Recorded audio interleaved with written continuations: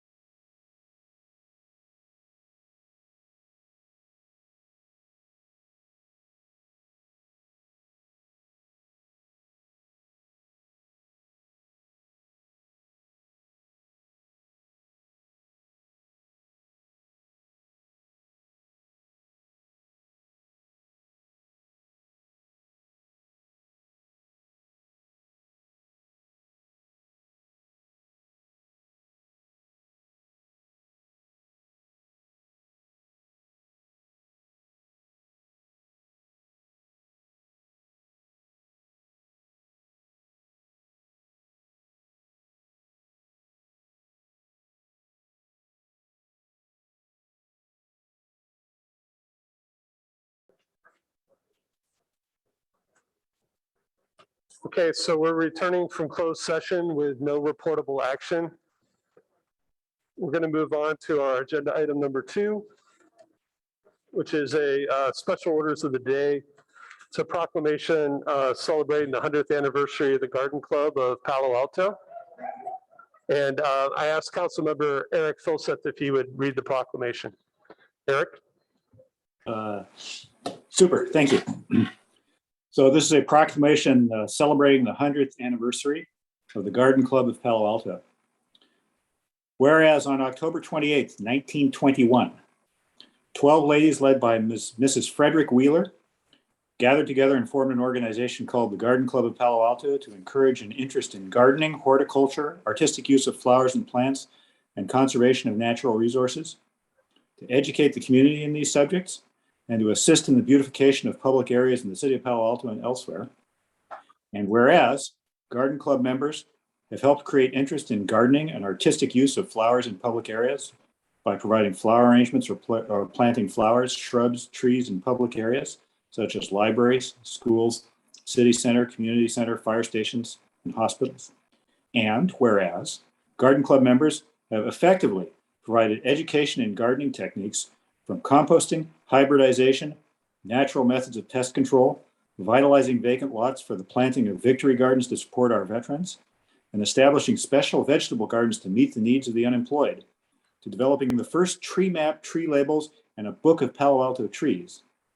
And whereas, due to the Garden Club members' vision of a public garden center that would provide educational programs and demonstrations of gardens to the public, the members of the Garden Club have been key in the establishment in 1985 of the Elizabeth F. Gamble Garden and its continued support.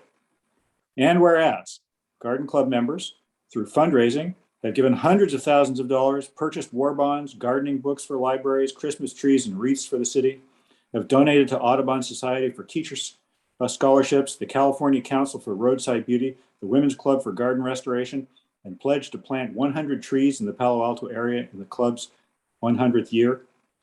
Now, therefore, Tom Du Bois, Mayor of the City of Palo Alto, on behalf of the entire City Council, do hereby proclaim October 28th as the Garden Club of Palo Alto Day in the City of Palo Alto.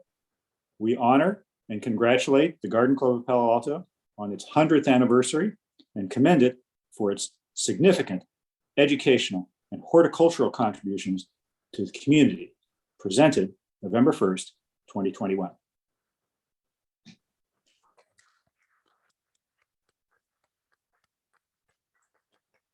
Normally I would hand you the proclamation, but I think we gave it to you early for an earlier ceremony. Are you, so you'd like to go ahead and speak? And then we'll go to members of the public, but go ahead. Okay. Hello. Hello. Come here. Good evening, Mayor Du Bois, members of City Council, members of the Garden Club of Palo Alto, and citizens of Palo Alto. Thank you, Mayor Du Bois, for signing a proclamation designating October 28th the Garden Club of Palo Alto Day, and inviting us to this occasion to celebrate our 100th anniversary. The Garden Club's president, Ellie Thomas, regrets that she is unable to be here, but sends her greetings. My name is Nancy Wong. My name is Louise Beatty.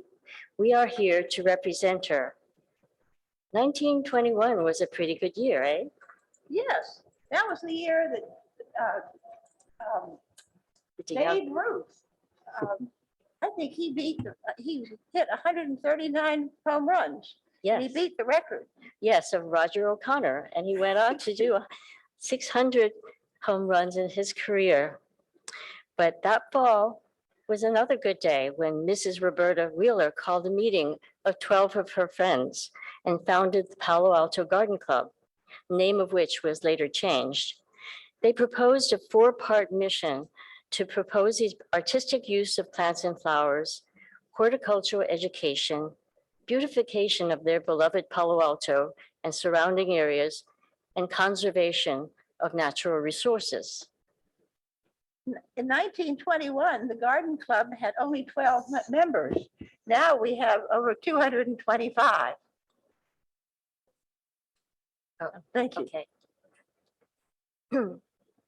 And though we changed our name and have grown to 225 members, we continue to pursue the same four goals. To encourage the appreciation of artistic use of flowers and plants, the Garden Club has an outreach committee, which meets several times a year to create floral arrangements and send them as surprise gifts to local schools, libraries, hospitals, fire stations, and other nonprofits.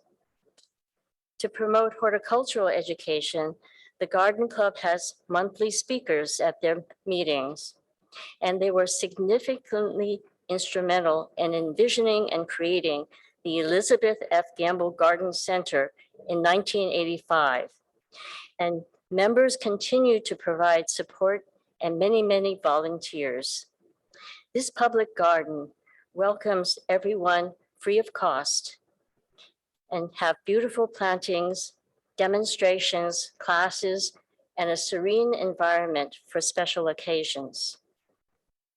Over the past 100 years, Palo Alto Garden Club has made substantial grants to projects to beautify our community. A few examples include contributing cherry trees to Rinconada Park, landscaping Lucy Stern Community Center, installing plants at Ballpark, the Women's Club of Palo Alto, and many others. We started in 1921 with a small grant of $24 to the Library of Palo Alto, and over the years have reached over almost $500,000 in grants. The last part of our mission is conservation and preservation of natural resources. In 2021, 100 years after founding, we are witnessing unparalleled climate disruption and decline of many species, such as the monarch butterfly. We are experiencing drought and floods, fire and smoke, and face the daunting reality of an unstable climate and future sea rise. This week, the leaders of the nations of the world are meeting in Glasgow, trying to find a path of strategies to meet this existential crisis. The Garden Club of Palo Alto is committed to contribute to this effort and has pledged to celebrate 100th anniversary with trees. Trees and other plants should be part of a multi-pronged plan to mitigate the coming changes. Trees restore oxygen to the air, remove greenhouse gases from the atmosphere, filter rainwater, and help keep the groundwater clean, lower the ambient temperature, and provide natural shade. The Garden Club of Palo Alto, in cooperation with Canopy, will plant 100 trees in Palo Alto and neighboring cities such as East Palo Alto and Menlo Park by the end of our fiscal year. We thank you very much for your attention and for the honor of appearing here before you. Thank you very much. Thank you. And thanks for being our first presenters back and live in the council chambers. It's really great to see everybody. Thank you.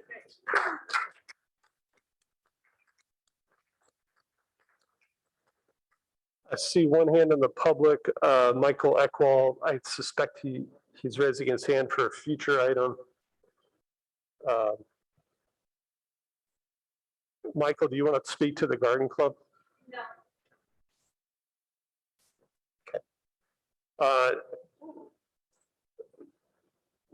Kathy Roscoe's online. Would you like to speak? Yes, but not to the Garden Club. Okay. Would any council members like to make any comments? Okay. Thank you very much for coming tonight. So we're going to move on with our agenda. So our next item is agenda changes, additions and deletions. I don't believe we have any at this point.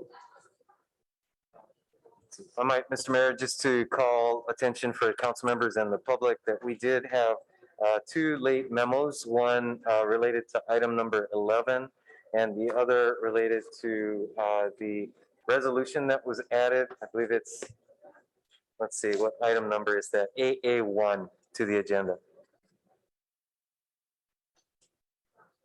Okay, so there were at places memos for item number 11, is that correct? Yes, that's correct. And then we did add AA1, which is adoption allowing hybrid meetings to continue. Yes, thank you. Sorry. AA1 allows hybrid meetings to continue. We have to vote on that every month, right? Okay, so we're going to move on to oral communications. So time for the public to speak to items not otherwise on the agenda. So if you're in chambers, you can give your speaker card to the clerk. And if you're online, you can raise your hand on Zoom. And it's our first meeting, so we're figuring out the order. But let's go ahead and start with the people online. Kathy Roscos, would you like to speak to oral communications? I would, thank you very much. I don't see that you can actually see my face. Is there something else I should do? No, we just do it verbally. Okay. Honorable Mayor, Vice Mayor, council members, and staff. My name is Kathy Roscos. I live at 4020 Page Mill Road. I've been a resident there from 1991 to the present. Earlier today, I sent an email offering to partner with City Council and staff to address the concerns of the Upper Page Mill Road neighborhood regarding the Title VIII tree protection ordinance brought to City Council on 18 October. The Upper Page Mill neighborhood in the open space district is part of the wildland forest with separate and distinct natural challenges. We take trees very seriously, but unlike other areas of Palo Alto, we need to manage the trees on our properties and along the Page Mill corridor to defend against wildfires and disease such as sudden oak death. We believe that Title VIII has been a great asset to the city and agree that it deserves an update and council's attention. The proposed changes seem to us to have been thoughtfully crafted to enhance the urban forest in Palo Alto. On behalf of our wildland forest, we ask for the same effort and tailoring, and that the wildland forest not be added at the end of a process that it was not designed for. We ask that the proposed Title VIII tree ordinance revisions not be applied to the wildland forest along Page Mill Road without substantial time spent with stakeholders, including the owners of the 190 acres of private forest, as well as the Mid-Peninsula Regional Open Space District, to understand the consequences for this marvelous ecosystem and for us as its stewards. As tree committee chair for my neighborhood, I encourage the members of council and staff to engage with me as the point of contact to work through the challenges specific to the wildland forest for Upper Page Mill Road. I'm aware of the relatively short timeline for engagement and outreach, with the goal to return to council on revisions to Title VIII by April 2022. Thank you for your consideration. Okay, thank you. Our next speaker is Aaron James. Good evening. There's a couple of issues that I wanted to address to the city council, but also our city manager, Ed Chicata. And Ed, I would really appreciate if you could either give me a phone call, 415-370-5056, or send me an email. These are basically cleanup issues. In reference to the Zach Perone scandal, now that the independent police auditor has the ability to investigate internal matters involving serious matters like the Perone scandal does, are you going to release the report or not? That's a yes or a no. It's just we're in limbo on that. So I'd appreciate a yes or a no on that. Secondly, Greg Tanaka has indicated that he was going to be moving forward with what I believe is an unconstitutional standalone hate speech ordinance. My question is to Ed and the city manager and city council, let's not stay in limbo on this. Are you going to continue? Is the city going to continue to waste taxpayer money pursuing an unconstitutional ordinance, or have you abandoned that? So could you give me an answer to that so we can bring completion to that issue, the standalone hate speech ordinance, unconstitutional in my mind, proposed by Greg Tanaka. Greg has not given me a direct answer, so I'm asking the city manager or somebody else from the city to do that. I've also raised the issue of what I believe is probably somewhere between $750,000 and $1 million budget for the canine unit. I'd like Ed to report back to me as a citizen, not a power broker, just an ordinary citizen here in Palo Alto for a long time. What is it costing the city annually for the canine unit? And should we abandon the canine unit or limit it to rescue operations and bomb sniffing functions only, not to attack human beings? So simple, yes or no. You give me what the budget number is for that, the canine unit, and whether we are going to consider abandoning the canine unit for purposes of attacks on human beings. Finally, last week I raised the issue. It's come to my attention that we no longer have any African-American officers in the city of Palo Alto. At the same time, 4 or 5 white officers are pursuing a lawsuit against the city for you all giving money to artists to prepare the Black Lives Matter mural.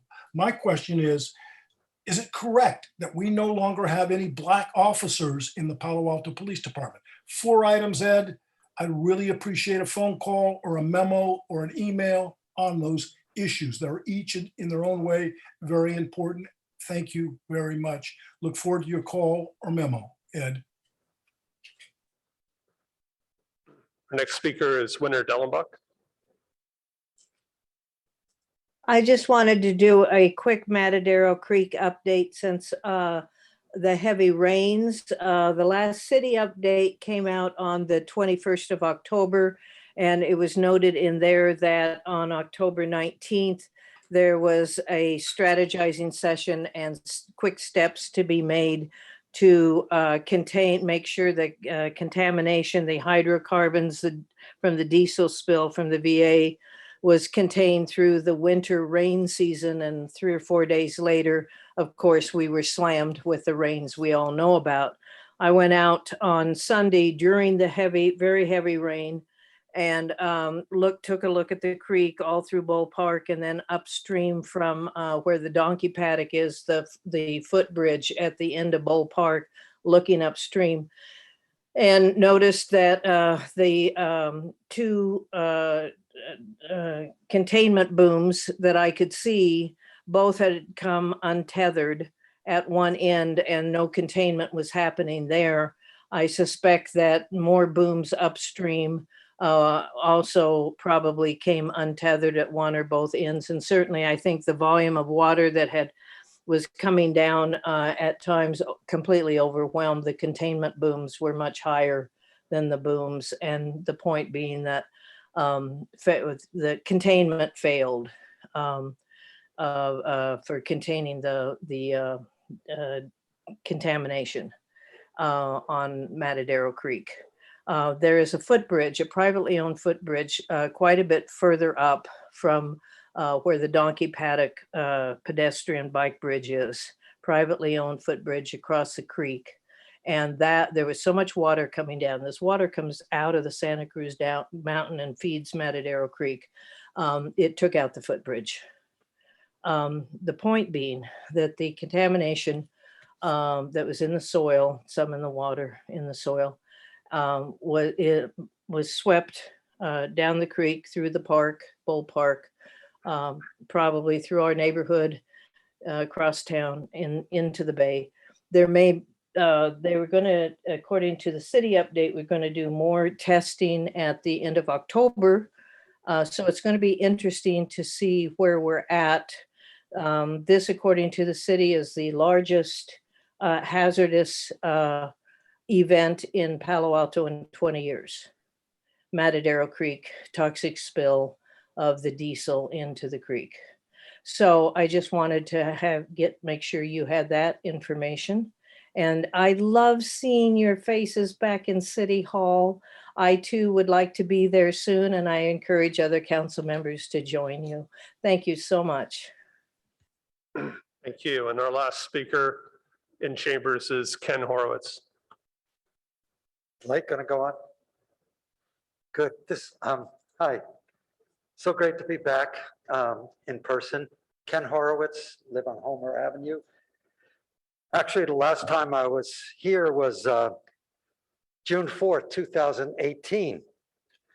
And one of the important agenda items that night was revenue generating tax ballot measures. And at that time, you discussed two measures, one being the hotel tax, the other being a sugar, beverage, sweetened, or beverage tax. And there was a number of motions that evening, and there was a substitute motion. Council Member Du Bois moved and seconded by Council Member Holman to direct staff to come back with a sugar sweetened beverage tax modeled after the Berkeley tax. And these funds would be directed toward funding parks, recreation, community services. Unfortunately, the measure failed by a 5-4 vote. However, the original motion, which was a vote of 8-1, was to direct this measure to the Policy and Services Committee. So I'm here tonight to ask you at your next meeting to agendize a ballot measure for sugar sweetened beverage tax, whether it's in 2022 or 2024. I would ask you to refer this to the Policy and Services Committee at their meeting November 8th, so that they could come up with a policy measure. We all know about the health detriments of sugar. And what has changed over this pandemic? Well, I think we've seen that less people are exercising. I belong to the YMCA, and we have very few people going back to the YMCA. We have his obesity rates going up. We have diabetes rates going up. And one of the interesting things that I've seen over the last 2 years is the number of bubble tea shops, boba shops that are now appearing on Palo Alto, on University Avenue, California Avenue, and all the different areas in our Bay Area. All you have to do is go online and see how much sugar is in bubble tea. It's astronomical. And not only kids are getting it at the stores, but they've also found out that they can get it from DoorDash. So I have a friend that tells me that his kids are ordering 2 or 3 16 ounces of bubble tea and getting it delivered by DoorDash. So I'd like to encourage you as you move forward and looking at ballot measures to generate revenues for the city and also deal with the health benefits, to consider a sugar beverage sweetened tax. Thank you for your time. Thank you. So we're going to move on to our consent calendar. So I just want to clarify the process. So my process has been to ask for no votes and pull votes. We're going to do that. We're going to go to the public, and then I'll come back and ask you if anybody wants to change their vote. So we'll start off with council. And these lights aren't really enabled correctly. I think it was at Councilmember Cormack. Did you hit your light? It was earlier when you were looking for people to speak to the Gamble Garden. No worries. Okay, sorry. Okay, so would anybody like to register a no vote on the consent calendar or pull an item? Councilmember Koo? Thank you. Yes, I would like to register a no on item number 8. Okay, Councilmember Tanaka? Let's see. I'd like to pull number 11. I don't know if there's anyone else who would support that. If not, then no on 11, 7, 8, 10, and 12. I'm sorry, was that 7, 8, 11, 12? 7, 8, 10, 11, 12. 10, 11, and 12, okay. Any other hands? Okay, we're going to go to the public and take comments on the consent calendar. First speaker is Michael Eckwell.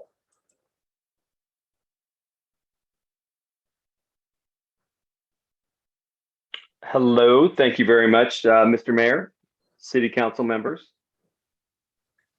I would like to speak on issue 11, which is the parking issue, specifically to the California Avenue and the Evergreen RPP component. I appreciate the opportunity to talk. I respectfully request that this item is removed from consideration tonight. I go back to a conversation that we all had about a year ago when this item, I'm going to say, characterized carefully that it was slid into the agenda without any input from the business community. Last year, the council directed staff to conduct a robust engagement of the business community, acknowledging that the residents had weighed in very heavily about removing all of the RPP permits. There has been, I'll say, little or no engagement of the business community for over a year. We've been very active. I'm sure the city manager will back me up on this, and I've brought it up at just about every meeting that I've attended. And until last Thursday, we've not heard anything from city staff. They did hold 2 meetings on Thursday and Friday of last week, but this was already before the decision was made and the item was put to the Finance Committee. So the Finance Committee, my understanding is, led to believe that there was sufficient input from the business sector and they supported the recommendations. And the Finance Committee passed that out of committee 3-0 with 0 input from the business community. And I'll try and remain very calm, but it's a frustrating issue for us, especially during the pandemic. We're still trying to recover.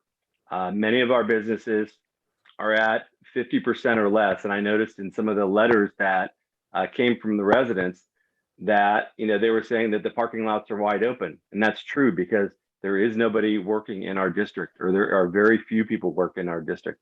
And we don't need employees because we don't have business. So I feel like we're putting the cart way in front of the horse here on this.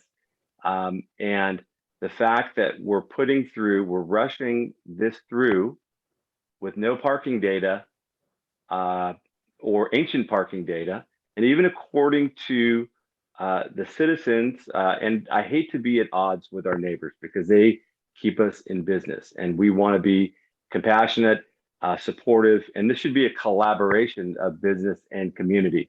And at some point, somewhere along the line, this went off the rails, and there's no input from the business community. And this is a ordinance or an issue that's been crafted by the residents. So even the residents said that the RPP was a success. Parking is down.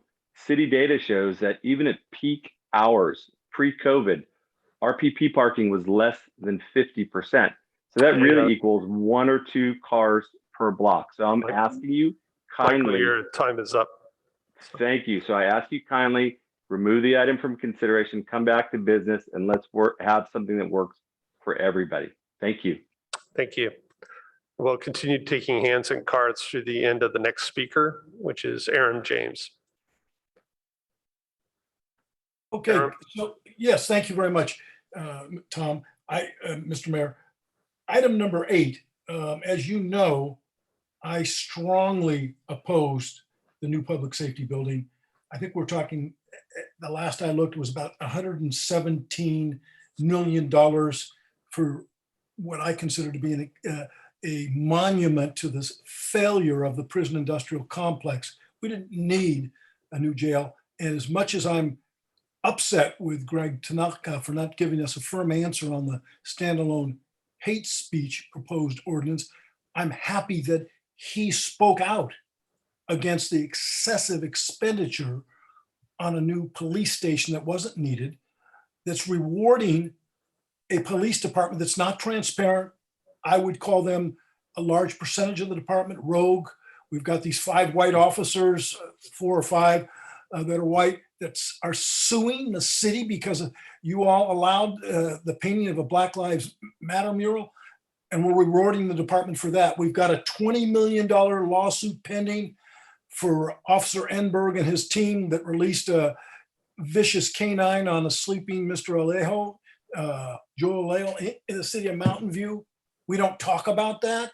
We also have another $10 million pending lawsuit against the police for the slam down of a young Hispanic gentleman that lived in the Buena Vista Park and broke the eye socket. We can't even find out if Officer Thomas Stefano was fired or whether he voluntarily left. That's the kind of information that we should be entitled to know. Tongue in cheek, you know, I said this department is bringing so many lawsuits to the city. The police department by itself is essentially defunding the entire city, costing us all of this money. Please let us know what this option is, this redesign option for the community room in the police department, and what's it going to cost? I mean, I didn't see anything in that regard in the report.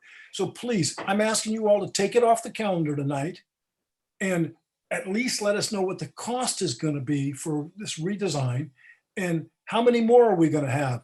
And again, Greg Tanaka, thank you for looking carefully at these financial issues and saying no to the building of this new jail. I hope somehow it gets obstructed and it doesn't get built. Okay, thank you very much for the opportunity to speak tonight. Thank you. Our next speaker is Becky Sanders. Good evening, Mayor Du Bois and council members. Yes, my name is Becky Sanders. I live in Ventura, one neighborhood away from Mayfield and Evergreen. I'm speaking tonight about the parking item number 11. Please keep it on consent. I'm here to say that I stand with the residents of Mayfield and Evergreen who want you to follow through on the promises this body made to rescue them from commercial overpacking and overparking on their streets. I mean, let's go with the staff rack, and if for some reason it's not working out, then let's revisit the plan then. Why change the plan before it can even be tested? I personally love the fact that the garage is so empty that a saxophonist can practice there because the acoustics are fantastic. I love saxophones, but we didn't build the garage as a music studio. We built it to hold all those extra cars that have been parking in front of residents' homes during peak hours, stressing people out unnecessarily. And plus, the parking garage is a little bit closer to the restaurants and businesses on Cal Ave anyway. So we've got this big, beautiful garage. Let's use it.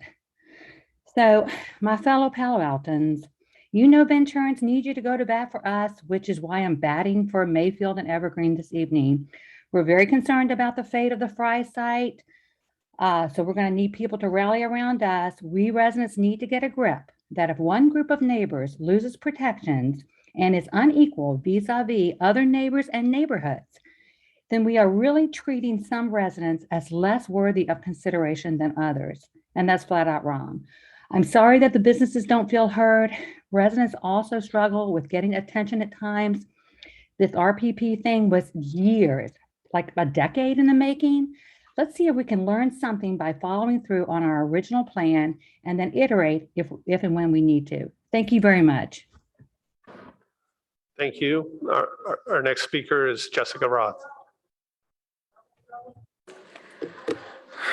Hello, Council. Thank you so much for your time tonight. My name is Jessica Roth. I am a business owner and California Avenue advocate. I am here to discuss parking. I'm coming here to you so late in the process because we as the business community have had no outreach from the city on the matter. I, along with others, have been fighting for more customer parking on California Avenue for decades. I remember multiple meetings with the city when we wanted a garage built before the street was even remodeled 10 years ago. And then, most recently, fighting so hard to get maximum spaces in the new parking garage.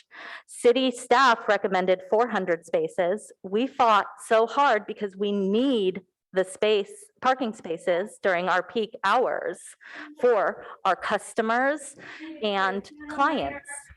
The people that, sorry, I got off a little track there. If you add the permits from the RPP program to the new garage, there will be no additional customer spaces.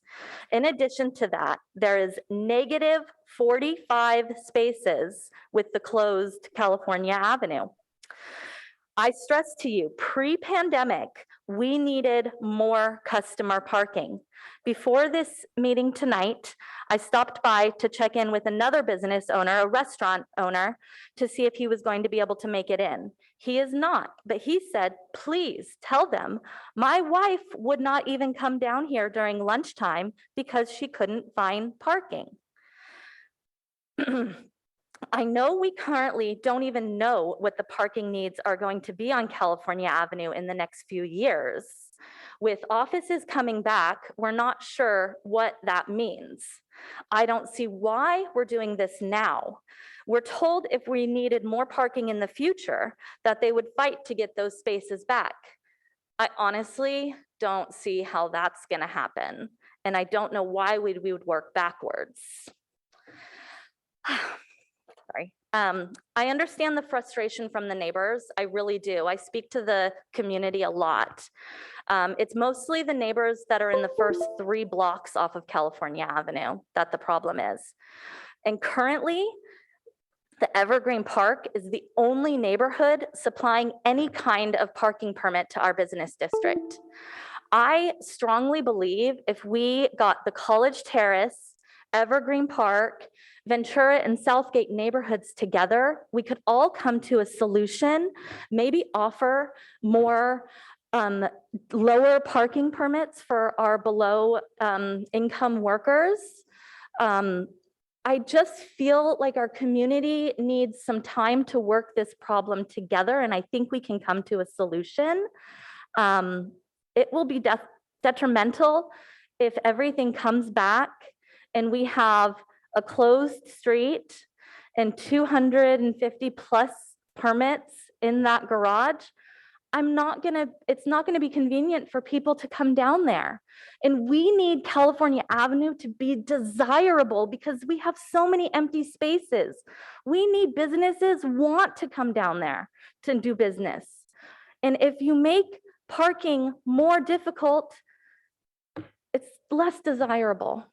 Thank you guys so much. I know how hard you guys work, and I know that you guys have had so much outreach from the neighbors, and I respect our neighbors, and I respect that we can all work together to find a good solution. Thanks, guys. Thank you. Our next speaker is Mike Meffert.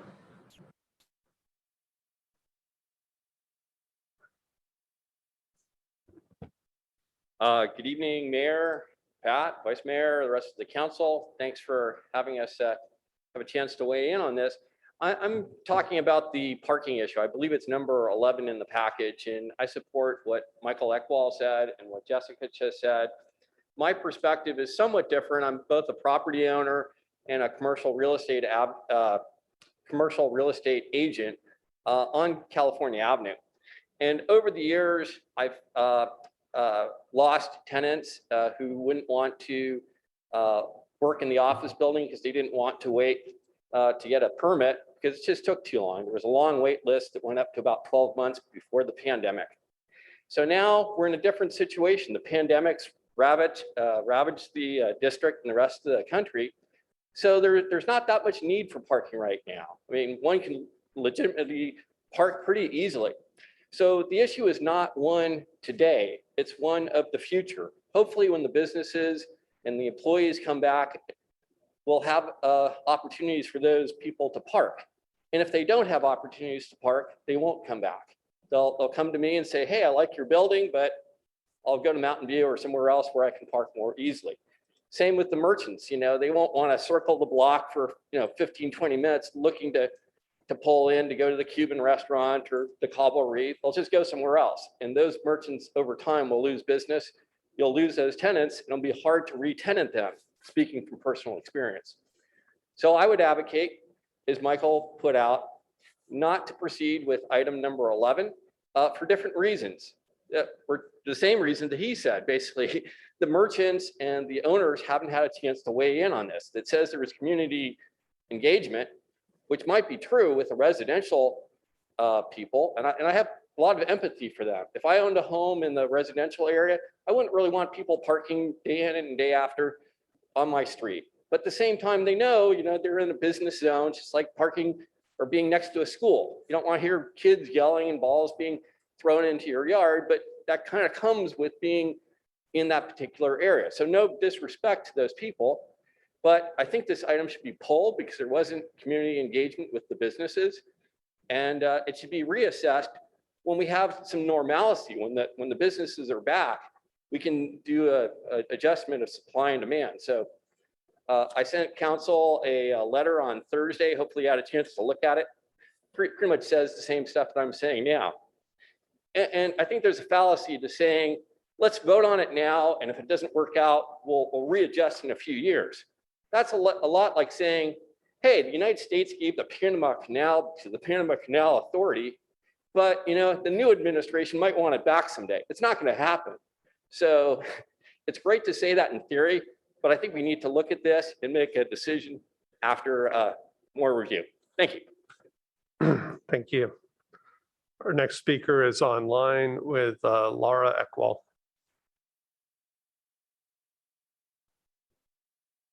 Hello, people. Can you hear me? Yes, we can.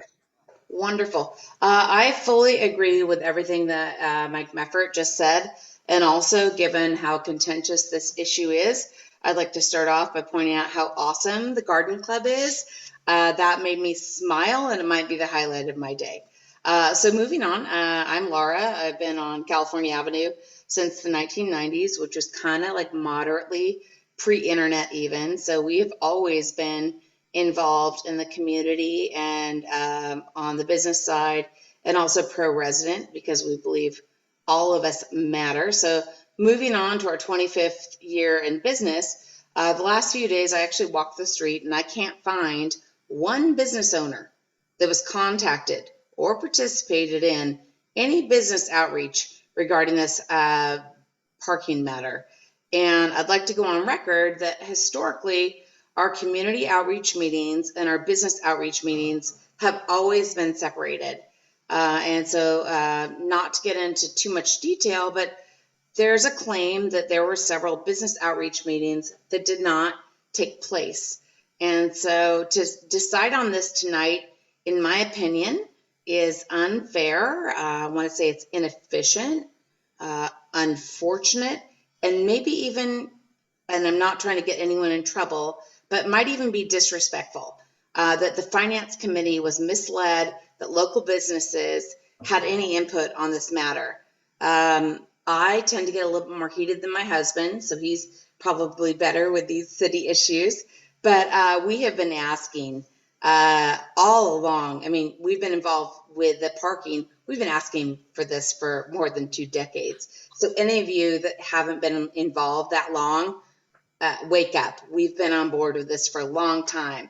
So I'm going to ask the city council, can you actually articulate the difference between the RPP and the CalAv lot garage permit? If you, city council people, if you were the part-time person or the short-term or temporary employee looking for a parking permit, do you actually understand what that process would be, how much it would cost, how long it would take, and the hassle? We're already increasing our vacancies through the pandemic. So do we really want to be a ghost town? I don't think that we do. And so I would love to know if you actually, as city council people, understand that process. Currently, the parking program, it's respectfully, it's a little bit dated, and I love that they're wanting to update it, but it's referring to long-term, full-time career people who actually have a year or two to apply for a permit. Like, give me a break. That's not real. So anyway, we're asking you to suspend tonight. And if the tables were turned and the residents had not been included or heard, I would actually be upset as well. Rumor is, I'm almost done, that we're supposed to be a community. We're supposed to be following the golden rule. And if you guys, you should be listening to the residents, you should be listening to the businesses and the city, and we need to be a community. This does not need to be a battle. There we are. Thanks. Thank you. Our next speaker is Carol Scott.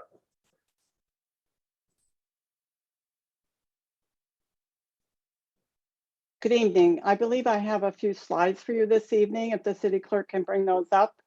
Oh, good. And she, she did not get my corrected copy, so I'll apologize ahead of time. There are two mistakes here. I'm speaking in support of consent calendar item. It's actually number 11, the public garage and lots. If we could go to the next slide, please.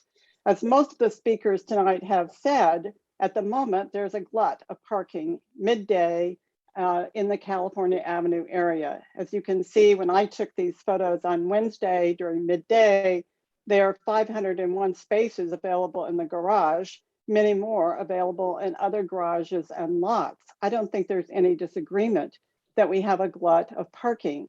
I actually took also some photos on Sunday, probably the busiest day with the California Farmers Market, and this situation holds there as well. If we could have the next slide, please.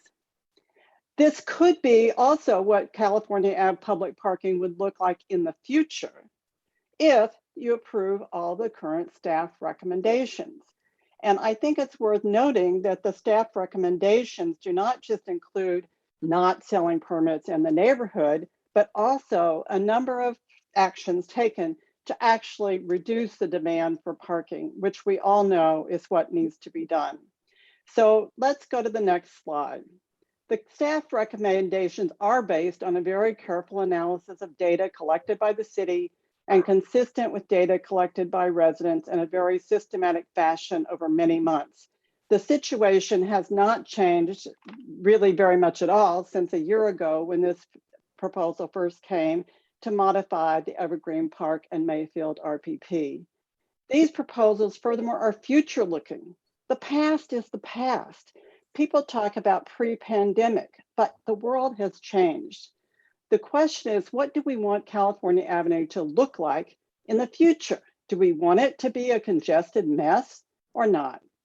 The city staff recommendations represent the first attempt I've seen to deal with the root cause of congestion, which is traffic and single car occupancy commuting, not community, commuting to California Avenue. High-tech workers can easily learn to deal with public transit.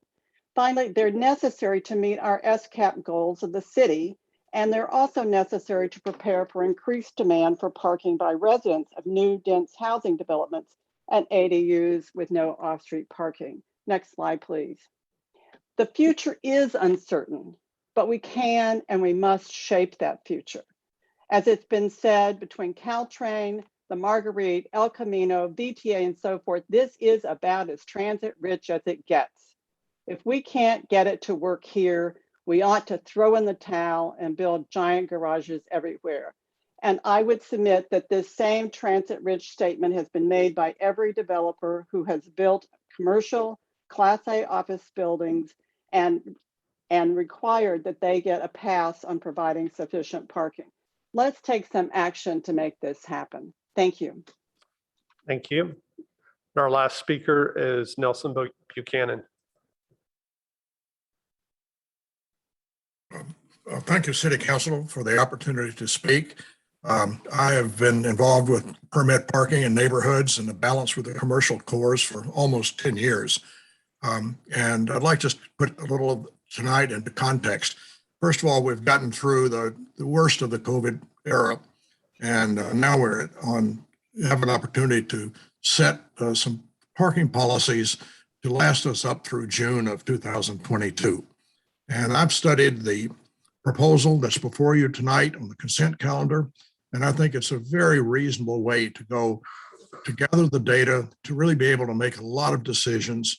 It's almost 9 months from now, in June of 2022. We're in a position that there's almost no way to get there unless we adopt the essentials of the proposal that's in number 11 agenda item. Tonight's not the night to go into all the tedious detail, but I've been very involved in the engineering aspect of this problem. And I think the city staff's laid out a very logical engineered way to get to June 2022, when real decisions can be made, hopefully with a good rebound on the COVID economy.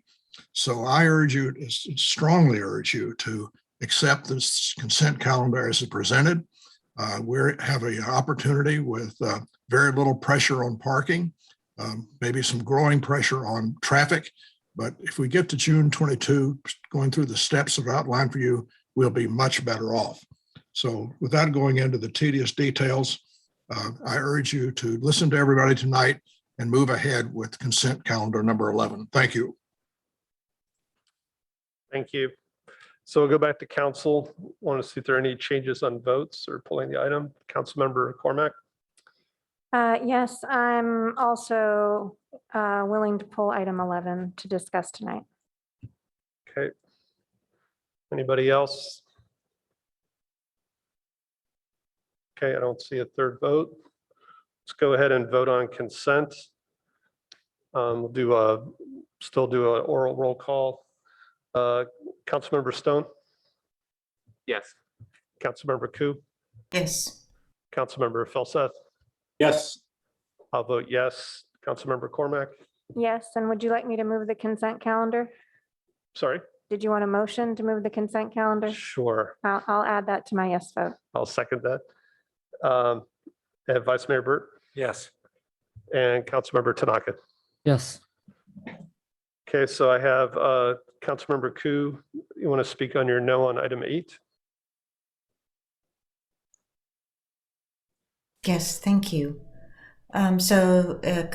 Consent item number 8 is titled Approve a Design Change to the Public Safety Building Community Room Exterior. So while I appreciate the additional changes, the additional wayfinding signage and security features to facilitate evening meetings with the main lobby open while the main building is secured and restrooms are available in the lobby, the fact is that there is an increase in price.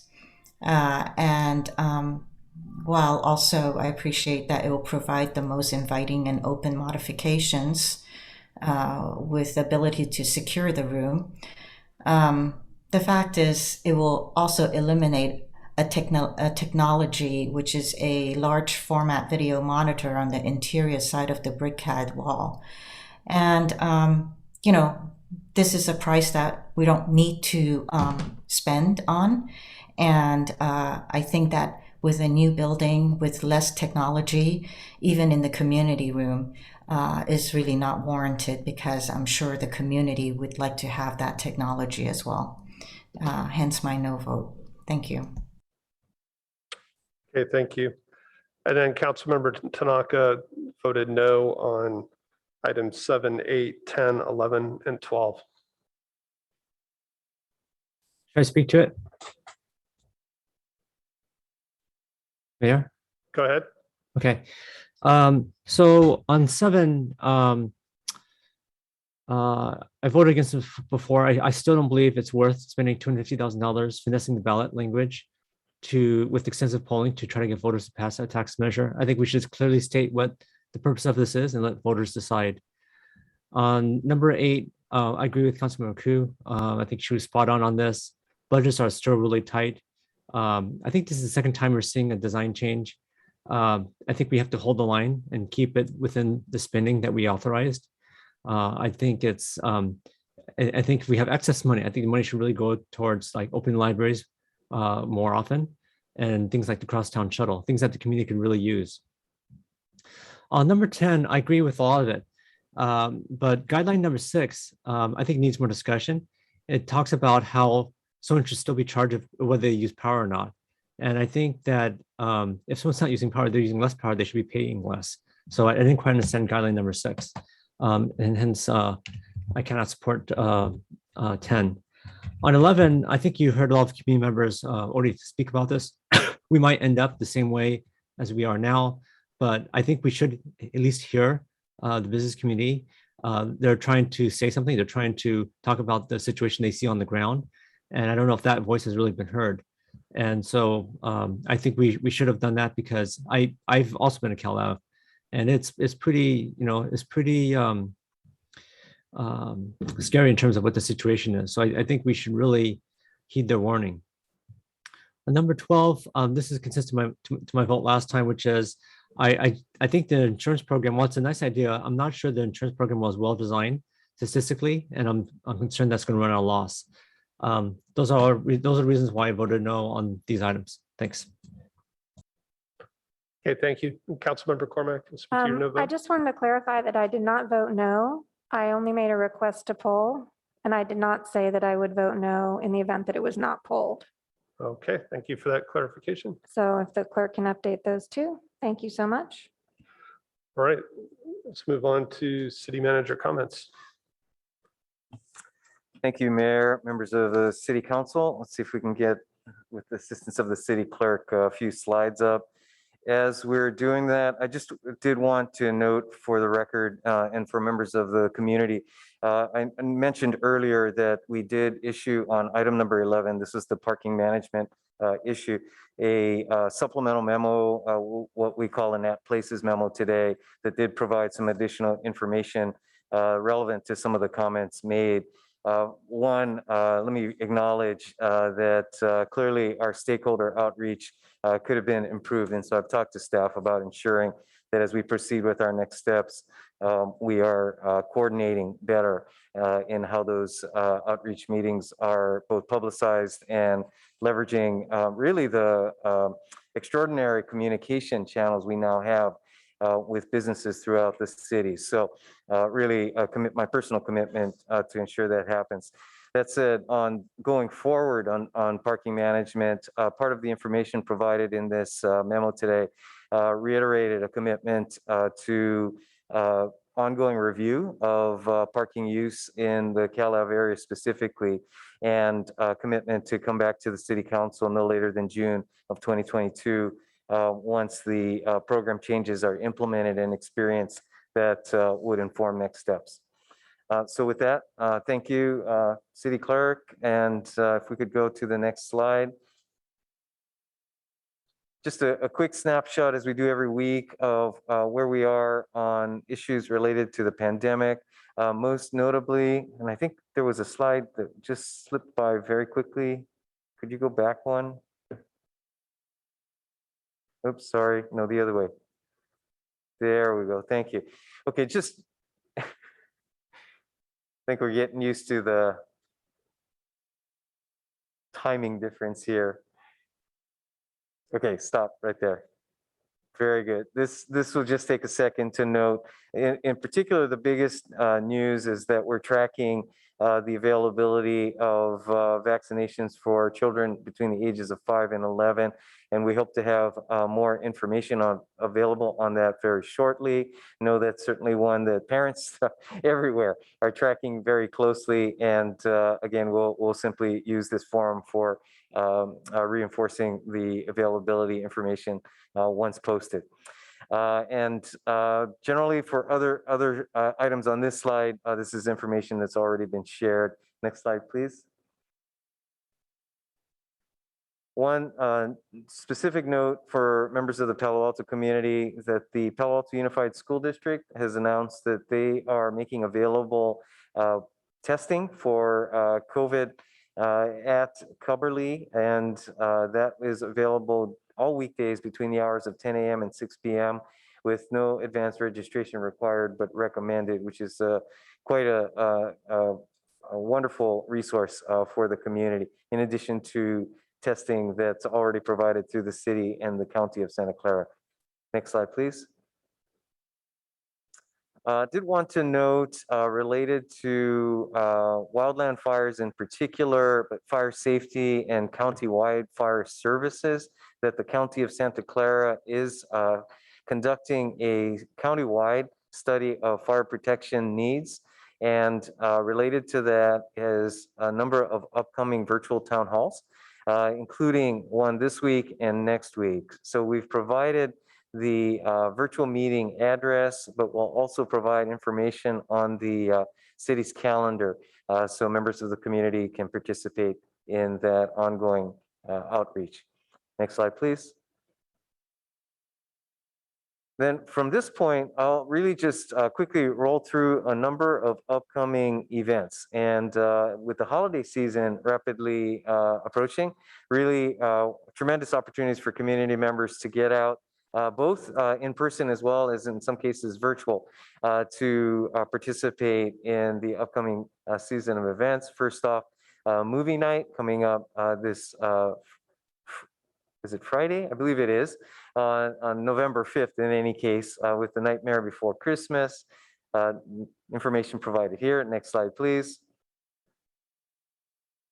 Then moving forward to next Monday, we will have an event out here on King Plaza in front of City Hall just before the City Council meeting, honoring our members of the community that are veterans, including city staff as well as other community members.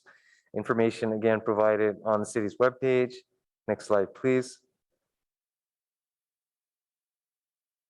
Also noting, we have our Palo Alto Junior Museum and Zoo reopening on Friday, November 12th, with some limited hours for the first several weeks, then expanding in December to additional hours and days. So please check our webpage, cityofpaloalto.org/JMZ, for specific information and tickets. Next slide, please.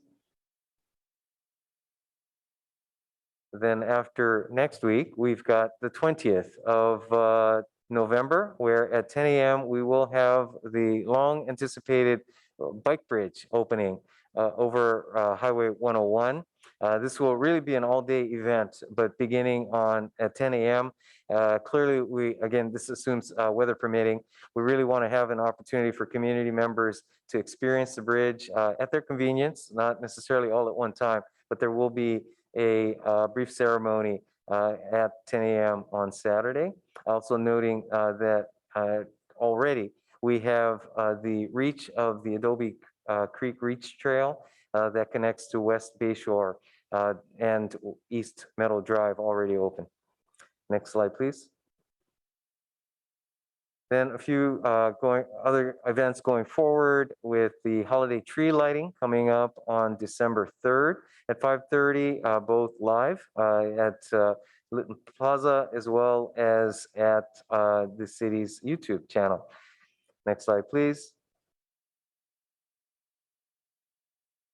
And then finally, an opportunity to do your own artwork with the city's art center holiday sale with unique artworks as well as other materials and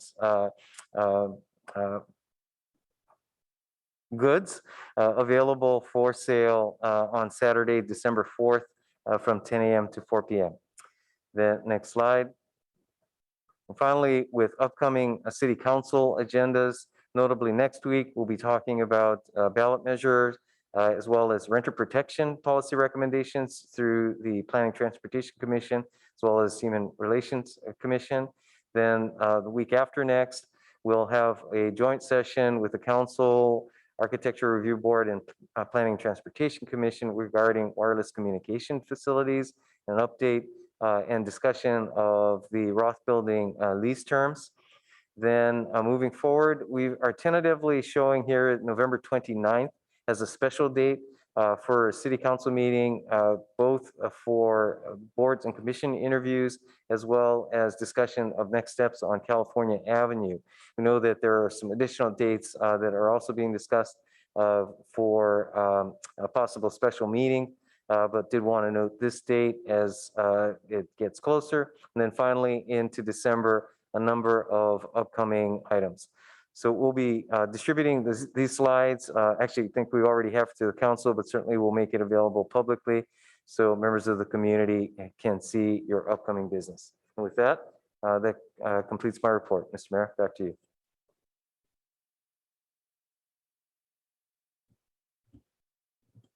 Thank you.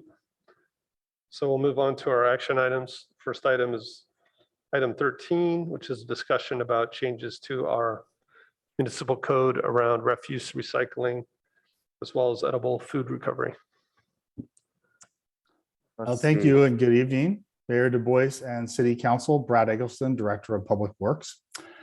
This item tonight is to take actions that implement requirements from state legislation about methane greenhouse gas emissions reduction and edible food recovery. And really, luckily for Palo Alto, our strong zero waste programs have already taken many of the steps that the legislation otherwise requires, but we're bringing you the other ones. And speaking of strong zero waste programs, we have several members of that group here tonight. So Zero Waste Manager Paula Borges will be giving the presentation, but waiting in the wings to support and help answer questions you may have are Karen North, Mabo O'Young, and Chuck Muir. And so with that, I will turn it over to Paula for the presentation. All right, good evening, everyone. Tonight I will be providing a high-level overview of Senate Bill 1383 and the implementation of its regulations. Next slide. Palo Alto meets many of the SB 1383 requirements through its existing zero waste programs, as Brad Eggleston mentioned. But there are some actions we need to take in order to fully comply with the new state regulations. Therefore, these are the 3 staff recommendations for council tonight. One, adopt an ordinance amending the Palo Alto Municipal Code, Chapter 5.20 on collection, removal, and disposal of refuse, and adding a new Chapter 5.40 on edible food recovery. 2, find that adoption of the ordinance is exempt from the California Environmental Quality Act in accordance with CEQA guidelines. And 3, adopt the resolution amending the administrative penalty schedule to align with the SB 1383 regulations. Next slide. SB 1383 is a statewide effort to reduce the emissions of short-lived climate pollutants, including reducing methane from organic waste disposed in landfills. It sets multiple goals, including a 75% reduction of statewide disposal of organic waste by 2025, and for a 20% of currently disposed edible food to be donated for human consumption. These regulations are the most prescriptive set of requirements the state has established for waste management since 1989. Next slide. The new requirements were developed for many reasons, including that half of what is thrown away and disposed in California landfills is organic waste. Food alone is a large portion of the waste stream in California's garbage and in landfills. Meanwhile, there are millions of people who are food insecure. 1 in 5 children go hungry in California. Therefore, redirecting perfectly edible food that is currently being disposed instead to feed those in need will alleviate food insecurity. Next slide. For Palo Alto, based on a 2017 waste characterization of the black container contents, organic and compostable material totaled 35% of the waste stream. Of this green compostable slice of this chart, edible food was about 13% of Palo Alto's garbage. An example of edible food would be the unpurchased bananas that sat on a grocery store producer counter for too long and were tossed in either the green compostable cart or the black cart. Next slide. Okay, to meet SB 1383's statewide goals, many regulations were created that required all jurisdictions in California to implement very specific actions. These are the 6 major categories of requirements, most of which have been met in Palo Alto. We've had organics and compostable collection services for the commercial and the residential sector for many years, including for food waste, yard trimmings, and soil paper. We've been very proactive in conducting education and outreach to the community, including what goes where and what container, but also encouraging the community to reduce food waste. And we've been sending Palo Alto's compostables to an anaerobic digester and collaborating with the county on the food recovery capacity. So all that I've mentioned is the 3 uncircled icons, and the red circles are focusing on what Palo Alto's actions need to be in order to comply with the new regulation. And this includes updating the Palo Alto Municipal Code, updating the administrative penalty schedule to align with SB 1383, and also updating our current enforcement program. Additionally, we are establishing the edible food recovery requirements through the new Chapter 5.40. And we are going to be exploring the city's options for procurement requirements of organic waste products. Next. Residents and businesses already have access to compost collection services, as mentioned, and we've been conducting outreach on the proper sorting and the importance of reducing food waste. Grocery stores and large food generators will be required to donate edible food for human consumption instead of disposing it or placing it into a green compost cart. Multifamily complexes fall into a somewhat of a gray area in that depending on their size and the type of utility account they have, they may have residential or commercial service. However, we are following the state's requirements and definitions. Next. Meeting the SB 1383 requirements has been a significant effort by all waste management staff throughout the state. And it was important that the cities in Santa Clara County come together to collaborate, to share resources and ideas. City representatives normally meet regularly as part of the Technical Advisory Committee for the county's Recycling and Waste Reduction Commission, but SB 1383 implementation has led to many more meetings and for subcommittees to be created to share information, resources, and to help each other determine the details. To assist the county and the cities, joint venture Silicon Valley was hired.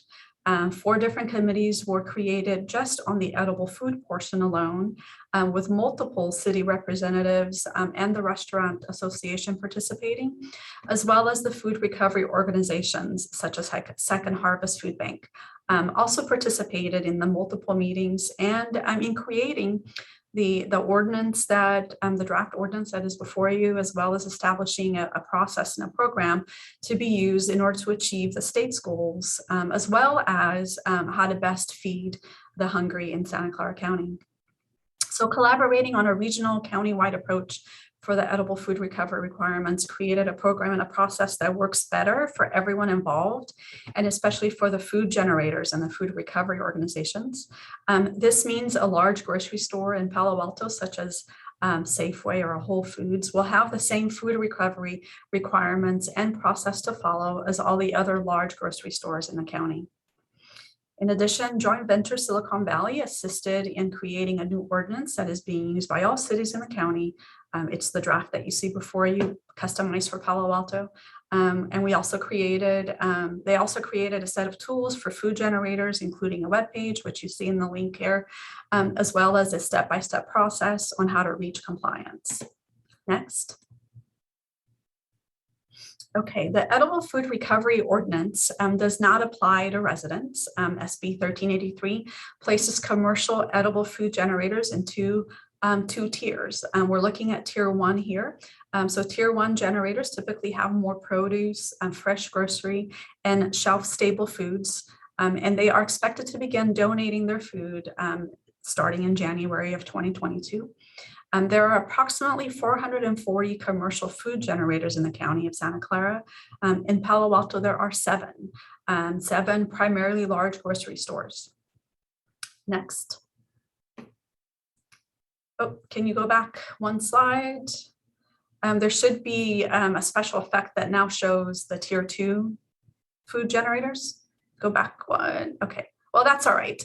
To the right of this slide, there should be an image that reflects tier 2 food generators, and they are larger businesses that include health facilities, hotels, public and private schools, as well as restaurants. And for Palo Alto, we're looking at approximately 175 businesses. But for tier 2 businesses, they won't be required to donate edible food until 2024, but we will be starting the outreach with them in early next year. So bottom line is that food generators in both tiers must arrange to recover the maximum amount of edible food that would otherwise be disposed in the landfill or processed for compost. They have to enter into a written agreement with a food recovery organization for the collection of the food, and they will be keeping records of these contracts and the type of food and the frequency of food that was recovered each month. Next slide. Okay, outreach. Staff has been conducting outreach and education to inform the community on these requirements. The outreach has already been conducted, includes the ones listed on the slide, including creating a new web page, next door posts, and emails. We are also developing a new direct mailer that will be sent out to all the residents and businesses in January. The county-wide outreach to food generators included a visit during the summer by representatives from San Jose Conservation Corps and a handout of flyer with information. Direct letters have been sent already, and will be receiving another letter from the county-wide program in December. Additionally, in Palo Alto, city staff sent an additional letter to these 7 businesses that are categorized in tier 1, and personally contacted every 1 of them. And the good news is that all grocery stores are to some extent donating edible food already. They will be needing to expand their donations and creating a contract with a food recovery organization, but they are on their way. We will continue to proactively provide outreach on requirements and the correct sorting, but we know that outreach alone is not sufficient, and therefore policies and compliance programs are important. And bottom line is that our process is to work with entities and educating sites to help them into compliance and to be successful in meeting both Palo Alto Municipal Code's requirements as well as the state's new requirements that have been incorporated. Next slide. In addition to keeping organic waste from being landfilled, SB 1383 requires recovered organic waste products such as compost or mulch to be purchased by each jurisdiction using a formula based on the size of population. The table here is a summary of the organic waste product choices being considered for how Palo Alto can meet the new procurement requirements. However, this portion of 1383 on procurement is for information purposes only, and no action is needed at this time because staff is still exploring the options and is planning to conduct an RFP, and will be returning to council with the options as well as costs and approval on a recommendation in the spring of 2022. Next slide. So this is the final slide to my short presentation. By diverting organic waste from landfills and by recovering edible food for human consumption, Palo Alto is not just meeting the SB 1383 regulations, but it will also continue to make significant strides towards fighting climate change and improving public health. And I will take your questions now. Okay, thank you. Let's see if any members of the public would like to speak to this item. If you would, please raise your hand. And do we have any speaker cards? No. All right, let's come back to council for questions, comments, and motions. Councilmember Cormack. I think the clerk was trying to get your attention first. I'm sorry, I couldn't hear you. Mr. Mayor, there is one member of the public virtually who would like to speak. Got it. Okay. One speaker online, Penny Ellis. Penny? Can you hear me? Yep. Thank you. So quick question for the previous speaker. When you did your personal outreach to the stores, I know that grocery stores are very low margin businesses. And what I heard you say is that the stores are to a large extent already complying. They're doing this of their own accord. This sounds like a lot of bureaucratic red paperwork for them, and that will need to be, it will require staff time. It's going to require some money for them to do that. Help me understand why it's important for the city to monitor this if they're already doing it. And the city's, I mean, already, not to be perfectly frank, not really enforcing other regulations. So this seems like this is one more thing that we're not going to staff up and we're not going to enforce, and we're asking them to do a lot of paperwork. And these are very low margin businesses that we want to keep in Palo Alto. So help me understand how this is really going to help us. Thank you. Thank you. So maybe that'll come up when they're in the council discussion. Councilmember Cormack, did you want to start? Sure. Thanks, Mayor Du Bois. Let me start by saying I appreciate the comprehensive staff report. Excuse me. It answered many questions, and it laid things out about why this is a change in law and it is not optional for us. We are going to have to require people to do these things and enforce it. Clearly, we're already in a good position, so it's great that we're off to a good start. And I particularly appreciate the partnership with the county and working with joint venture. This is something we're all going to have to do, so it's great that we're not that we're doing this in partnership. 3 questions. Page 300 in the packet, food recovery organizations. Does it make any sense for us, or is that part of the partnership already, to be identifying them? It looks like they're going to have to staff up in terms of volume to accept the increased supply. Any thoughts on food recovery organizations and what role the city might or might not have? Yeah, so the food recovery organizations are part of the committees that have been creating this countywide process and program. And so they are, so we're not duplicating efforts, and we're working with the county and the food recovery organizations to ensure they have capacity and they have the process to recover, to receive the food that is being donated to them, and that they can in turn turn that around following health codes and give that food to be fed to the hungry. It sounds like somebody's going to be have to be making a lot of banana bread. All right, next question is packet page 302.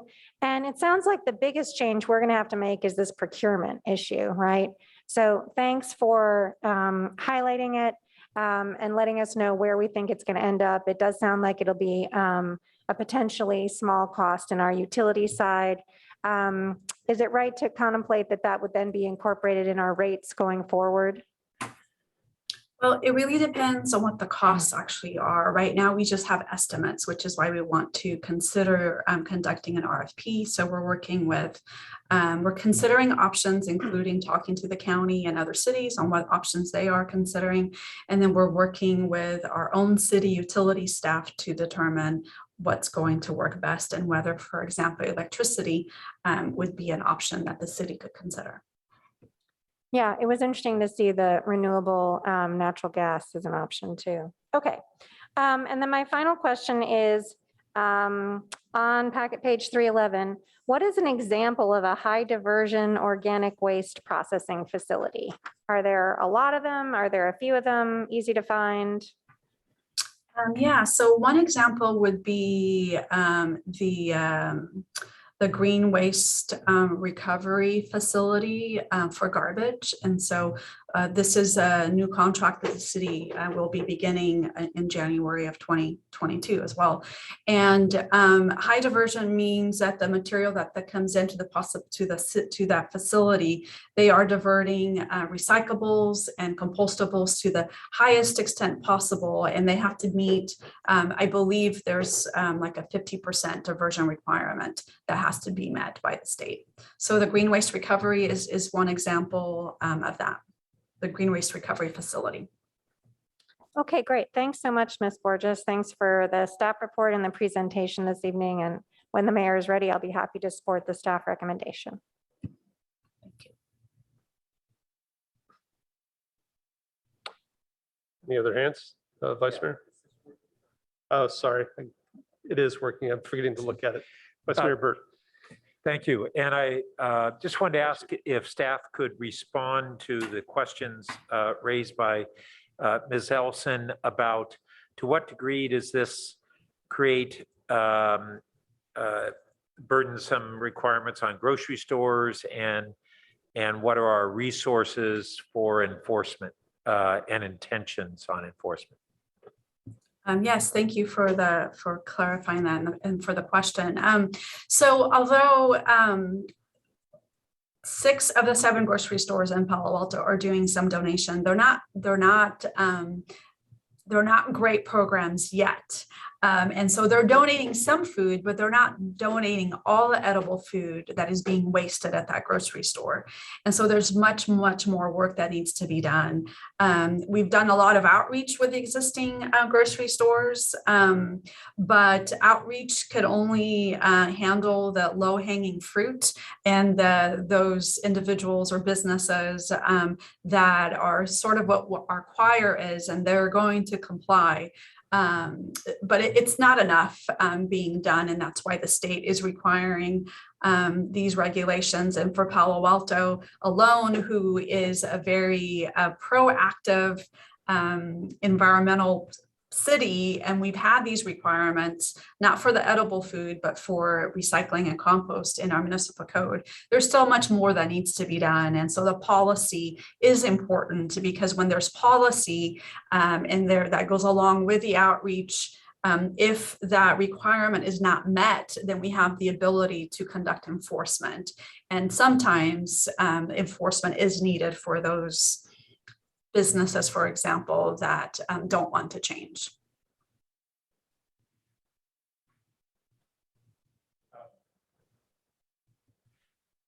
But when we're talking about enforcement, that's code enforcement, and we currently don't have the resources to do code enforcement. We have 1/3 of our historic staffing there, and so now we're adding another area that would require enforcement. So I don't know whether that's maybe a question to the city manager or whoever, this question of adding a responsibility that we don't have the resources to implement. If I could clarify on that, all the solid waste enforcement is done by zero waste staff. So we have Chuck Muir, who's our enforcement manager and handling a lot of the enforcement inspection details are related to solid waste. For the edible food requirement, we're actually considering, through the county and the joint venture Silicon Valley, we're actually considering doing a county-based enforcement of the tier 1 and the tier 2 edible food generators, because just like having a county-wide ordinance that's very similar, whereas that grocery store in Palo Alto has the same level of expectations and process that needs to be followed as a grocery store in Morgan Hill and everything in between. Enforcement is also something that we're exploring, with having like a county make some of those initial inspections, and then ultimately the compliance, if there is a need for the issuing of a warning letter or even a citation, that would come from the city using our existing staff within zero waste. Okay, thank you. Councilmember Song. Thank you, Mr. Mayor, and yeah, thanks to staff for working on this. I think a lot of this is a celebration of what Palo Alto has already done, and so I think definitely to acknowledge the work that has been done, and I appreciate, Ms. Borges, you recognizing how much more can be done, and fortunately, I think this state law is going to help us be able to achieve that. So I'm very happy about that, and especially I'm very happy about the food recovery program, and that's going to be kind of where I'm going to focus on my questions. But I do want to clarify one thing, because I may have misunderstood you. I thought you said that qualifying food providers would have the choice of either donating unused food to a food recovery program or composting it. So will they have that choice to not do compost rather than donating it? Yeah, so if the new ordinance will require that if there is edible food that is donatable to a food recovery organization, such as Second Harvest Food Bank, that it meets all their requirements, it'll have to be donated as edible food rather than placed into the green compost cart for composting later. So it won't be a choice. So for example, the banana will have to be donated to the food recovery organization, but the banana peel would have to be placed into the green compost cart. Okay, gotcha. Thank you for the clarification. I was concerned there. So just thinking about piazzas, for example, they have all this wonderful pre-prepared food. So under SB 1383, they would now be precluded from tossing that at the end of the night, whatever is not sold, and would have to give it directly to one of these qualifying food providers, right? They wouldn't be able to compost it, and they also wouldn't be able to give it directly to someone who's experiencing food insecurity. They have to go through this middle organization.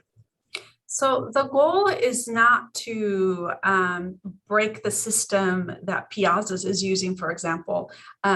So it might just be that they just need to work with the Second Harvest Food Bank to establish that they're already donating their edible food, and they'll have to establish a contract. So I believe Piazza's is one of the grocery stores that doesn't actually yet have a formal contract with a food recovery organization. So for example, that would need to be done.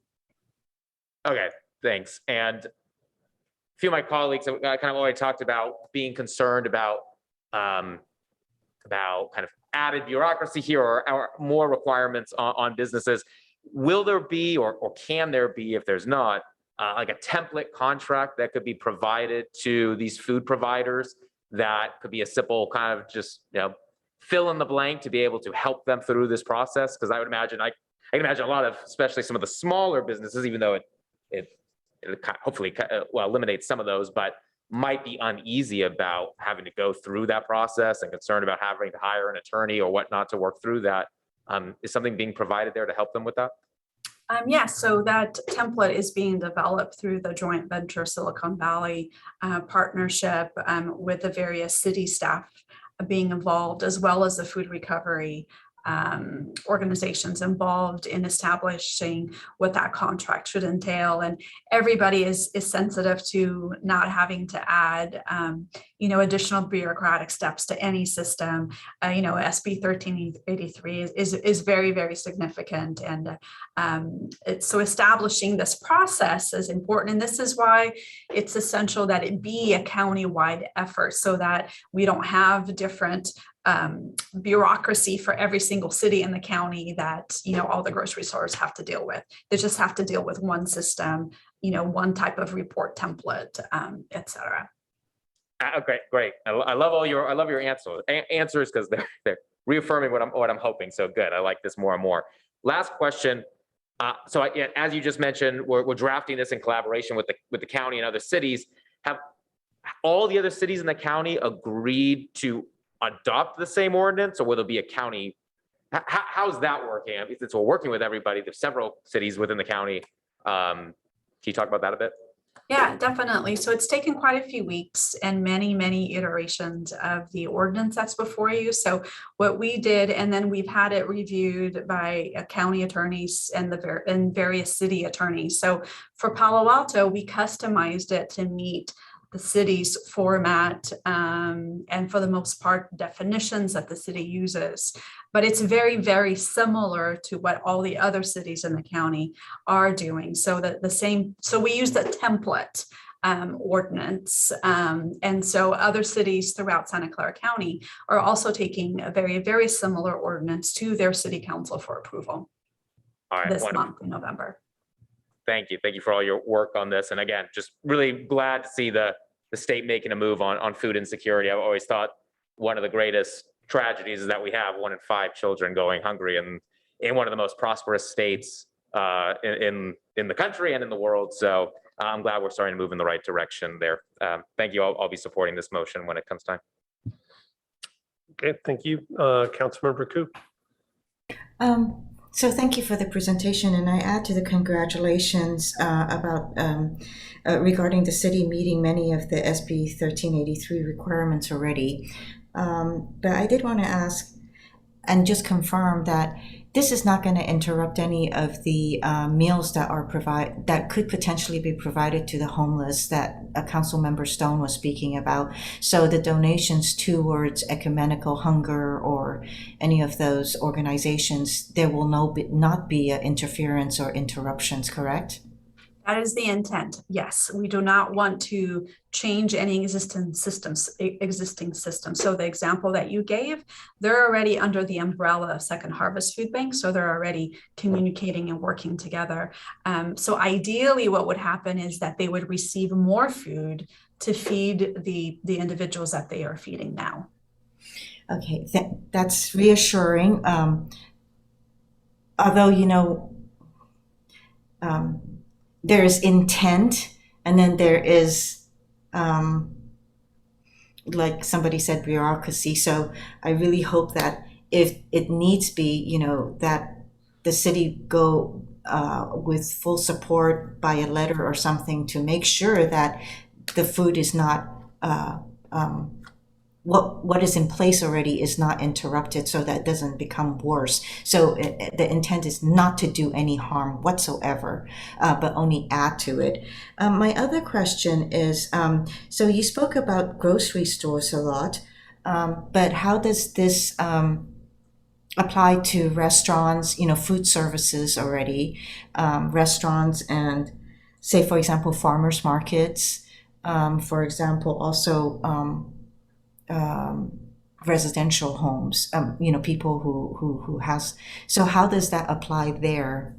Yeah, so let's start out with residents, because that's a really good question. So residents do not have to comply with this edible ordinance, because the ordinance is focused on the commercial food generators. So residents won't be able to donate their leftover spaghetti, for example, right? They'll have to take other actions to ensure they're not generating food waste. So the commercial businesses that are impacted, so tier 1, and I focused on grocery stores because tier 1 is primarily grocery stores for Palo Alto, and that goes into effect in early next year. Tier 2 food generators, that comes across, they'll start receiving outreach in 2022, but the requirements for donating food won't go into place until 2024. So we're going to have 2 years of giving outreach to these food generators. And so this applies to large restaurants that are serving over 250 people, for example. And we estimate, there's, 175-ish restaurants in Palo Alto that would meet that category. So within the next 2 years, both this county joint venture effort would be working towards educating those restaurants as well as city staff. So that's the one example that I have. Schools, both private and public, are also under the tier 2 category, and they'll be expected to donate. And we've been working with schools for many years, and they were donating food, and then COVID happened. So now it's a mix-up of things. So which is why it's really good that there's going to be the 2 years of outreach and working to help these tier 2 businesses to get established to donate their edible food. And schools include colleges and universities. Correct. Okay. One more question. On the resource impact, right? It says that there may be future funding need for enforcing this new recovery ordinance, edible food recovery ordinance.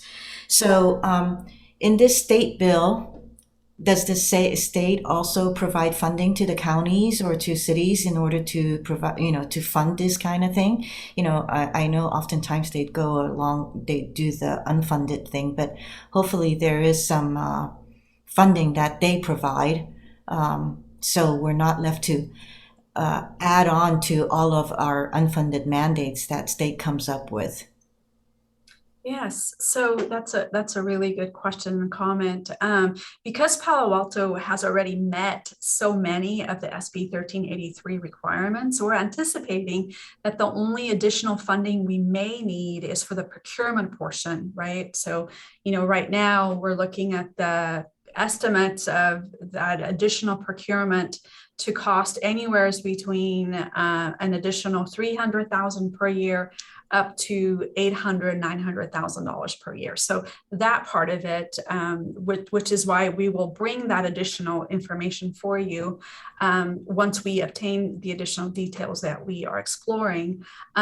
So that will be also brought to you through the normal, budget process that we follow. So in regards to, does the state 1383 offer any funding resources? No, it does not. But there's another Senate bill that was issued recently that offers jurisdictions the ability to apply for grants to help them, meet the costs. For example, there's cities in Santa Clara County that don't even have an active enforcement program for their solid waste. And so, that's going to take resources for them, and it's going to require additional funding. So fortunately, Palo Alto is not in that place. We dealt with that many years ago. If I could interject for a moment, Councilmember Koo and Ms. Borges, to tie to Councilmember Koo's question, as well as the previous question that the Vice Mayor raised with respect to the cost and funding for enforcement. You mentioned that it's funded through the Zero Waste program. Could you elaborate on that a bit as to the funding source for Zero Waste and the extent to which ultimately that could trace back to other fees? Yeah, definitely. So the funding for Zero Waste comes from the refuse rates that are paid by refuse customers. Whether you're a residential or a commercial business, residents and businesses are paying set rates based on the size of container they have and the level of frequency. And so that revenue, we look at it as revenue, comes to Zero Waste and then is used for our various, staff and programs that we have. Thank you. Thank you for that, Ms. Borges. Just an observation and comment that, if the utility use rates that is revenue to the city, if the state with their impositions on their state bills, if they provided funding, then our revenue could go towards some other needs for utilities or for whatever it is allowed to be used for within the city, right? So that's again revenue that we have to accommodate this Senate bill. Anyway, but I do want to say thank you so much, Ms. Borges, for your presentation and your responses. Okay, I'd like to go ahead and jump in. So first of all, I'd like to say I appreciate all the discussion about the food reuse and the intent here. I wanted to focus on the changes to the Muni Code for refuse pickup and changes to the fees. So when I looked at packet page 318, it looks like we added residential to some of the fees that we had previously charged commercial users, probably larger waste generators. And so, it says we can charge an extra solid waste pickup fee, a return trip fee, in addition to the regular charges, plus a contamination fee. And so I'm a little concerned that residents are going to be hit with these multiple fees. And then I also wanted to understand if, say, somebody puts out their trash cans and goes on vacation, if they would be hit with potentially multiple fees, for the same violation.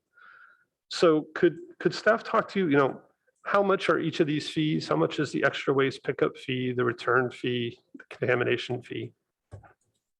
Definitely. So first of all, we are very proactive in providing outreach. So the fees are not assessed until multiple visits have been made and multiple touches to whatever the issue is has been made. When a fee does need to be issued. So for example, we normally are not proactive in checking for compliance in the residential sector, but SB 1383 requires that Palo Alto start doing that at some point. And so for example, if there's a commercial container that's contaminated, let's say it's organic compost container that's contaminated with a lot of garbage, we have the ability to give that customer the opportunity to clean up, to remove that contamination. And then we can go back, not we, but Green Waste of Palo Alto, who's our collector, would go back. For the residential sector, one example that I could give is if the contamination is found in that cart, and the resident is contacted, they would receive a tag in their cart. Green Waste Recovery, Green Waste of Palo Alto customer service would give them a call, send them an email, depending on the amount of information we have in their account. And they would be given the opportunity to clear the contents of the cart, remove the contamination. And if Green Waste went back the same day, it would be a $36 additional fee for the the extra collection. And if they went back the following day, it would be $18 additional in their account. But again, just to reiterate, the goal is not to generate revenue from fines. The goal is to provide outreach and educate and help customers, all customers, residential and businesses, meet the compliance, meet the requirements without any fees being issued. Okay. So does Green... Sorry, go ahead, Brad. Oh, I just wanted to add, just anecdotally from my experience, there may be occasional fees that are assessed, but when it comes to enforcement with fines being issued, where we've had that authority with commercial businesses for quite some time, I'm thinking back, and I'm aware of one instance probably 3 or 4 years ago in all of my experience. So really the staff does seek voluntary compliance, and this is not a frequent thing. So if I hear you guys, we would charge the waste pickup fee and the return fee, but not the contamination fine. Is that what you're saying typically? Yeah, so for the residential sector, we have not been issuing any contamination fees.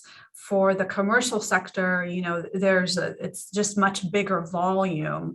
And so at times Green Waste has charged that contamination fee, but it's not super frequently. Okay, I'm mindful of my time and try to get through a couple more questions. So does Green Waste have any motivation to collect these fines? Do they benefit from that at all? They do not. The city receives the revenue of these fines, and the city would be, city representatives within our zero waste team would be the ones issuing the fines should there a fine be issued. So I also noticed that it looked like we redefined multifamily commercial, multifamily residential as commercial. And again, I was a little concerned about that, and that that's a pretty wide range, 4 units and up. And so potentially some of these small unit residential places could be started to be fined as commercial, which is much larger fines. And some of these smaller places don't have on-site managers. So if it's a bunch of the residents, who's going to clean out the compost bin, or are they going to pay this larger fine? So I was interested in potentially differentiating between large unit multifamily and maybe smaller unit multifamily. And I again wondered if you could share maybe how you think about that, and what are we going to do if 8 unit places are suddenly paying hundreds of dollars of fines or return trips, that kind of thing. Yeah, so the SB 1383 is very prescriptive in their definitions and what they consider, and they consider multifamily complexes to be a commercial business. And so we have to make sure we're meeting the 1383 requirements, but also I'm sorry, I couldn't quite hear that. Who considers that? Is that the state law? The state law, okay. Right? They have definitions for what is considered a multifamily complex and how the fines would be applied to them. But it's also dependent on the type of service they have and how many units there are. So for example, a complex that has 3 units and with each unit having their own individual utility account and their own individual containers, they are treated as a resident.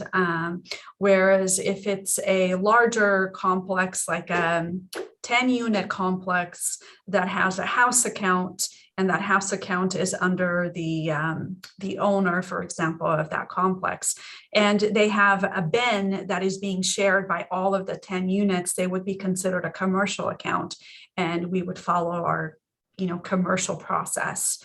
But again, before any fines are treated or issued, there's multiple inspections that would be made and a lot of outreach and education and touches with both the management or the owner of that complex, as well as providing outreach to the tenants.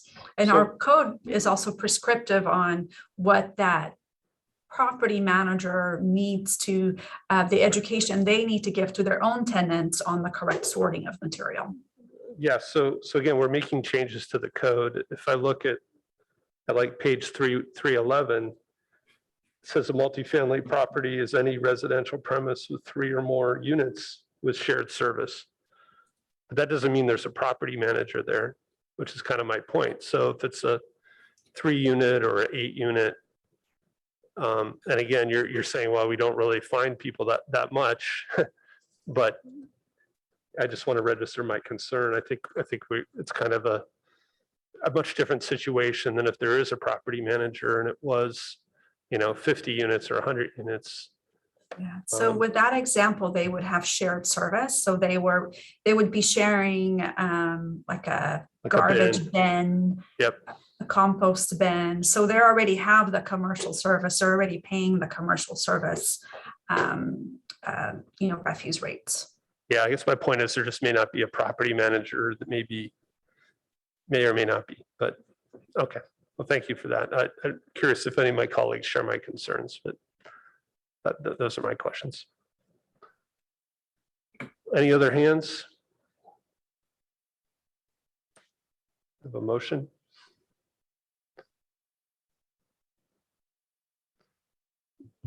I'll move the staff motion.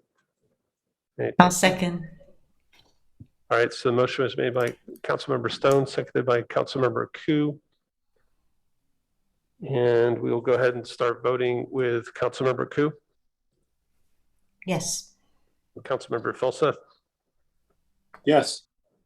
I will vote yes. Councilmember Cormack. Yes. Vice Mayor Burt. Yes. Councilmember Tanaka. Yes. And Councilmember Stone. Yes. All right, so it passes on a 7-0 vote. I'm going to suggest we take a short break. We're just a little behind schedule, so can we try to keep it to 5 minutes? And we'll come back here at 8:25.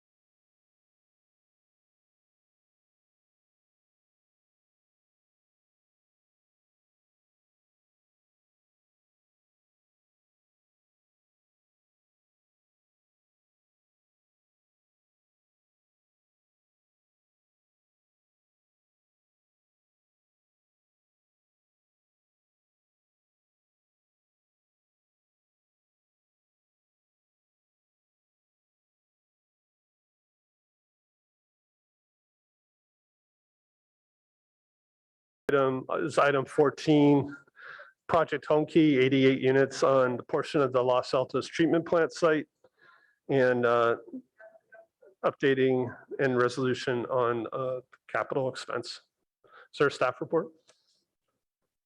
There is. Can you hear me okay? No. It's a fan and it's a fan in the background. I'll just keep filibustering for the moment. Good evening, Mayor and City Council, staff, and the public. Chantel Cotton Gaines, Deputy City Manager, and we have a presentation that is being pulled up right now. All right, give me a second. Thank you. So the item before you this evening is an update on Home Key. So we'll breeze through this very quickly, and I have Joe Price who will be helping me with the presentation. And the key item for the council this evening is actually adopting an amended resolution, which we will include with our application to Home Key, particularly around the capital cost. So we'll go into more details, but that's the overarching item that we will need to do at the conclusion of this item this evening. Next slide, please. So just a quick high level of council's action on September 27th. I will not read this slide to you, but in short, you directed us to apply for Home Key funds. You adopted an emergency declaration. You adopted a resolution with a capital amount, which is the one that we're looking to amend today. And you also gave staff some follow-up actions related to both operating cost and working with Valley Water and green waste. Next slide. So with that, I'm actually going to turn it over to Ms. Joe Price, who will give the information about capital. Joe? Good evening, Mayor and City Council. I know you were all as surprised as we were when we saw the due diligence come back and the detailed construction estimates. So let me take you through where we were. On the 27th, we were at 17.6 million, and today we're at 27 million in capital construction costs. And I'll preface this that it in no way whatsoever means that we require money from the City of Palo Alto to meet that any capital gap, and it did not change the operations gap. And if we switch to the next slide, I'm going to take you through what made up the difference between 17.6 and 27. That's a difference of 9.4 million. And what you see in front of you is the main reason. When we came to council, we were estimating on 88 units based on the Maple Street model, which was single units. And we failed to miss that a family unit is double the size of a single unit. So when you factor that into the cost, another 24 units at 200,000, that comes out to about $5 million. In addition, we added on solar, which was 1 million, and another 1 million to relocate green waste, and $2.4 million in contingency, and that's a total of 9.4 million. And if we move to the next slide, how we cover that 27 million in the Home Key funding and the private donation. The majority of the base Home Key funding will cover the costs of the units, along with the supplemental match, which will be matched by the private donor. And because of the versatility of these family units, we've created additional funding from Home Key, which is a total of about 22 million. And so with the private donation of 5 million, we cover any increase in the capital costs that you were last presented with. Back to you, Chantel. Thank you, Jill. Next slide, please. So I'm going to breeze through some of the operating costs as well as some of the committed funds related to operating. Next slide. It's a lot of numbers on this page. What I think is most important for the council and the public to walk away with is the operating costs start at about 3.89 or 3.9 million in year one, and through year 7, it's about 4.5 million. Sorry, I had to even squint myself to see these numbers. And the total operating cost over the 7-year period is about $30 million. Next slide, please. We have information here about the staffing composition that comprises those operating numbers, and Joe and her staff here today can really walk through some of the questions that I'm sure council will have about the staff. What's most important to note here is that we're working with Santa Clara County as well as Life Moves to really understand the staffing composition necessary to run this type of shelter.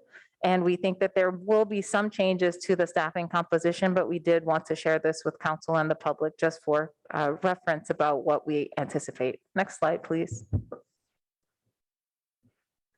The operating cost in terms of funding, it comes from a variety of different places as of right now. I'll run through the committed funds thus far. The funding from Home Key at the state would be about $3.89 million, the newer estimated amount. And that includes 3 years of operating subsidy from the state. When you have committed funding shown for 7 years, they offer that additional year of subsidy within the 7. Santa Clara County has made a $2.4 million commitment for operating. Of note, that is different from our previous understanding working with the county. We had not yet had a dollar amount, and so we have that dollar amount now at the 2.4 million. Third is the Santa Clara County Challenge Grant. They have grants available of up to $4 million for operating, and so we're accounting for that here. We would have to apply for that and look forward to doing so. City of Palo Alto, based off our last conversation, was looking at the $7 million commitment over 7 years. Life Moves, $7 million. The Palo Alto Community Fund, their board has committed $100,000 over 2 operating years, which is really great. And that letter was included in the packet as additional community support for this project. And then the operating gap right now, it's between $5 and $6 million, and Joe can speak more to that. But the staff at Life Moves and the county and the city are committed to looking at ways to reduce costs where possible and leverage existing programs, as well as identifying funding to solve that operating gap. Next slide, please. So the recommendation before you today is adopting the amended resolution authorizing the city manager to apply for the Project Home Key funds. The new total amount in capital for this resolution is the up to $27 million amount, with the amount that was previously shown on the other slide related to funding anticipated from Life Moves as well as from Home Key, as well as for the operating subsidy. And myself and staff and Life Moves are all available for questions. All right, thank you very much. Let's go to the public. So if you'd like to speak on this item, please raise your hand. Right now I see one speaker, which is Lisa Van Dusen. Lisa. Good evening, and council members and Mayor Du Bois. I am the executive director of the Palo Alto Community Fund, and I just want to underscore our enthusiasm as an organization for this project and thank you as a council and the staff, Chantal and City Manager Shakana and others for doing the hard work with Life Moves to make this project come this far. So we really feel like this is an opportunity that does not come along even in many generations. So we're excited to be part of it and hope that we can serve as an amplifier of the opportunity for the community to be involved. We know this will take support over time, and we just are thrilled to be part of it at the beginning and are optimistic about its prospects all the way through. So many thanks. And we are available in whatever way we can be helpful. Thank Great. you. Thank you very much. Next speaker is Bob Moss.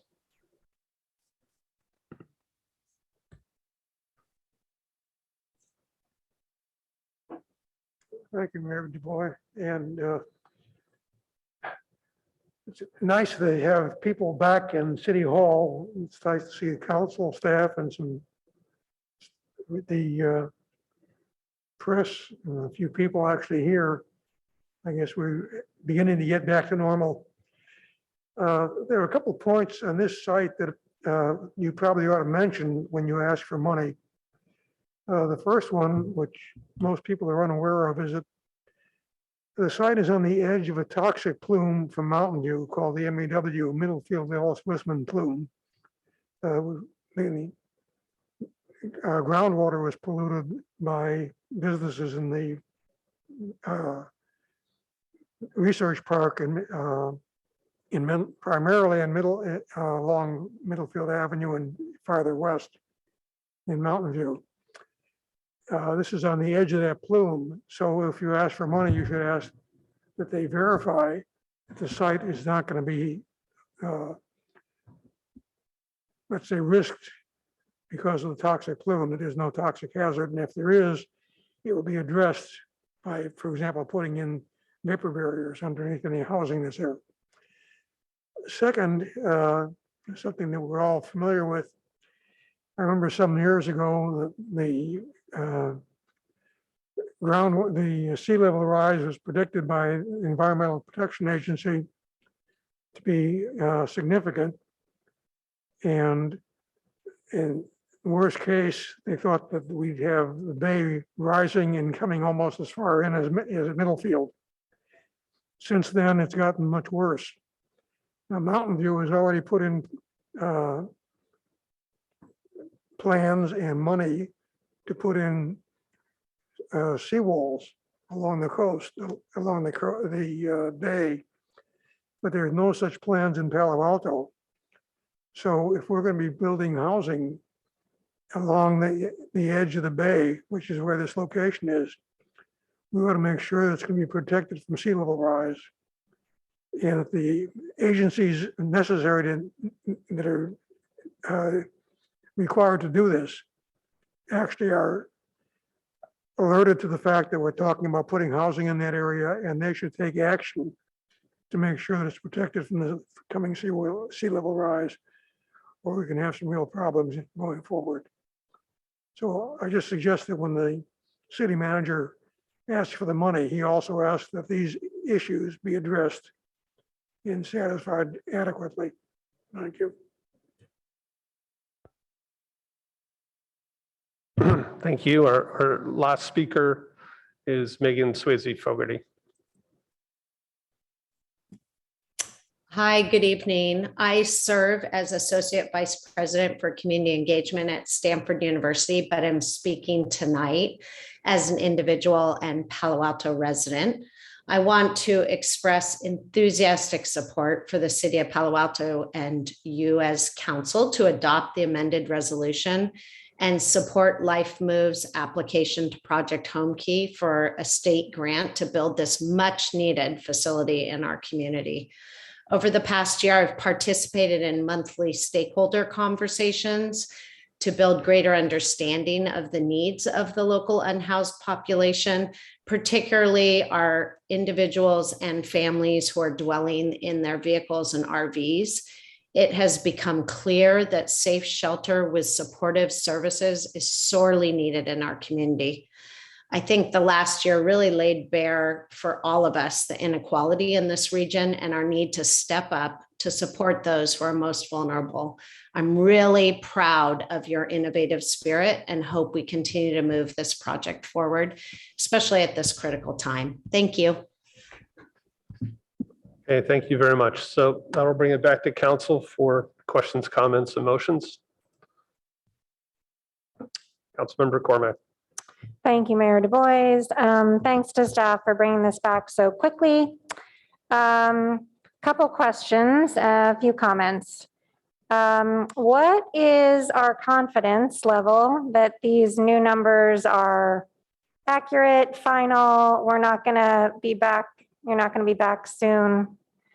And let me just say that, you know, mistakes get made, especially when we're moving quickly. And I appreciate that they, you know, been acknowledged and brought forward. But does staff feel that we've had enough time to sort of look carefully at these? Thank you, Councilmember Cormack. I'll actually, excuse me, have Joe speak to the process that they use for the numbers, and then I can follow up. Okay. Okay. The initial estimate was based on a different project. This time we worked with a general contractor, Excel Construction, who's very familiar with this modular style, to prepare detailed construction estimates that we provided to staff to review. We've also put in significant contingencies to allow for costs and variances because we know that there will be changes down the road. Okay, that's great. Thanks for that. It wasn't clear to me what additional information HCD is requiring. What is it that they're asking for that we weren't planning to provide before? In terms of the application? Yes. Yes, so we've been getting clarification on the timing, I think, of the information that HCD is requiring. So for example, we knew that a phase 1 and a phase 2 in terms of the environmental study would be necessary for HCD. And I think we, from last year's process, Life Moves having gone through this before, thought that there would be a little more flexibility of how much information we had to have at the point of application. But the state is being far more rigid this year. I think last year was a little crazy, and this year they're trying to put some order to the process. And so they're requiring more information to be together at the time of submittal. We did receive word this afternoon that the state, as long as we've started our phase 2 environmental analysis, that we would be able to submit the application showing that that is in process and we don't need to complete the phase 2 by the time of application, which actually is a really big deal for us in terms of saving some time. So between that and also the appraisal, which was something else the state required and we talked them out of because it's not relevant for our project. So it's pieces like that. As we go through the long list, if you have no checked for any of the questions on the application, this year they won't let you submit. You have to have some supplemental information. And that's what Joe and I have been going through with the list. Okay, great. I think it's probably just as well that the state is, making sure that people have the right information. All right. And does the city manager think that he'll be able to ensure that all funds are spent within 8 months of the award? Because that seems pretty rapid. I'm going to give that to you, Ed. I see there's some discussion about who's going to answer that question. Sure. Well, I think part of the best response to that question is that we are still in discussions with Life Moves on responsibilities for delivery of various components of the project. We all know that time is of the essence, and so are approaching that finalization of roles and responsibilities accordingly. If this were a standard city project, I think we know that that would be very difficult timeframe to meet. And so we will be leveraging Life Moves partners and partnership agreements in order to ensure that we can move as quickly as they can. Going back to your earlier question regarding management of costs, I would also add that I know Deputy City Manager Cotton Gaines made reference to this, but to emphasize the point, we are in communication with Santa Clara County and also in communication with San Mateo County as both organizations who are more routinely in the service of providing these types of projects are providing good resources for us, as well as partners in ensuring that we're looking at it with the benefit of their experience. And we'll continue to do that and again, reflect that in subsequent agreements that we'll bring back to the council, agreements with Life Moves that is for implementation of the project. Okay, thanks for that. Mr. Mayor, I have 2 more questions. Would you like me to continue or do you want to do another round? I already have another hand. That's all right. That's fine. I'd just like to have you come back. Thanks. Vice Mayor Burt. Thank you. So one thing is I just wanted to have staff speak to the issue of the increased capital costs. And my understanding is that the city is not anticipating or obligated to incur any of those additional costs. Is that correct? Correct. So that all falls on to the state and Life Moves and their private donor partners. And even though that went up, that really is something that is not affecting the city's obligations. Correct. And I think Ms. Price describes it well in noting that with the change in the calculation for the family units, it actually allows us to apply for more money from Home Key. So it's, I guess, increasing the funding availability at the same time as increase the cost. Yes. Oh, and to operating, thanks, Ed. To the operating obligations, there is a funding gap there.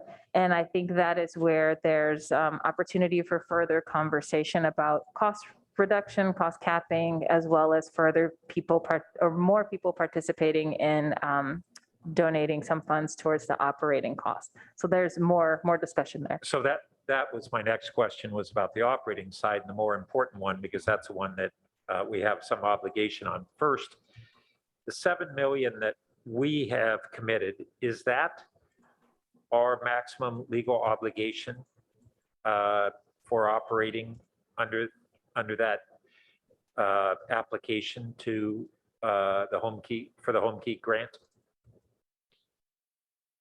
Legal obligation? No. I'm looking to Ed if he wants to chime in. Perhaps I'll try to describe it this way, and either Chantal or others may redirect.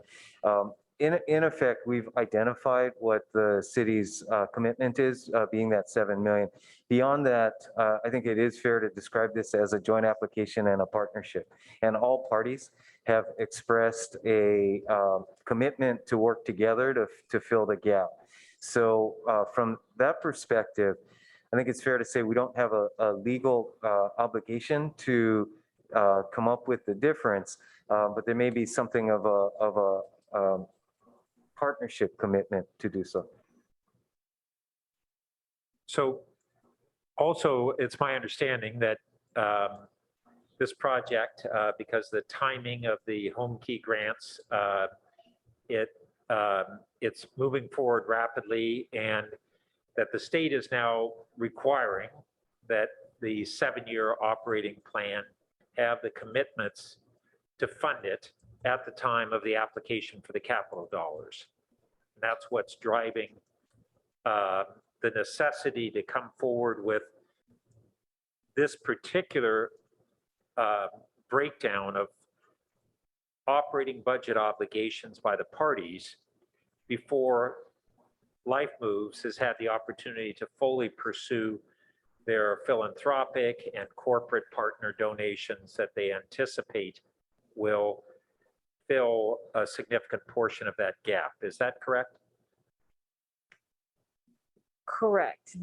At time of application, we must show that the total operating costs can be met by any compilation of funding sources. And so for Life Moves, and I look to Joe and Paul to speak further to their process for that, but it would be speaking to some commitments before they have all of those commitments, I believe is your question. But Joe, or Paul, do you want to chime in? That's correct. That as stated earlier, basically this is a partnership. We've definitely been hitting the pavement, as you can see. We've been able to commit to 7 million, as well as the commitment that you saw from Palo Alto Community Fund, and we'll continue to do so in partnership with our private philanthropy partners, as well as with the city and the county. And Paul is the CFO of Life Moves, for introduction. And is our commitment of 7 million our maximum, and that there's a hope that it may not go all the way up to that number based upon philanthropic and corporate partner contributions? And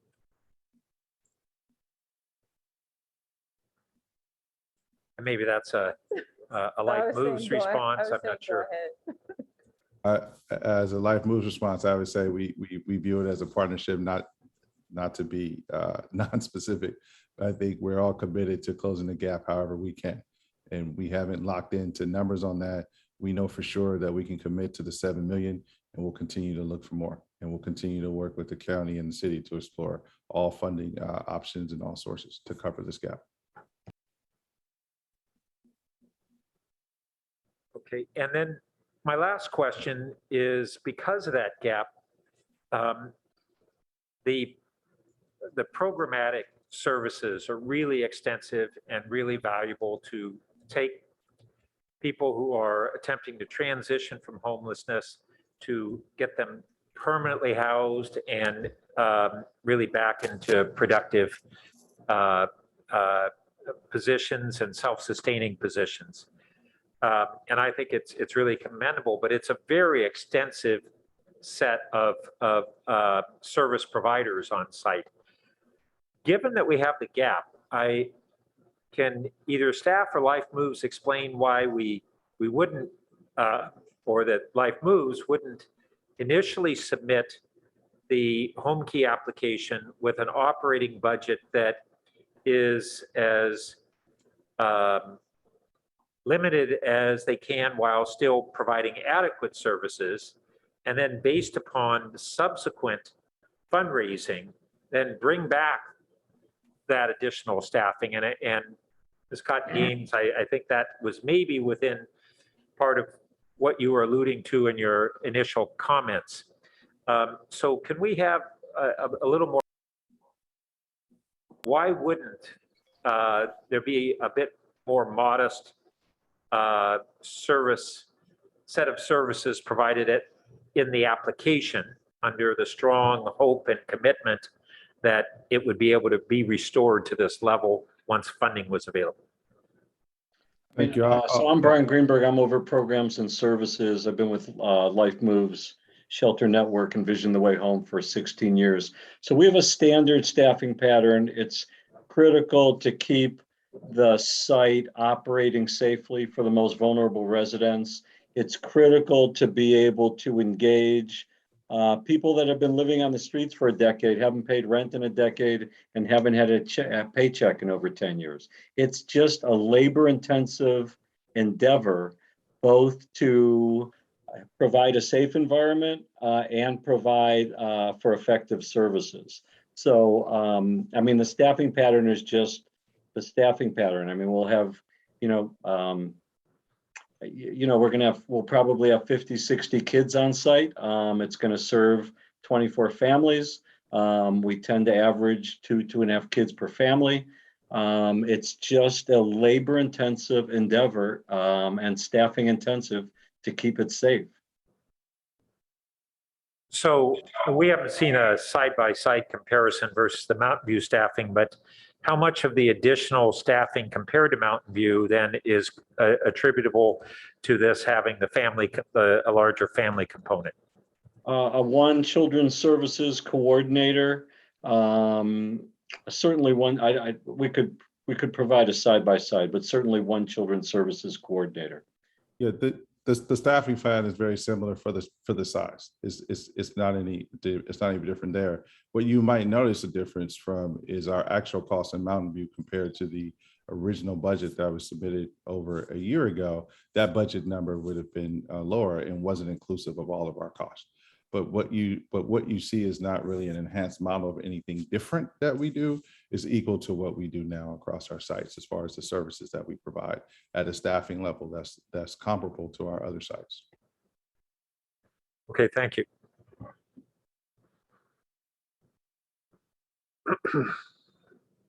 So I'll jump in, and then if there's no other hands, we'll start a second round. So it looks like with the family units, the average cost is around $300,000 a unit. And that's without any land costs. So again, could you say how that compares to the Mountain View experience? Because it seems like we're getting up to what affordable housing generally costs, which is $500,000 or $600,000 a unit. And that question was to the capital cost? Are you talking? Yeah, I think it was the capital cost, because I would go off of the cost of an affordable housing unit is heading north of $750,000, and I'm even seeing costs of $1.1 million per unit. The key difference is that the size of the units are twice as big. Plus they all have ensuite bathrooms, and now they're double stacked. But it's the size, ensuite bathrooms and the foundations to allow them to double stack. Okay, and not having to pay for the land brings the unit down, right? Yes. These were true construction estimates, and they are comparable. We compared them to the Maple Street as far as we could. But then when you do factor in the larger family size, which is double the size of Mountain View, and even the single units on Palo Alto are double the size. So for those who have toured Mountain View, the units are wider, and they're double. They're like 2 sleeping units put together with an ensuite bathroom. And why did you guys decide to do that? Advice that we were seeking from our community partners, from philanthropic donors, from feedback in the units that they were, they were small, and we put them up in record time in Mountain View. And something I wanted to say to Council Member Cormac's comment about spending down the money, we spent $12 million in 2.5 months. So I'm very confident that we can spend down the 27 million in 8 months. But yeah, it was, the units are bigger.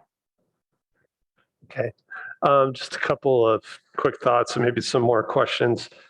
We've had discussions locally. Our electricity is carbon free, and we see much lower costs for solar and from large solar farms than local solar. And again, I understand it's part of the capital costs, but the $1 million for solar, is kind of a question mark for me. Vice Mayor Byrd asked several questions, and your answers in terms of staffing patterns were helpful. I don't know, Chantal, if you could pull up that one slide you had with the staffing on it, or city clerk, whoever has that slide.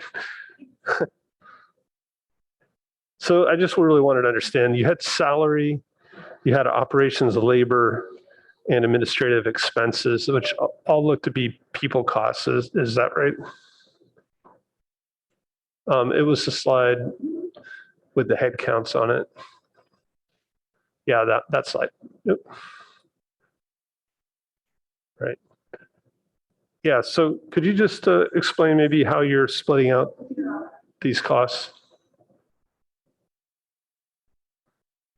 Explain the FTE count or the so we had 3 line items on the budget. There was salary, which I assume is the top 18.7 positions, and then we had direct labor, which looks like the 16 positions, and then it's cut off, but I see consultants.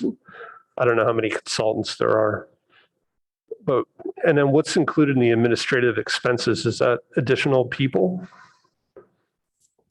Yeah, so I guess you're mixing across the two tabs, but basically the positions you see at the top here are the positions that work at the sites that are tied to the programming, if you will, the services that take place at the site. What you see in direct labor, where you see what we refer to as residential service coordinators, the sites are staffed 24/7. That's really the staff that operate, I would say, the site versus provide the programming and case management at the site. So that's the labor allocation, I guess, category between the positions at the top and what you see in direct labor. The consultants are our behavioral health interns, and they're part of our they're typically MSW students, and there's 2 assigned there. So because those are interns, that's why you see them as consultants in the positions at the top. And then is the administrative expenses, is that what's included in that? Is that you guys or other people? Yes, that's the admin cost at 10%. Correct. That's across all of them. So is it something like, it looks like 36 to 40 people to run the 88 units, but 24 hours a day, 7 days a week? Is that kind of what we're looking at? That's correct. Yes, that's the FTE count. Correct. What you see there in the column right there is the FTE count. Correct. Okay. And that provides 24/7 coverage of the site. The 24/7 is what you see that's provided by our residential service coordinators. That's not about programming. They provide the services to run the site. That's where you see the 4.2. So 24/7 coverage is pretty much 12.6 FTE. Got it. Okay, thank you. Yeah, so again, I do remain excited about this project, though. You know, it was a little shocking to see the rapid changes in costs. And so, again, you guys have experience. You've seen what the staffing patterns, the staffing needs are. I would like to see us work with the county and compare operating costs to other transitory housing and see if we can reduce some of these costs. And you know, I am concerned about that operating gap and anything you guys can do to help us close that gap. The other thing I just want to mention is that the Valley Water project there is very important as well. This is probably more to city staff than Life Moves, but you know, I do want to see us be able to move forward with that project. And I am a little bit concerned about the environmental studies and possible remediation costs. And even though we're getting a lot of grants to cover these capital costs, you know, as they keep going up, any of that donor money that might have gone over to operating is probably going to get sucked up in the capital. So again, it's becoming, you know, more and more expensive. I still want to see us do this project, but I'd love to see us find a way to make sure we don't let those operating costs, you know, kind of spiral to become even larger. Yeah, if I could answer that, I would just say on the operating side, I can assure you we're operating as efficiently and effective as possible. Our staffing paths are 100% tied to the outcomes that we believe that we can deliver. And if you look at outside of case managers, if you actually look at the positions in comparison to the amount of folks on site, they're all a lot to a little. But this is definitely the staffing pattern that we need to deliver the outcomes that everyone hopes to see. With respect to the CapEx, I can tell you that we've researched this as much as possible at this point, given the amount of investment that we can expend at this point with all of our contractors that we're looking at. We've looked at it as best as we can. Obviously, there could be unforeseen things that takes place, but we're very confident in these numbers. They are conservative. We believe that we can deliver the project for these costs. Okay, thank you for that. Let's see more hands. Councilmember Koo. Thank you. I did want to ask about the, so remind me about the capital expenses and how, in terms of how much the state and how much county and all the different stakeholders, what are their shares? Madam Clerk. On the capital side only? For now, because Chantal has already provided in one of her slides the committed funds for the operating expenses, right? Page 9 of the slide.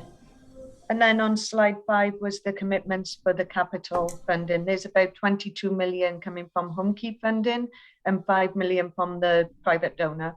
And that comes to a grand total of 27 million, which is the estimated capital cost. Okay, very good. So I do hear that the mention about all parties are partners and committed to work together, right? But in the operating expenses, I see that the state is only coming in with 3.89 million.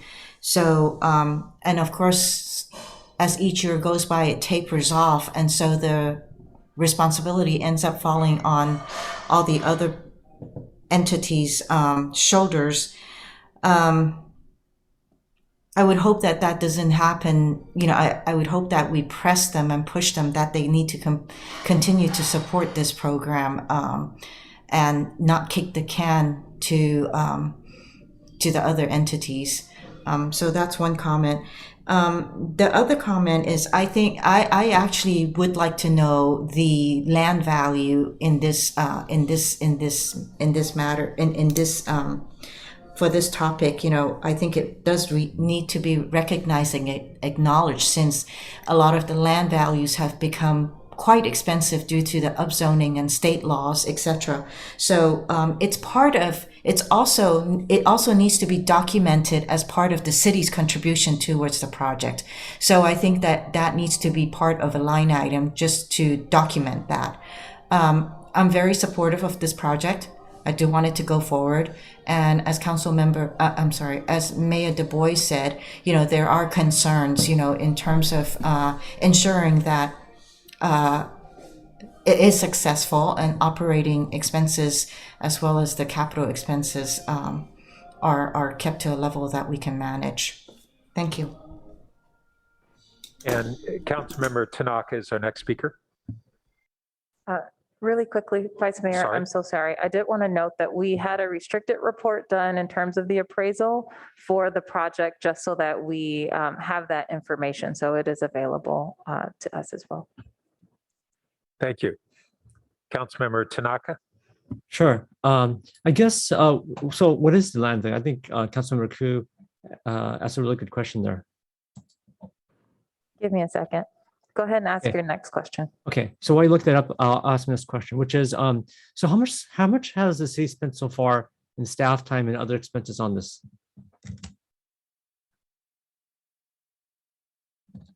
Anyone know? Yeah, I'm sorry. So Okay, well- in terms of things that the city has done, we have had a restricted appraisal report done. We're working on the phase 1 and phase 2, and we have, Well, I don't need a breakdown. I'm just running like total dollars. How much have we spent? yeah, and staff time I have not quantified. So Mr. Shikata, are you going to offer? Okay, yeah. Yeah, we can, Okay, so maybe follow up you can with answer, that I'm on a specific clock here, so I'm trying to go information. fast. So maybe you can answer both those questions. What is the land value? How much have we spent so far? Okay, third question is so where would the $7 million for the operating budget from the city come from? Like, what are we going to not spend on to pay for this? Because we've cut a bunch of services, right? And we're still trying to restore during the past few budget cycles. So what are we planning to cut even further to get this $1 million? Like, where is this money going to come from? Good evening, Councilmember Tanaka, Kylie Jose, Administrative Services. This would be something that we would be adding in as part of our long-range financial planning as well as our annual budget process. It's not expected that these funds would be necessary until at the very earliest 2023, but most likely as we looked at a cash flow beyond that.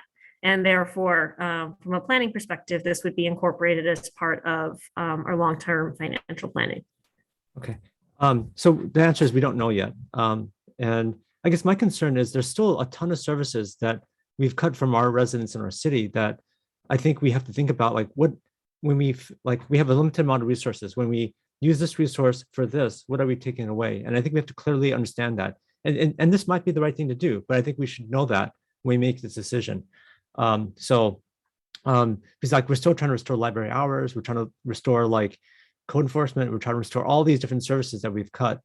And so I guess I kind of want to understand that very clearly before we commit money to this.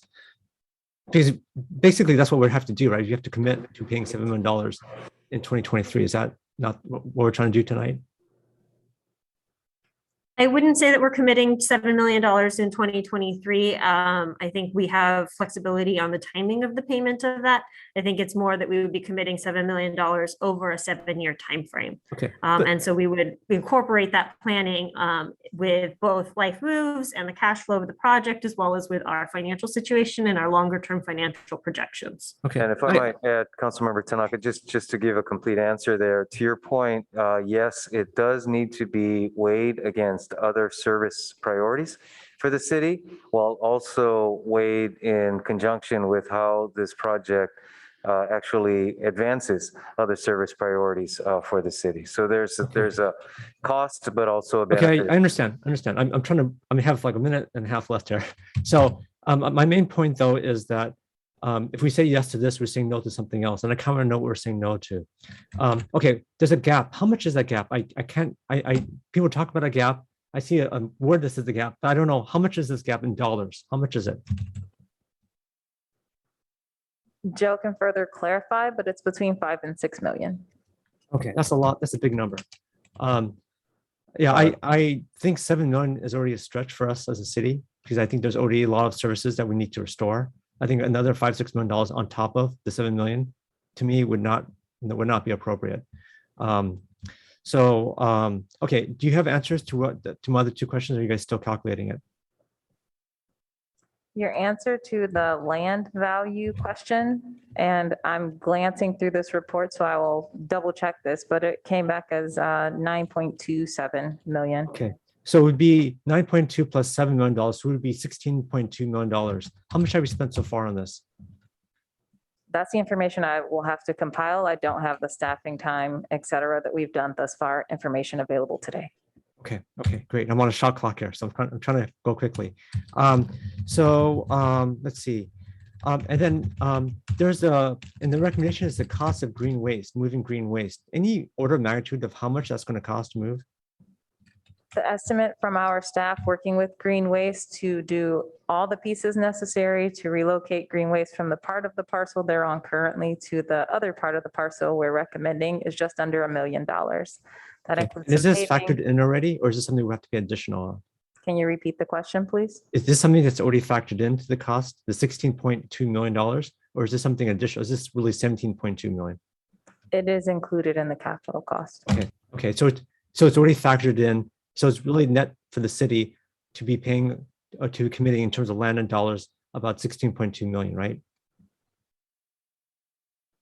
Can I just add that the appraisal was based on over a 2-acre parcel piece of property? So it wasn't $9 million for the 1.3 acres for the home key site. It was split with the green waste. Okay, I have a lot more questions. I think I'm out of time, but I think Mayor, we're going for a second round. Is that right? Yes, it is. Okay. I'll go on next round. Thank you. Thank you. Councilmember Filsa. Yeah, I'll try to save some time here. Maybe I can answer Councilmember Tanaka's question a little more directly, which is, given that the funding for this isn't coming out of utilities, it must be coming out of the general fund, which means it's going to be competing with libraries and public safety and youth community services and all the other stuff that we do. At the same time, we got 300 homeless people in town, and that is not a zero cost thing either. It seems to me that the most important part of this is actually the services. And so if we should get into the project should get into a situation, I don't know how this happens, but if it gets into a situation where, some of the money allocated towards services gets tempted to get moved over into capital, I think we ought to try to resist that one as long as possible, or as much as possible. If this effort fails, I assume that it'll be because we didn't invest enough in the operating services, as opposed to the rooms were 10% too small or something like that. So I hope if that trade-off has to get made, it doesn't get made on the services side, because that seems to me the most important part, which I think the Life Moves folks have said multiple times too. Finally, I want to sort of circle back to one of the mayor's comments, which I think made sense, which is I hope the Life Moves folks will, consider the solar panel issue, right? As you think about sort of where to go with this. I realize it's Palo Alto money isn't going to the capital cost of this and so forth, but the mayor's correct that the electricity in Palo Alto is already 100% green, right? Especially in the daytime when solar is active. And so consider how the solar piece fits into the puzzle of all this. Thanks. Okay, so I think we're ready to, sorry, got the light. Councilmember Stone. Thank you, Mr. Mayor. Just a few questions and some comments. So just kind of being blunt, what happens if we don't approve the staff recommendation tonight? Is this project essentially dead in the water? The staff recommendation this evening for the increased capital amount to apply to the state for, without approval from the city council for that, we would just have the authority for what you last approved, which was just I think up to $17.9 million. So theoretically, it could be a different composition of a project that would account for that composition of doors.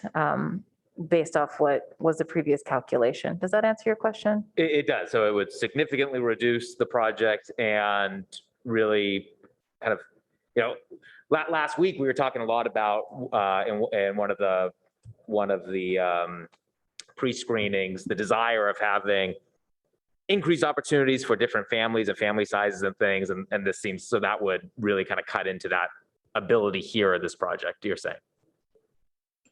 I think so. Joe, do you want to add on to that at all? Just want to make sure I'm answering your question. Yes, if you're talking about that flexible, versatile family unit, they would be affected. Great, thank you. I was wondering, just briefly, could staff weigh in on the concerns mentioned by Mr. Ross in the public comments regarding like studies for toxic plumes on the site and additional studies? I assume all that is going to take place, but can you just confirm that?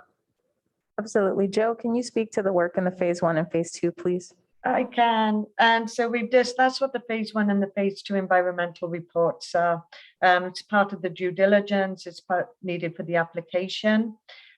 We did do the phase 1. It requires additional testing on the soils.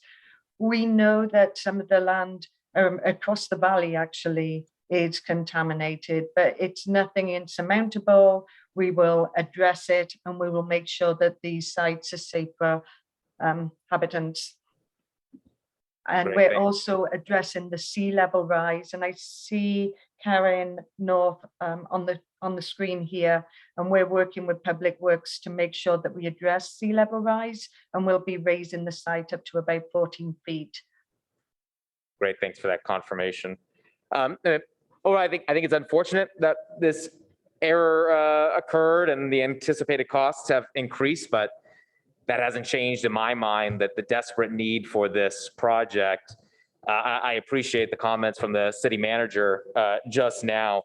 And this really does advance several city policies, including increasing affordable housing, addressing our rising unhoused population. And yes, this is going to mean we have to make possible policy trade-offs and services trade-offs, but I really can't imagine a more important area to be spending our resources and time on than being able to provide shelter for people who have none, or for those who are facing housing insecurity, as well as the services that are incorporated here to be able to give so many people in this community an opportunity to be able to just have hope for a better future. So if we're talking about trade-offs, I think this is one that wins. And I also want to also thank Ms. Van Dusen. I think she got it right. Absolutely. This is an opportunity that does not come along often, let alone in several generations. And I think if we fail to take advantage of it, we are making a very bad mistake. So I'm happy to support this moving forward. I think a lot of good concerns have been brought up tonight, and I hope that staff and Life Moves have been listening and figuring out ways to be able to address those moving forward. And again, upset that mistakes happen, but as Councilmember Cormack pointed out, they do happen, and something we just do our best to avoid in the future. I don't know, Mr. Mayor, if you're entertaining motions, I'll move the staff motion. I'll second. Thank you. You want to speak to your motion? No, I mean, I think I just did. Yeah. So again, for me, I agree with pretty much everything you just said.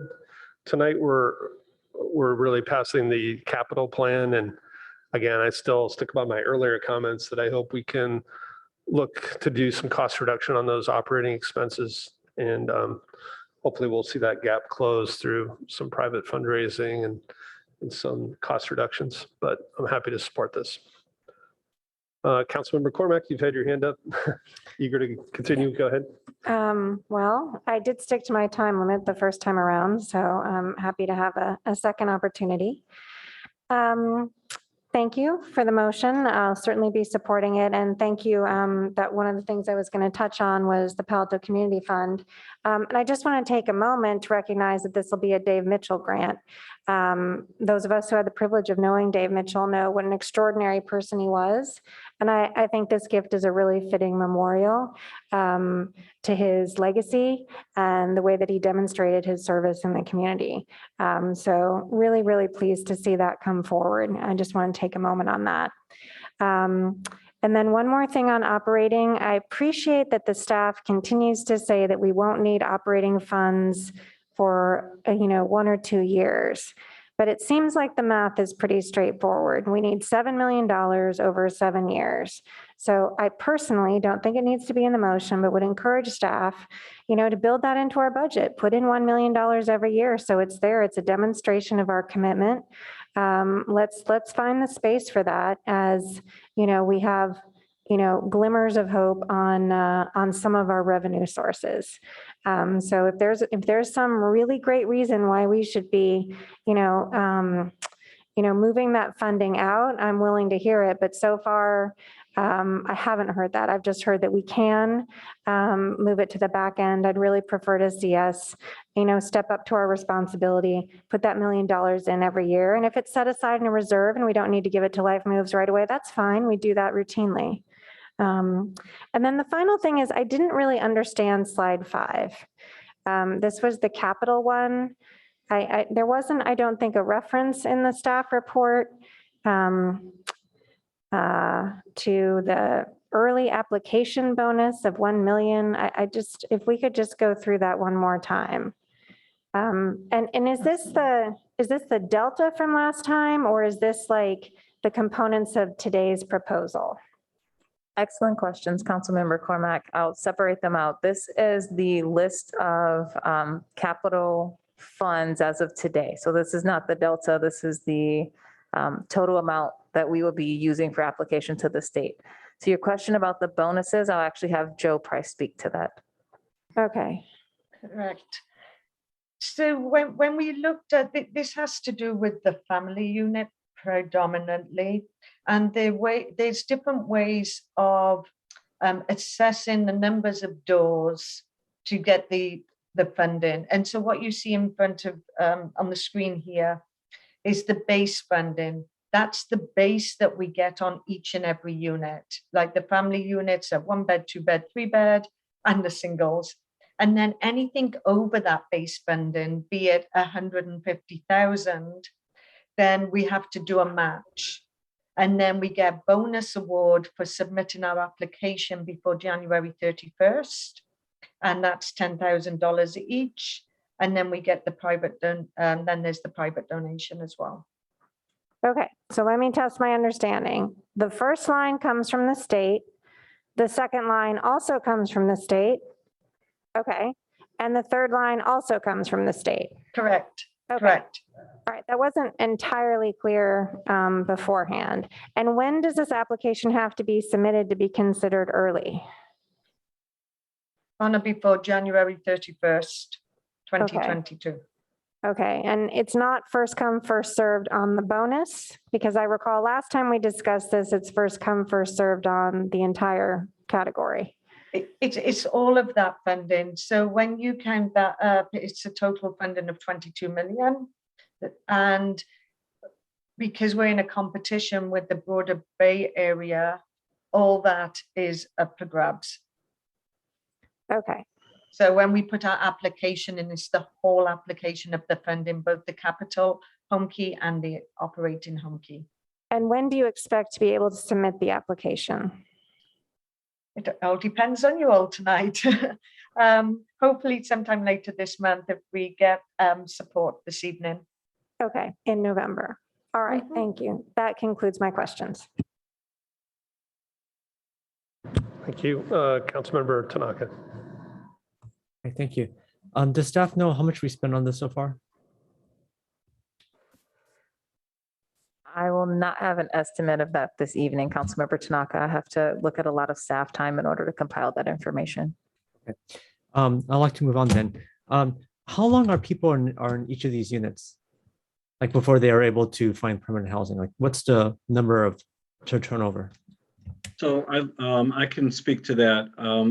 I think the average length of stay is going to be about 90 or 120 days, but the length of stay for people that are successful is going to be closer to 150 days. Some people will come in for a night or a week. We will be unsuccessful in engaging them, which brings the average down. But for the people that secure housing, our rate is closer to 4 to 5 months, 150 days, 120 to 150. So there's a general average, and then for the people that are successfully housed, it's a little longer. Okay. And to the question that was asked earlier about the toxic plume and the sea level rise, has this already been factored into the capital cost or not yet? Yes, it has. It has been, okay. Okay, and I have to agree with my colleagues about the solar. So I was wondering if the maker and the second of the motion would be willing to accept a friendly amendment to have not to have solar in there, since we already have green power, carbon-free power, and would just reduce the cost a bit.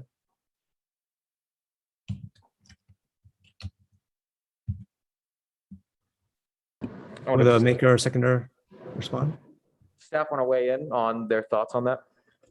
I'm sorry, was the suggestion to require removal of the solar? Yeah. Yeah, so I think, and maybe Life Moves can jump in.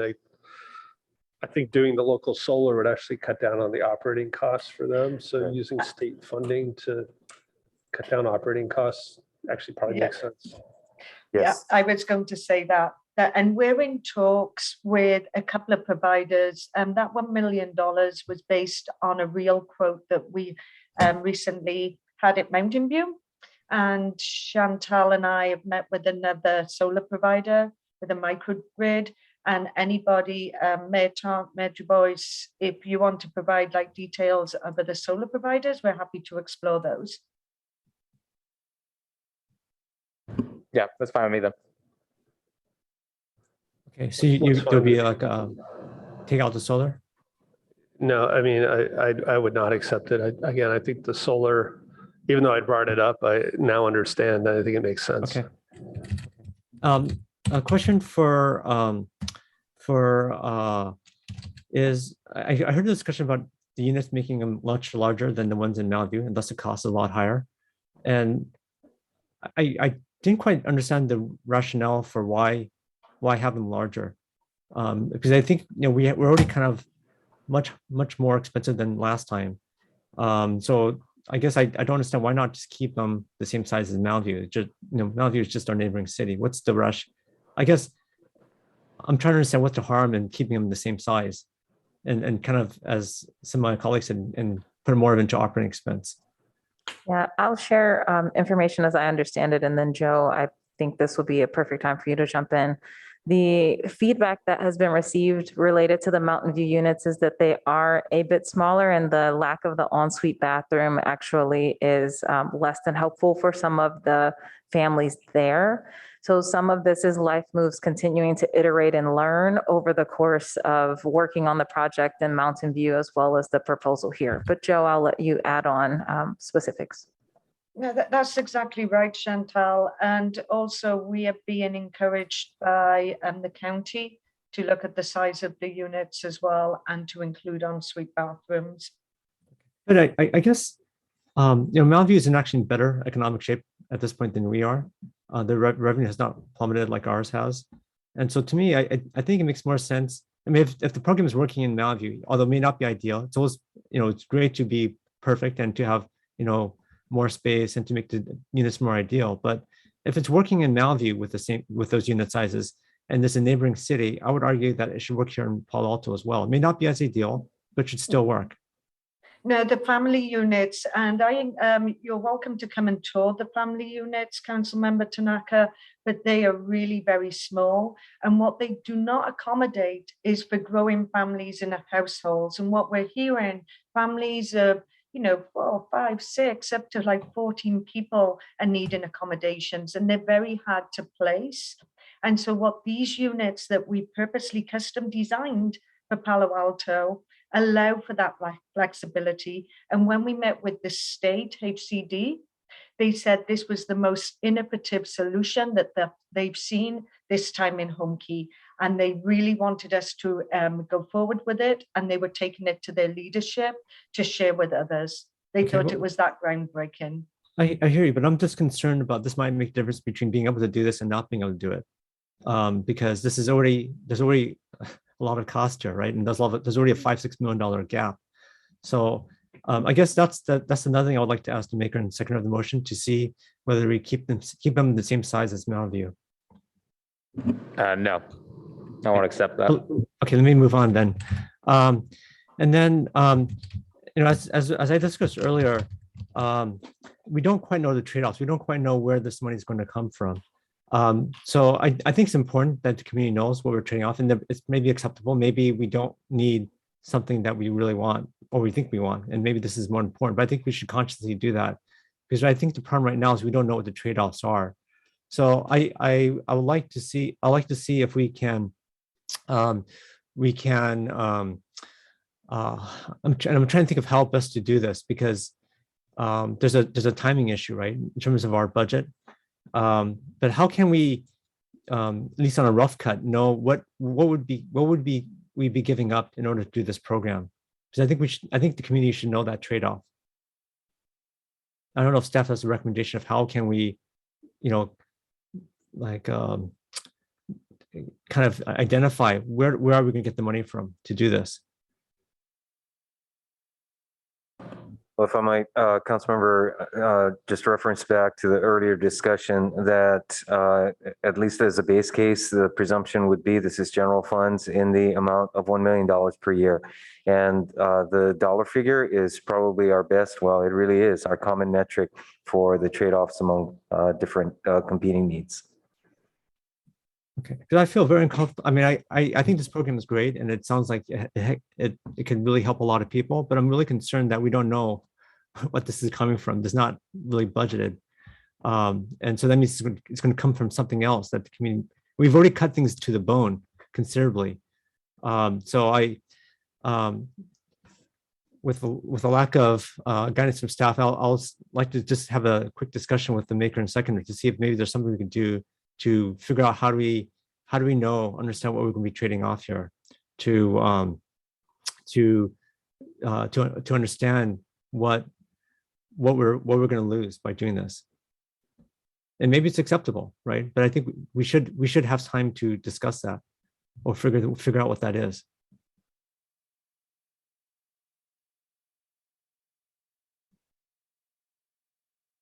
Is that an amendment? I'm confused on what you're. Yeah, I'm proposing an amendment. I'm trying to make it work for you guys, because I know that. But I think it's important the community knows what we're going to trade off to do this. This is not an insignificant amount of money for us. I'd say the motion tonight is focused on the capital costs. We're not actually, we're committing to the $7 million total in 7 years, but we're not really talking about the annual operating cost tonight. Well, I thought we were approving this tonight. Not really. So again, I think staff has said there's some flexibility, and we're not really going to know what the. Yeah, we're still on a hook for $7 million, right? By voting on this tonight, we're on a hook for $7 million over 7 years. It may not be all the first year, but we're on a hook for $7 million for 7 years, and so it will have to come from our general fund, right? Am I misunderstanding something here? Yeah, you're not misunderstanding, but I'm not really interested in the amendment. Me either. Okay. So, Councilmember Mayor, Tanaka, can we call the vote? Well, I have one more speaker. Councilmember Tanaka, you're about 4.5 minutes over.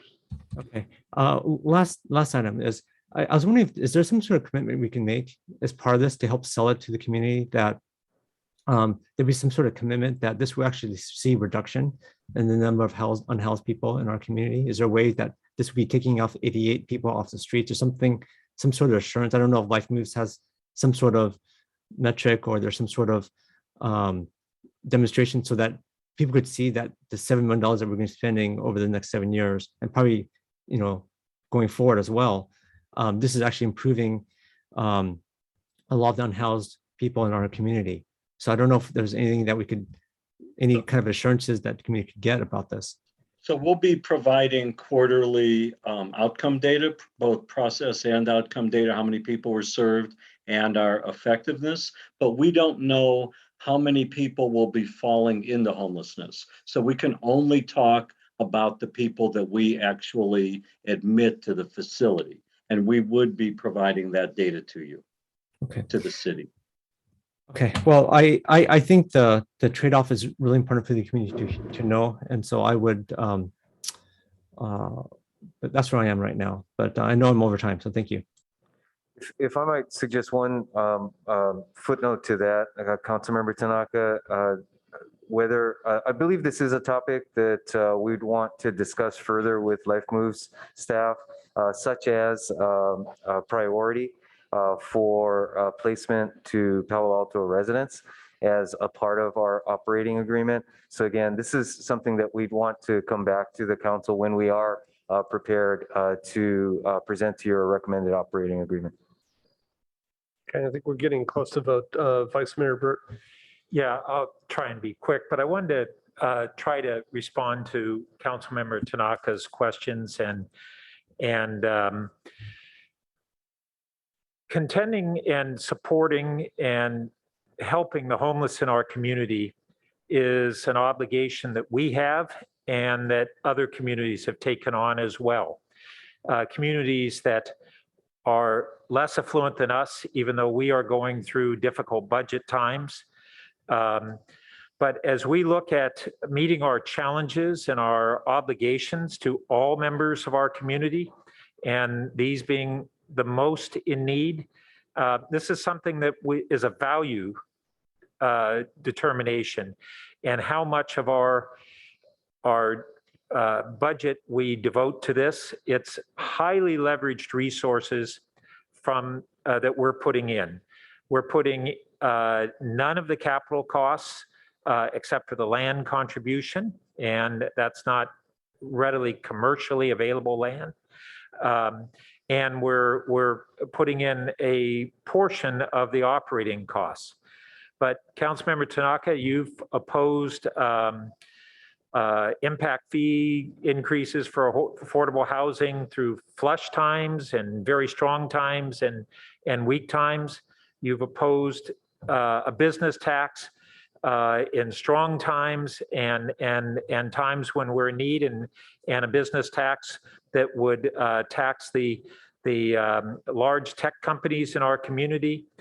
Any form of it you've opposed, and I just want to encourage you to look at how we may be able to address our responsibilities in some of these ways that allows us to meet the range of needs that we have in this community, and that we as council members need to take, and as a community, to take on responsibilities that do cost money. And that's part of local government. And I hope in the future that you will support us in means to be able to address these needs. Let's go ahead and vote on the motion. Starting with Councilmember Filseth. Yes. I vote yes. Councilmember Cormack. Yes. Vice Mayor Burt. Yes. Councilmember Tanaka. No. Councilmember Stone. Yes. And Councilmember Koo. Yes. Okay, so that passes on a 6-1 vote. Thank you very much. Thank you. So I see we have a lot of public attendees for the next item. Next item is discussion of alternatives for Churchill. So if staff can be efficient in their presentation, it looks like we'll have a lot of public comment. Yeah, thank you very much. Good evening, Honorable Mayor, Vice Mayor, members of the City Council, and members of the public. I'm Philip Cami, Chief Transportation Official from the Office of Transportation, and joining me for tonight's presentation will be staff Ripon Bhatia, the city's senior engineer, and our grade separation engineering consultant team from AECOM, Millette Litzinger, Peter DeStefano, Eddie Mercurio, and also Gary Black from Hexagon. Sorry, next slide, please. This slide provides an outline of the planned order for discussion tonight, noting that we'll first cover the alternatives being considered at Churchill. And then we'll follow up on additional studies that have been discussed previously. Next slide. And the purpose of tonight's presentation is to continue the discussion from the April 26th City Council meeting on grade separation, and also a similar discussion that Council had regarding Charleston and Meadow alternatives on August 23rd. So staff and consultants are here before you to provide a more detailed look at the three alternatives that are under consideration for the Churchill grade crossings. And in addition, we're seeking direction on additional studies that have been proposed with the goal of narrowing to selecting a preferred alternative. Next slide, please.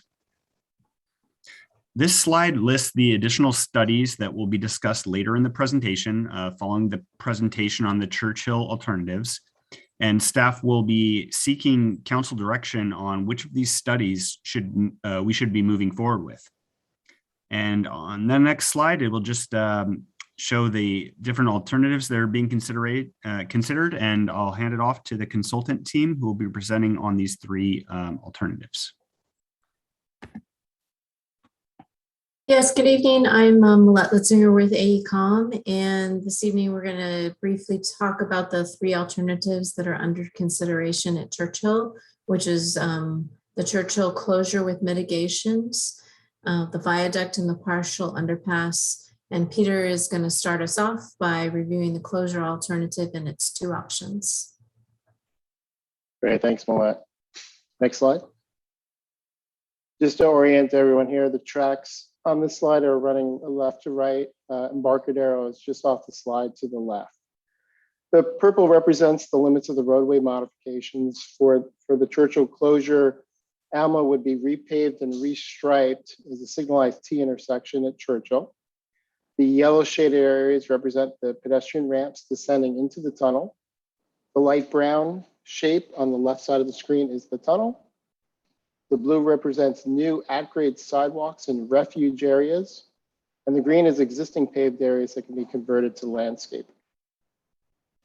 In this configuration, the pedestrian ramps run parallel to the tracks as they descend into a 45-foot long tunnel approximately, then ascend back up to street level on the other side of the tracks. This layout is similar to the pedestrian underpass at the San Antonio station in Mountain View. Next slide, please. Here are two renderings of option one. The view on the left is looking north with Pally High on the upper left, and the new T intersection of Alma and Churchill on the lower right. In this view, you can see directly down the pedestrian ramps on each side of the tracks that descend into the tunnel. The view on the right is looking south from the high school bleachers. In this view, you can see a stairway in the foreground descending into the tunnel and the existing Embarcadero bike path running just behind the bleachers. Next slide.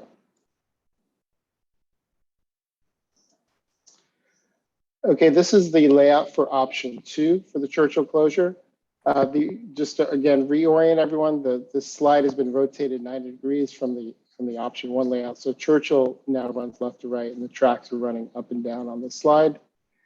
In this layout, the pedestrian path begins its descent just west of Mariposa on the left side of the screen there, traverses and then descends and traverses in a tunnel about 130 feet long under the tracks and Alma Street, then begins its ascent down the center of Churchill just east of Alma.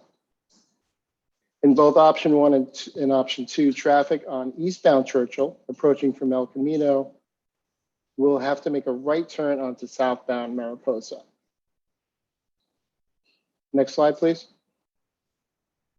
Here are a couple of renderings of option two. The view on the left is looking east from Mariposa. The tunnel entrance can be seen in the center with stairs leading down on each side of Churchill. The view on the right is from the other side of Alma, looking west towards the tracks.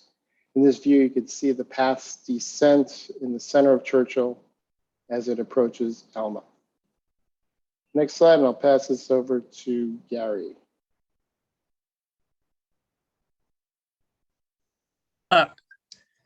Okay, with the closure of Churchill would come a diversion of traffic that is currently using Churchill primarily to Embarcadero and also to a lesser extent to Page Mill Road. I'm with Hexagon Transportation Consultants, and we did a traffic study of where the traffic would be diverted and what would need to be done in order to accommodate it. And one of the major improvements that would be necessary is to rebuild the Embarcadero and Alma Street interchange, primarily relying on a connection from Kingsley to a new signal on Embarcadero, and a couple of new signals on Alma as well that are shown in this depiction. As you're probably aware, that interchange is incomplete today. Not all movements are possible, but some of them require use of neighborhood streets such as Lincoln and Emerson. And in order to provide a pathway so that traffic did not need to cut through the neighborhoods using Lincoln and Emerson, for example, this design provides that connection from Kingsley and the new signal. There's a lot of details on the slide, which I'm not going to go over, but it also shows a widening of the bridge on Alma Street that goes over Embarcadero. However, there would not be a change on Embarcadero under that bridge, which may be historic. Other intersection improvements would also be necessary to accommodate the diverted traffic. So if we can see the next slide. This shows a very schematic rendering of additional lanes being added to Embarcadero at El Camino to accommodate the diverted traffic. Next slide. And this shows an additional turn lane added on Page Mill Road at El Camino, a right turn lane. And the next slide. And then this slide shows two signals added to Alma at Oregon Expressway in order to accommodate the traffic that would be diverted to Oregon Expressway and Page Mill. I'm going to turn it back to the rest of the team. Next slide. It's coming to me, Gary. Thanks. Yeah, next slide, please. So this is a railroad plan profile that's going to illustrate the viaduct alternative. And for this exhibit, the railroad tracks is from left to right, and San Francisco is to the left and San Jose is to right. The top view is looking down on the railroad corridor from above, and the bottom half is looking at the railroad tracks from the side, like when you're standing at the Palo Alto High School side of the tracks. The profile shows that the railroad tracks will be elevated on a structure over Churchill. This is what we call the viaduct. And the railroad will begin rising near Homer Avenue, go over Churchill, and return to the existing track elevation near the California Avenue station. Next slide, please. This is a rendering of what Churchill would look like, what the Churchill Viaduct would look like. This viewpoint is looking south. Churchill Avenue will remain at its existing grade. And as I mentioned on the previous slide, the railroad will be approximately 20 feet above Churchill Avenue. This is the most expensive of the Churchill alternatives and the closure alternatives. The closure alternative is the least expensive. Next slide for Peter. Thank you. In this exhibit, I just want to mention there's a slight change to the color scheme that was shown on the previous slides. That purple still represents the roadway modifications, but the pedestrian sidewalk improvements are shown in this deep pink color. In this alternative, the tracks remain at their existing elevation, while Churchill is lowered from just east of Castellea there on the bottom of the screen to its maximum depth as it passes under the tracks and connects with a lowered Alma Street to form a new signalized T intersection about 20 feet below existing ground. Eastbound vehicles will have the option of making a right onto southbound Alma or a left onto northbound Alma. Through movements on eastbound Churchill would not be physically possible due to the elevation difference and placement of a retaining wall. We'll be able to see those a little more clearly on the renderings in the coming slides. On southbound Alma, vehicles descend into the T intersection and can make a right onto Churchill and then pass under the tracks or continue southbound on Alma. On northbound Alma, drivers will have a decision to make just before Coleridge there on the right side of your screen. Vehicles can bear left and descend into the lowered intersection to make a left turn onto Churchill and then pass under the railroad tracks towards the high school.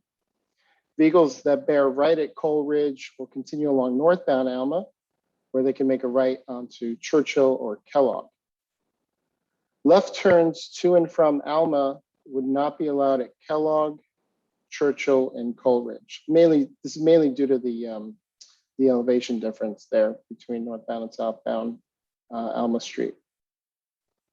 This alternative requires some relatively minor partial acquisition of adjacent properties. And last but not least, there's a 140-foot long pedestrian tunnel located at Kellogg. You can see in the light brown shape on the left side that traverses under the tracks and Alma Street. And this is very similar to the option 2 layout that we had just shown previously for the closure at Churchill. Next slide, please. And this slide shows a photo simulation of the proposed alternative. The photo on the left is an actual photo that is looking north on Alma, just south of Churchill. And the image on the right is a 3D CAD model of the proposed project improvements superimposed on the same photograph. You can see the removal of the trees on the left side of Alma and the removal of the utility poles, trees, and landscape strip on the right side of Alma. You could also get a good sense of how much Alma has to be lowered to allow for passage of vehicles underneath the tracks. Next slide. And these are a couple of 3D renderings of the partial underpass. The image on the left is looking northwest towards the high school.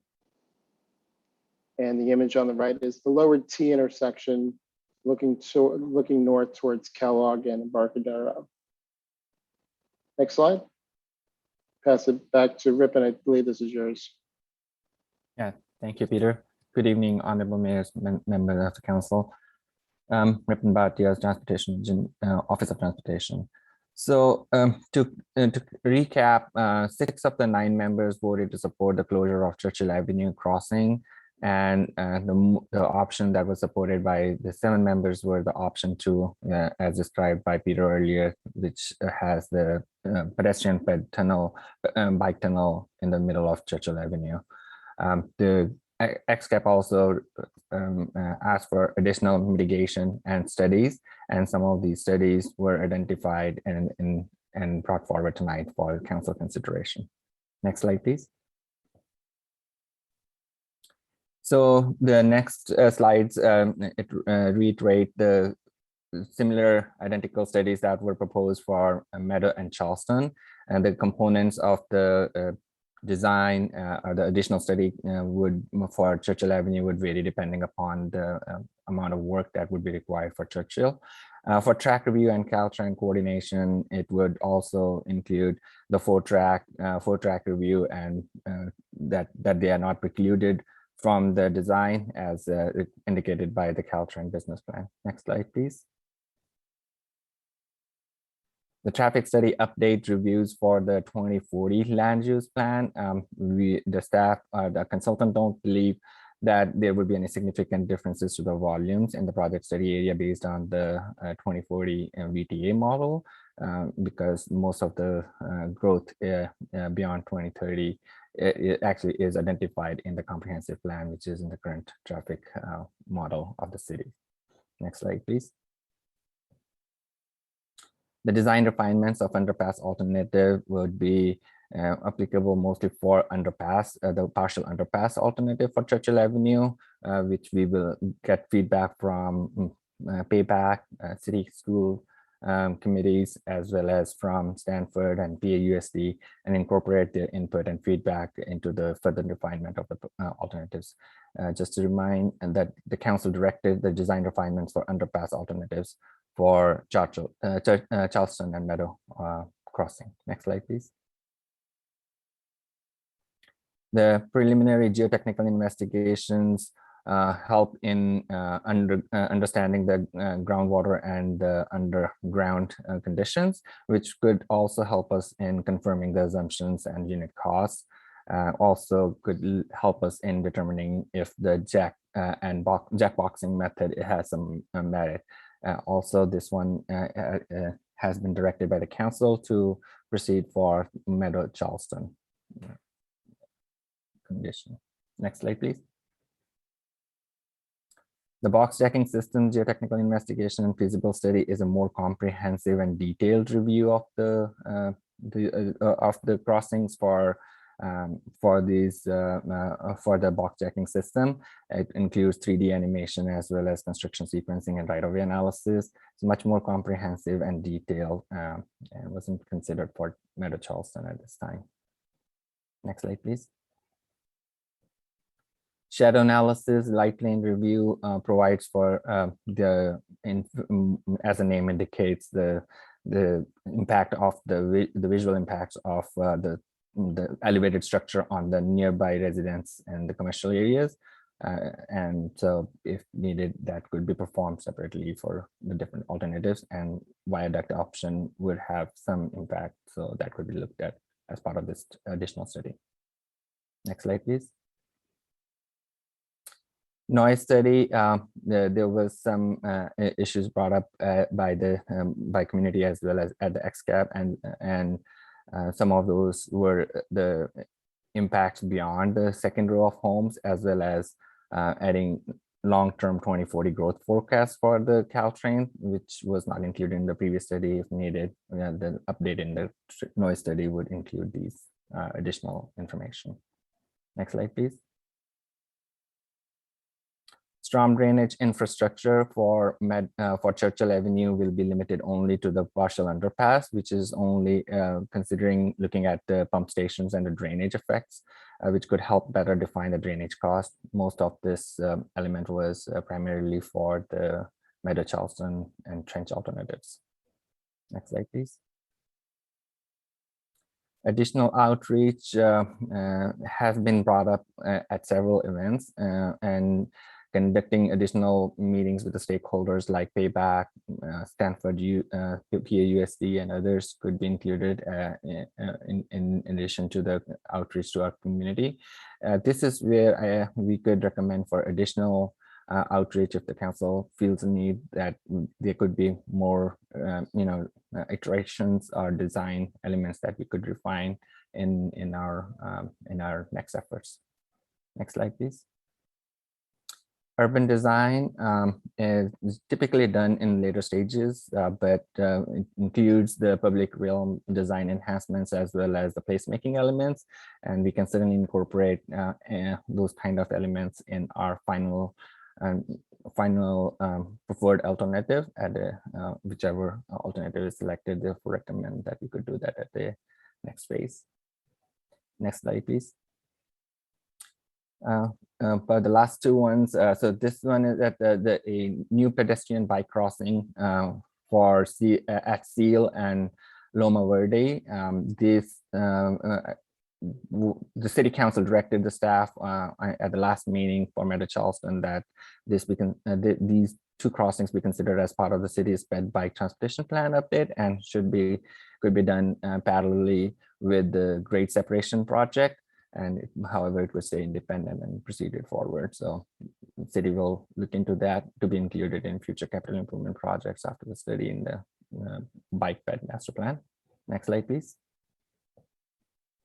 And finally, the sustainability is another component that can be included in any of the alternatives that we design.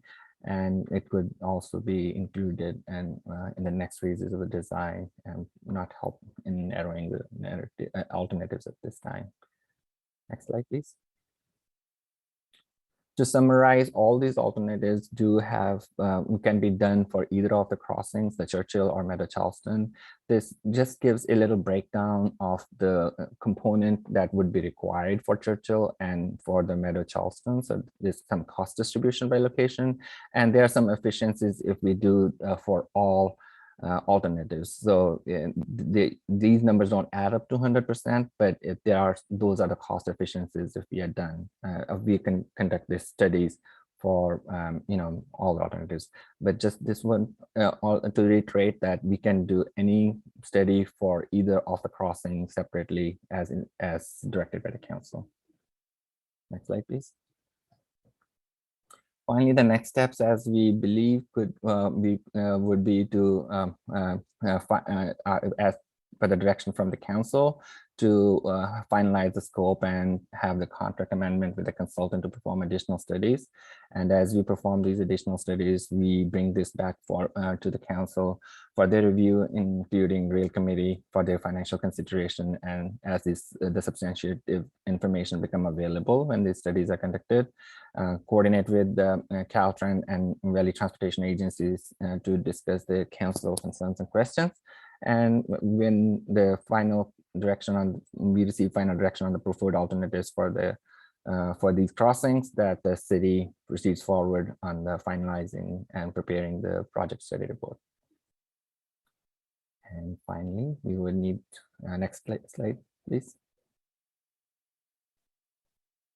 Finally, we'll look at the council direction on narrowing the alternatives, as well as any of the additional studies that we need to further do to help select the preferred alternative for this grade separation at Churchill Avenue.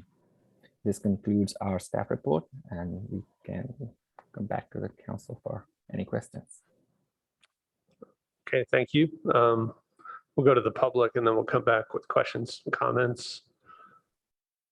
So if you're a member of the public and you'd like to speak, please raise your hand now. So we have two groups of 5 that are going to speak as one person. They'll be given 8 minutes, and then everybody else will get 2 minutes a speaker. So we'll continue taking hands again for this first 8 minutes. So if you do want to speak, get your card in or raise your hand. So our first speaker is Susan Newman, speaking for Sarah Gerton, Mike Dixon, Eleanor Laney, and Margaret Kim. Susan, you should be able to speak now. Can you hear me? Yes. Hello? Okay. Hang on, I have to get my notes to the right place. Just 1 second. Good evening, council members and Mayor Du Bois. My name is Susan Newman. I'm a resident of Southgate and a participant in a coalition of neighborhoods interested in the Churchill crossing. I've been following the grade separation effort closely since the formation of the original CAP. Can we get better audio or ask him to speak up? Oh, I'm sorry. Is this better? Is yes. This better? Yes, it is. Good. All right. All right. Give me back a minute. My goal tonight is the same as that of many others, I believe, to urge you to avoid prematurely eliminating options for true grade separation at Churchill. Every part of town is important, but northern Palo Alto near the tracks has characteristics that I believe make it especially tricky. It is both densely populated and implanted with more than its share of major institutions and economic centers within a relatively small geographic area. Although we do have 4 rail crossings, the amount of traffic moving across the tracks to and from these destinations is very high, not only at peak hours, but throughout the day. These special characteristics mean that the grade separation decision needs the time that you can. I'm sorry. Can you not hear me? Hello? That's better again when you speak loud. Okay, I'm so sorry. Do I need to go back to something or what should I do? Just continue, you're good. Okay, I'm sorry, I'll speak up. So I was saying, even though we have 4 rail crossings, the amount of traffic moving across the tracks to and from these destinations is very high, not only at peak hours, but throughout the day. These special characteristics of northern Palo Alto mean that the grade separation decision needs the time you can choose to devote to understanding each option as well as the larger context more completely. Mike Price has written and talked about the urgent need, or he tonight about the urgent need to continue development of specific aspects of the partial underpass beyond what is currently envisioned. Creative modification of these aspects of the design could affect the appeal and the acceptability of this structure, as well as radically shorten construction time, disruption, and cost. The partial underpass is a compromise solution, creative, innovative, that addresses the concerns of those who fear the impact of an elevated structure while preserving the great majority of current turn movements possible at Churchill Alma. With respect to the viaduct, the possibility exists but has never been explored for building it closer to Alma in order to allow plantings close to the fence that might serve to soften neighbors' views. Additional ways of addressing bicycle safety, such as installing dedicated bike ped traffic light cycles during peak bike time, could be added to the well-marked and protected bike lanes already planned. There are other advantages of having a corridor along Alma where a bike path might be installed so that people could travel south in a safe area off the road. With respect to the larger context, decisions still need to be made about downtown and the Palo Alto Avenue crossing.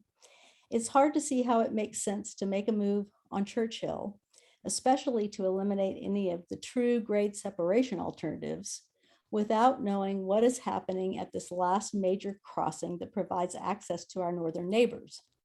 Plans for the crossing at Palo Alto Avenue should be taken into account, and a holistic assessment of all modes of traffic throughout the area needs to be done with the alternatives in mind.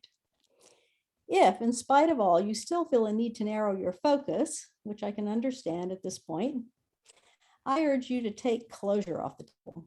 Closure does not even begin to meet one of grade separation's primary objectives, to increase east-west connectivity for all modes of traffic. It doesn't even begin to live up to the dream of connecting Palo Alto. Instead, we anticipate a host of cascading negative effects on traffic, noise, pollution, harm to neighborhoods, and stress and wasted time for residents throughout the area. Here are a few examples. Closing Churchill will leave Southgate isolated and harm this wonderful neighborhood. Increased difficulty and time required to move around town will make Southgate less desirable for busy younger working families. We expect this will hinder neighborhood renewal and lessen the lovely age diversity that exists in the neighborhood now.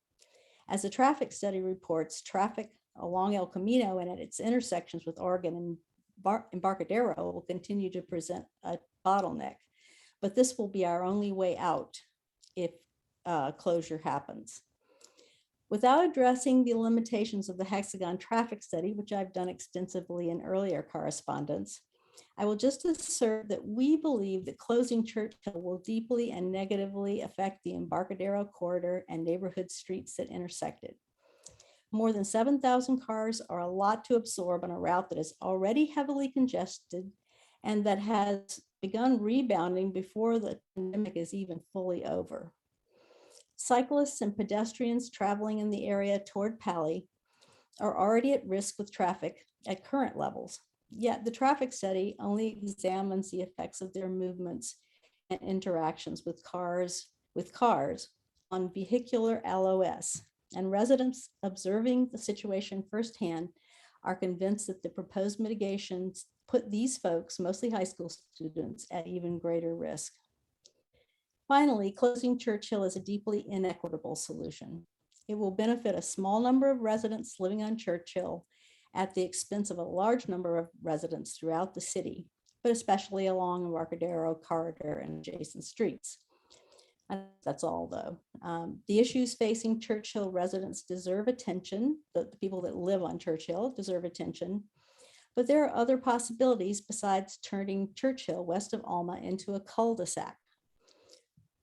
Speed enforcement is one. An attractive version of the partial underpass and well-placed tunnels for the heavy bike traffic to Pali is another. Even the viaduct would allow the city to install a light at Castellea and the Pali driveway and slow traffic. Bike safety could be handled with soft measures, such as a dedicated bike ped light cycle. Remember that the goal of grade separation and its slogan is connecting Palo Alto. Closing Churchill disconnects Palo Alto east and west of the tracks at an important passage point and may well lead to other road closures near Embarcadero as traffic problems along that corridor are exacerbated. If council needs to narrow its focus, we ask again that Churchill closure be taken off the table. Thank you. Okay, thank you. Our next speaker is Bob Moss, to be followed by Eric Steedman.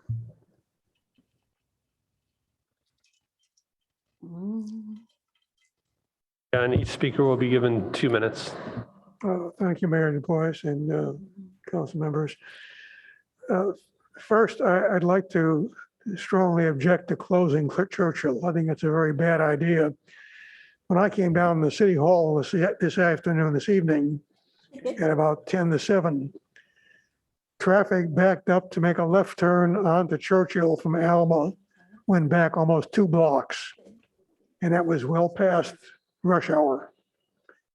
So there was an awful lot of demand for street access along Churchill. And of course, when Pally is open, that's even more in demand. So if we're going to keep Churchill open, what approach should we be using? And right now, the one that's been talked about the most is a viaduct. But one of the things that's happening, which people maybe not be aware of, is that in Europe, they've developed tunneling techniques, which are very efficient and relatively low cost. And I think we ought to take a serious look at whether we can adapt the European style tunneling as an alternative also.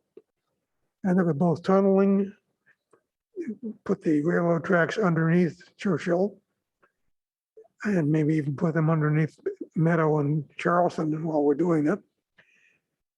And as another alternative, the viaduct just over Churchill. But if we close Churchill, the spillover traffic, especially to Embarcadero, and a number of the residential streets, which are near Embarcadero, between Embarcadero and Churchill and even farther south, is going to be very significant and very severe. So I think it's important that we keep Churchill open and we figure out a way of putting the trains either above or below ground and get them out of our system. Otherwise, we're going to have some real traffic problems and some real environmental problems in Palo Alto. One of the things that people haven't mentioned is if you're forcing people to, instead of turning down Churchill, to drive down Embarcadero or Oregon, you're going to significantly increase the amount of greenhouse gas that the cars explode from the additional driving they do. So that's another losing point. And all of these things should be taken into consideration when we talk about how we're going to handle the traffic problems in the future. Thank you. Thank you. So we did have another group actually, and I'm going to go to Inder Manga just to confirm whether all your members are online. Inder, you have to have all 5 people at the meeting. Can you confirm if Rachel Kellerman is attending? So Tom and Rachel are together. They have one computer. So I don't know if she needs to log in separately. I'm sorry, where is she? Tom Kellerman and Rachel are husband and wife, but they're logging on. Oh, I see. I got it. Computer. Okay, that's fine. So go ahead. We'll give you 8 minutes. Okay, thank you. And should I, from a presentation perspective, are the staff going to present the slides or should I share my screen? If we could stop his clock until he starts. Yep. Yep. Yep.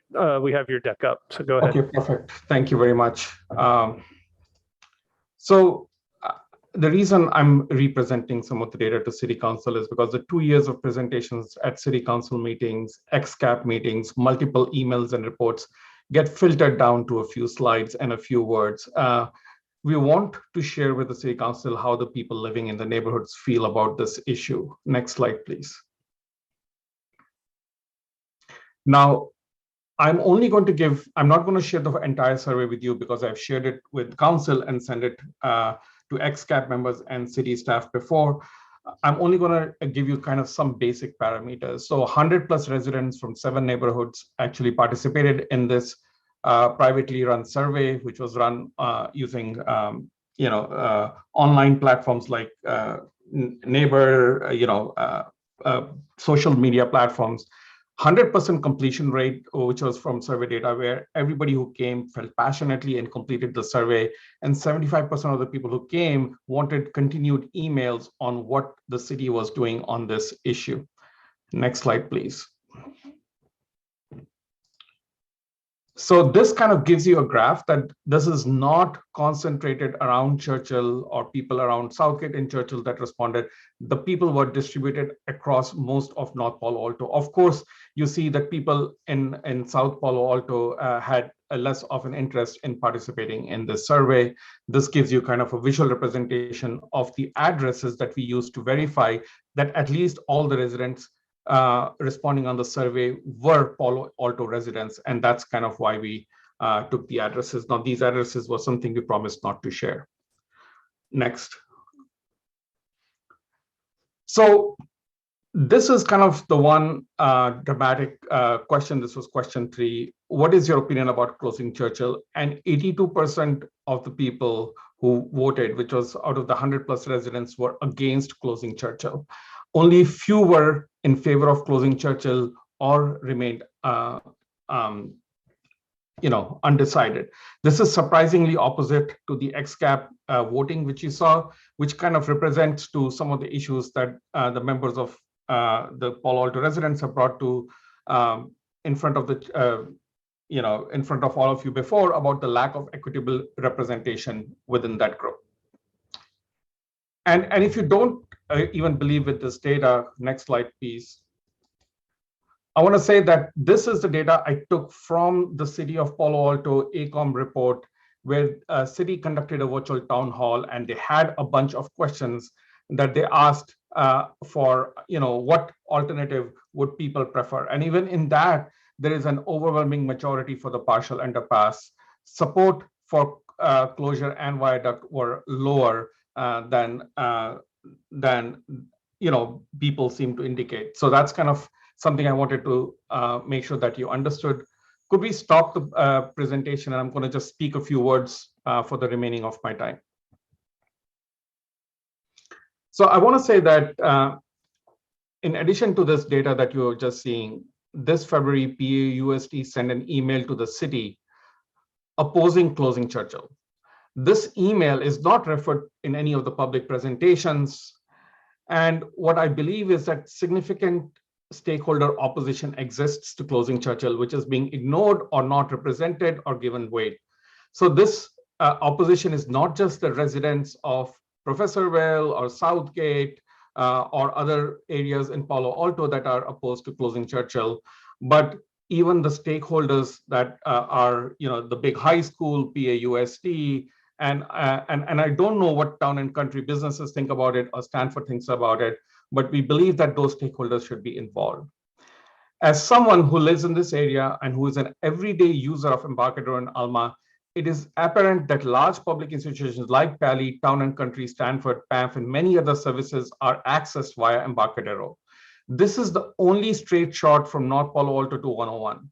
Given its role, it is impossible for me to believe that shutting down an intersection nearby, redirecting cars going to Pali towards Embarcadero will be solved by the mitigations that actually put more roadblocks in terms of lights. So this will not only increase the traffic on Embarcadero and gridlock it further, but in the neighborhoods adjacent to Embarcadero as well, to an unreasonable, unsustainable level.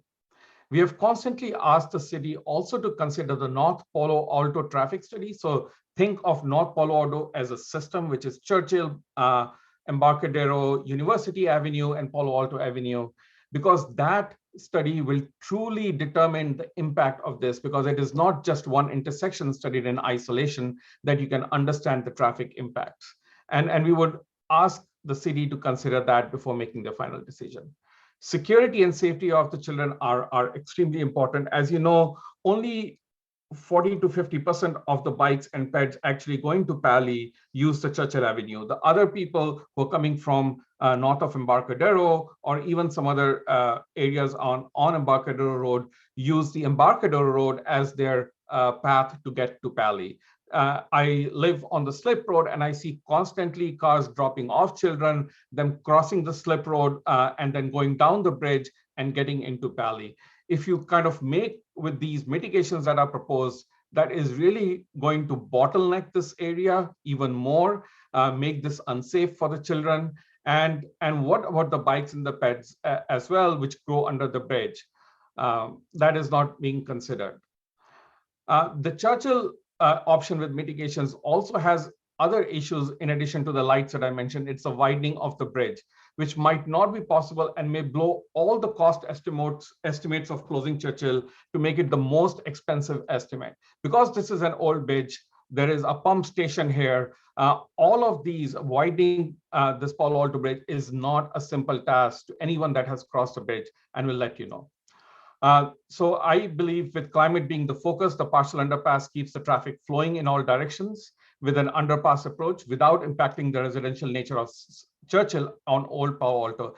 I think the partial underpass is good for the Churchill on Old Palo Alto because the traffic, the through traffic that they complain about and have mentioned in many of the things will not happen with the partial underpass. It significantly decreases the traffic there. In the end, I would like to appeal to the city council to consider the overwhelming majority of people that support connecting Palo Alto as shown by the polls undertaken, both by the city staff and both privately by the residents. I would entreat to all the council members to invest in option to keep Palo Alto connected via the partial underpass and employ the bike ped modifications that have already been planned as part of the option. If the options have to be narrowed down today, let's strike the option that keeps Palo Alto separated, that is remove closing Churchill as a viable option and put our energies towards bike ped mitigations and studies that will enable us to build the partial underpass with maximal benefit to residents of Old Palo Alto, Southgate, and all the neighborhood residents, and all the future children that will continue to use Pali. Thank you. Okay, thank you. So now we'll go to Eric Seidman and then Rob Levitsky. Thanks for your patience.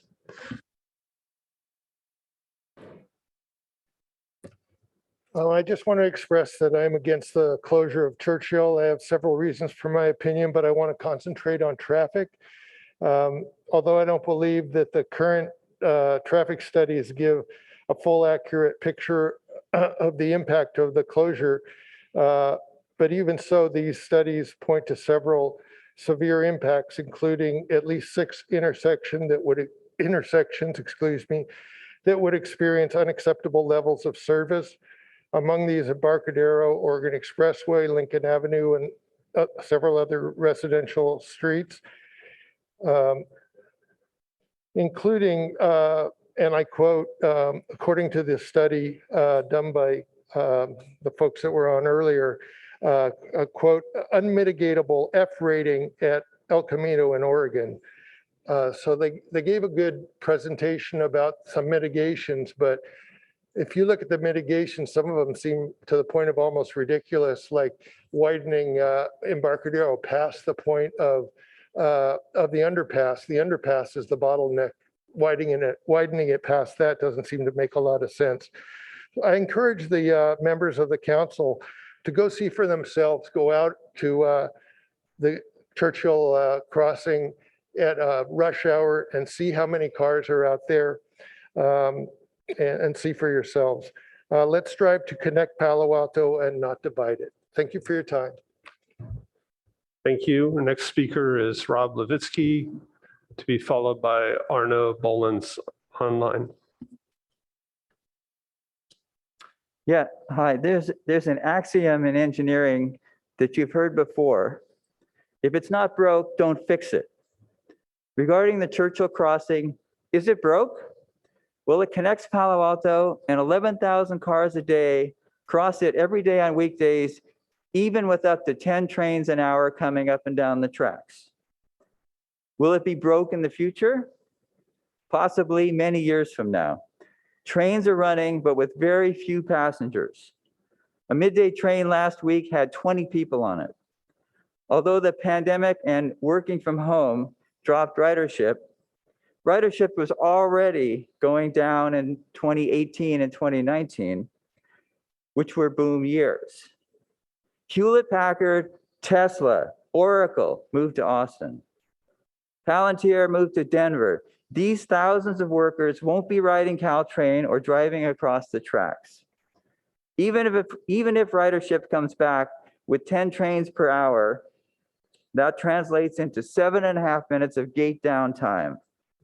At 12 trains per hour, which Caltrain has never run but have talked about, that means 9 minutes of gate downtime, leaving 51 minutes for cars to cross the tracks. And that's only for the 3 hours in the morning and in the afternoon. Midday, it's 4 trains per hour, which means 3 minutes of gate downtime, 57 minutes to clear. Later on, it's 2 trains per hour, leaving 58.5 minutes to cross the tracks. What could possibly be the advantage to closing Churchill, especially during off hours? Atherton has 2 crossings like Churchill, one at Fair Oaks, one at Watkins. These 2 crossings are how people in Atherton get across town. They are leaving the crossings exactly as they are, and they have the same number of trains as we do. North Palo Alto already has 3 undercrossings of the tracks. I would suggest the council focus its efforts at Meadow and Charleston and vote to leave Churchill alone for now. It makes sense to vote to eliminate the option to close Churchill because closing Churchill would seriously impact traffic on Embarcadero and Oregon, sending perhaps 7,000 cars a day to Embarcadero, maybe 4,000 to Oregon.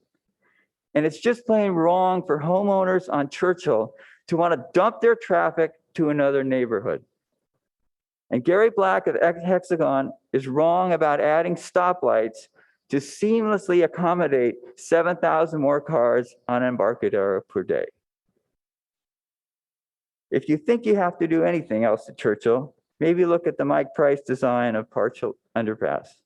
Thank you. Thank you. Our next speaker is Arno Bolens, to be followed by Eduardo Locke. Dear City Council members and Mayor Du Bois, my name is Arnoud Boelens. I'm a member of Payback and volunteer for Safe First to School, but tonight I'm speaking as an individual. I'm speaking in favor of the XCAP recommendation to close down Churchill for motorized traffic and build the bicycle and pedestrian tunnel, option 2. There are many reasons to favor this design. 1, it is by far the cheapest option. 2, making a connection for pedestrians and bicyclists only will make it more convenient to walk and bike. This should result in a mode shift toward expert transportation, reducing greenhouse gas emissions and traffic congestion. 3, in the comprehensive plan, Churchill is marked as a local street. The TJKM traffic report shows that a significant amount of traffic on Churchill is caused by cut-through traffic, which should not be there in the first place. Instead of building a partial underpass or viaduct and installing traffic calming, it is much more cost-effective to build a bicycle and pedestrian tunnel. In addition to these general benefits, option 2 is also the best solution for pedestrians and bicyclists. It is the safest option because it eliminates the need to cross Alma and because it has a clear line of sight. Blind corners could be dangerous when large groups of students are present in the tunnel. 2, it provides the most direct crossing of both Alma and the train tracks. Having a direct route will ensure that Pali students will remain riding to school in large numbers. 3, it is the most cohesive option within the existing bicycle network and will connect seamlessly with the Churchill Avenue enhanced bikeway. 4, it is the most comfortable because it does not have sharp corners which are difficult to navigate for small children and cargo bikes. And 5, it is the most attractive because it allows pedestrians and bicyclists to stay away from traffic and congestion in Alma. All in all, option 2 is the safest design for road users of all ages and abilities. Thank you for considering my comments. Thank you. Our next speaker is Eduardo Locke, to be followed by Barbara Hazlitt.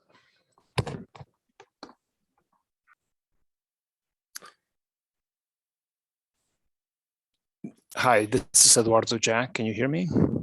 Yes. This is Eduardo Jack. I live at 36 Churchill. My house is the one that has the red and white library, free library, which we use as a way of sharing with the community the books that all of us are reading. I want to focus my comments on following the previous speaker, Arnaud, in saying that I am for keeping the closure of Churchill as one of the options, following the XCAP recommendation. Why? We all want safe neighborhoods. We all want peaceful neighborhoods. And right now, Churchill is not a safe street. We all want a neighborhood where our kids can walk around our houses, go back and forth between them, and be able to get in and out of schools. Churchill is not providing this situation at this point. The XCAP, as pointed out before, made a very detailed analysis of traffic, and the mitigations on both Oregon and Embarcadero address the full neighborhood traffic needs, both north, south, east, and west. The bike tunnel, as outlined by Arnaud, provides the safest way for people to get to and from east and west sides of Alma on Churchill, and allows for the kids to be safe as they go to school. Thousands of kids are going in and out of school twice a day and are having to deal with traffic on Churchill. We lost 2 pets to fast driving cars on Churchill. They didn't even bother to stop to find out what had happened. Our neighbor was smacked hard by a fast driving car on Churchill. We urge you to keep Churchill closure as one of the options that provides you the safest solution for the full neighborhood, not only at Southgate, Churchill, but everyone else. Thank you. Thank you. Our next speaker is Barbara Hazlitt, to be followed by Lisa Neeson.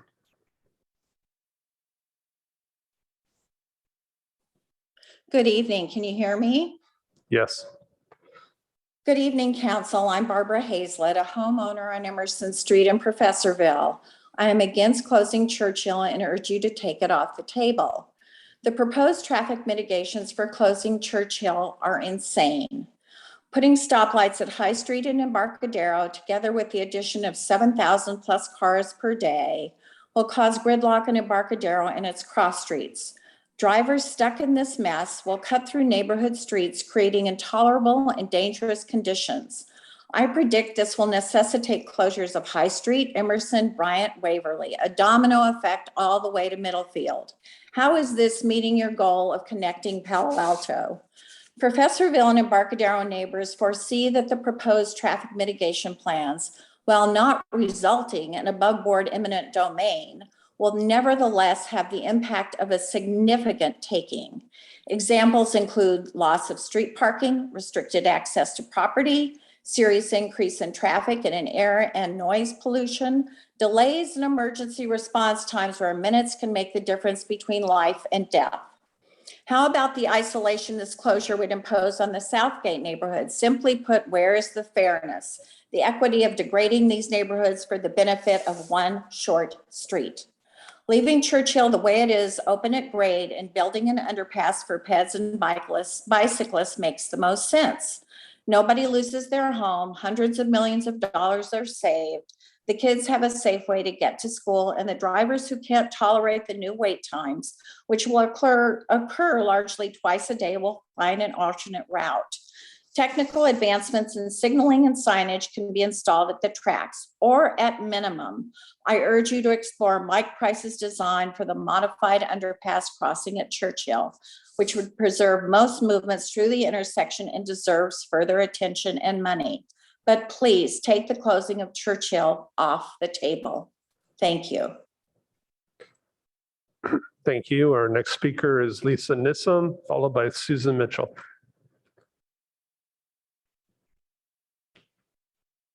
Lisa, you should be able to speak.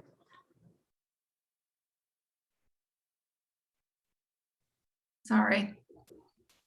In your review tonight, please eliminate closing Churchill as an option for grade separation. As a Southgate resident, I don't understand how XCAP, tasked with connecting Palo Alto, concluded its deliberations with recommendations to close Churchill and disconnect my neighborhood and my family from the town. It's hard to imagine, but for those of us in Southgate, closing Churchill would make shopping in Menlo Park easier than shopping downtown at Edgewood or in South Palo Alto. And as we all know, going to Safeway in Menlo Park is no picnic. Let's not shoot ourselves in the foot by putting Palo Alto shopping off limits to those of us who live in Palo Alto. Let's work together to build Palo Alto, not break it apart. The XCAP recommendation to close Churchill was made without getting input from 3 stakeholders, PAUSD, Town and Country, and Stanford, and ignored input from numerous surveys of Palo Alto residents, concluding your constituents overwhelmingly oppose closure. At previous meetings, City Council members wisely considered adding 2 Alma Ped undercrossings and a variety of safety improvements for the Churchill crossing. These simple improvements will help relieve potential post-pandemic rush hour traffic and improve bike and pedestrian safety at all times.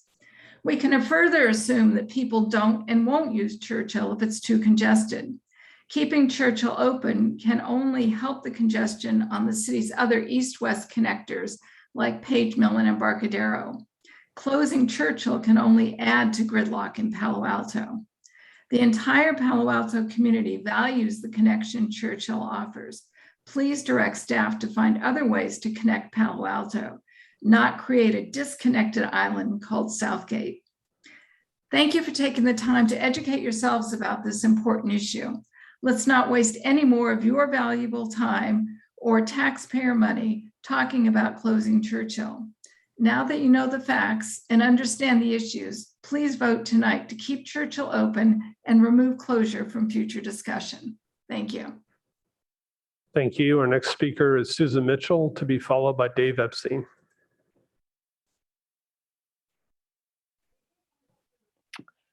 Can you hear me? Yes, we can. Thank you. Good evening, council members, Mayor Dubois, and staff members. My name is Susan Mitchell. I live on High Street between Lincoln Avenue and the Embarcadero Slip Road. I would like to make the following 6 points on the proposed closure of Churchill at Alma from the perspective of a Palo Alto resident. 1, I am for the continued east-west connect of Palo Alto, especially North Palo Alto. Number 2, therefore, I am against permanent closure of Churchill at Alma Street. Number 3, before you rush into making your final decision on a permanent solution, please reconsider our neighbors along this corridor. The disconnection and isolation of our Southgate community from neighbors on both sides of the Embarcadero corridor east of the railroad tracks. Number 4, planned mitigation of traffic diversion patterns may look good on paper, but horrendous in actual practice in these neighborhoods. I invite you to drive through our streets for the experience. Number 5, pedestrian and bike safety at this Pali intersection is paramount, my alma mater. I believe we can improve the situation with the proposed plans to construct safe crossings similar to the Homer Tunnel or improve traffic signals. 6, finally, since there are so many obstacles to building a trench for the railroad tracks, I am for the partial underpass as an alternative to closure of Churchill at Alma. This plan can still allow east-west connection of North Palo Alto. Please do not purposely or inadvertently route more traffic and pollution down our narrow streets. Thank you very much.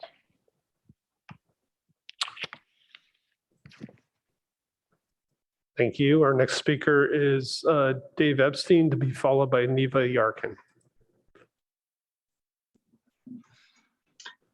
I thank you. Closing Churchill will irrevocably split Palo Alto neighborhoods. And you know that it is an irreversible decision since there would be a deafening uproar to reopen a closed road. Here are some of the reasons that PA will be split, Palo Alto will be split. 1, Southgate is isolated. 2, downtown, University, South, and Professorville will bear the brunt of and the burden of making Old Palo Alto an even more exclusive neighborhood. 3, Embarcadero Road ceases having any semblance of a neighborhood road, even though it is designated as such. And adding 7,000 cars a day to an already impacted road will make an even stronger and larger barrier between the neighborhoods. 4, Pali buses, students, and parents are put in extreme inconvenience by reducing access to the east side of the tracks from 2 to 1. 5, resentment will ensue from a significantly increased risk of injury and death to pedestrians, bicyclists, and other residential streets other than just Embarcadero on University South and downtown. Please do not close Churchill. There's no rush to make an uninformed decision here. I know frustration is rampant, but that's no reason to do that. Traffic studies are seriously flawed and much confusion results in what has been shown. We want one unified Palo Alto with shared benefits and burdens. Please, please do not close Churchill. Council members and Honorable Mayor, please take that option off the table. Thank you. Okay, thank you. I don't see Neva Yarkin online, so we're going to go to Jason Stinson. We'll come back to her if she got disconnected. Jason? Hello? Yep, we can hear you. Great. So I'm really glad to see that there's another attempt to make some decisions on this. We've been evaluating the Churchill crossing, I think, since 2017. We've had significant community engagement, despite some claims to the contrary, heavily attended XCAPs, heavily attended city councils. We've had 3 different neighborhood-led surveys. We've had, an aggressive negative yard signage campaign, as well as, at least 2 traffic studies from different firms since the original discussion. So I'm glad to see that we're making another attempt. I don't have a lot of hopes for it, but maybe we'll get to some decisions. Of all the crossings that were evaluated by XCAP, only Churchill received enough votes to make a recommendation. None of the other crossings received enough support from the XCAP members for them to consider a recommendation. So at a minimum, it seems crazy to remove that recommended option from the consideration. I support the closure with the mitigations. Again, it's important to note, as council knows, that it isn't just about closure, it includes those mitigations. Churchill is the narrowest of all of our crossings. The street is the narrowest of all of them. It also has the most heavily trafficked from pedestrians and cyclists, and it is the most heavily trafficked by minors. That's both from an average and a peak perspective. We've had the traffic studies that have shown a closure with the mitigations that Embarcadero and Page Mill will provide acceptable traffic flow across the city. We've continued to hear from many people in the community about increased traffic congestion, but these are mostly based on their own residential observations and anecdotes. The actual data doesn't support that. As one earlier speaker said, it is impossible for me to believe that any study that says a Churchill closure will ever be alleviated by any mitigation. That basically speaks to the uncompromising position for many in the community, regardless of future studies or data, if it doesn't support their current position. Thank you. Thank you. Our next speaker is Michael Price, to be followed by Lawrence Lau. Thank you. I urge the City Council to defer decisions about the Churchill crossing and to focus rather on the other crossings, since they carry more traffic than Churchill. In the meantime, I ask that you direct staff to continue to refine the partial underpass design so that uncertainties associated with its implementation can be reduced. This will enable the council to have a more well-informed decision at some point in the future. Continued refinement of the partial underpass need not be costly. In part, this is because some of the uncertainties are shared with the other crossings and will be resolved as those designs are moved along. This includes better understanding of Caltrain's requirements, for example. Construction costs, schedule, and disruption are primary concerns. More clarity can be obtained with further refinement. There are additional methods for constructing rail bridges and underpasses that have not been considered. One such technique is from art engineering, which uses a technique which designs and builds a bridge in situ rather than like the jack box technique, which slides in from the side. There are surely other techniques to be discovered and evaluated. These could significantly affect the cost, schedule, and disruption of construction and warrant further investigation in collaboration with Caltrain. Another concern is the appearance of the intersection. Once completed, the current design was focused on evaluating feasibility and did not include any particular aesthetic considerations. The city should solicit some design concepts to explore how the intersection could be made more appealing. Opening this question to the community may produce some surprising contributions. There are several proposals on the table for how to provide a safe and secure method for bikes and pedestrians across Alma and the tracks, all of which involve tunnels at either Kellogg or Churchill or Seal. This question can be mostly addressed separately from the road crossing decision, since some solution should be found regardless of the Churchill decision. Palo Alto residents will have to live with the consequences of the choices made at Churchill as well as the other crossings for the next 100 years. So let's make sure we've looked at the alternatives thoroughly and not rush to a decision. Thank you. Thank you. Our next speaker is Lawrence Lau, to be followed by Mohammed Hadidi.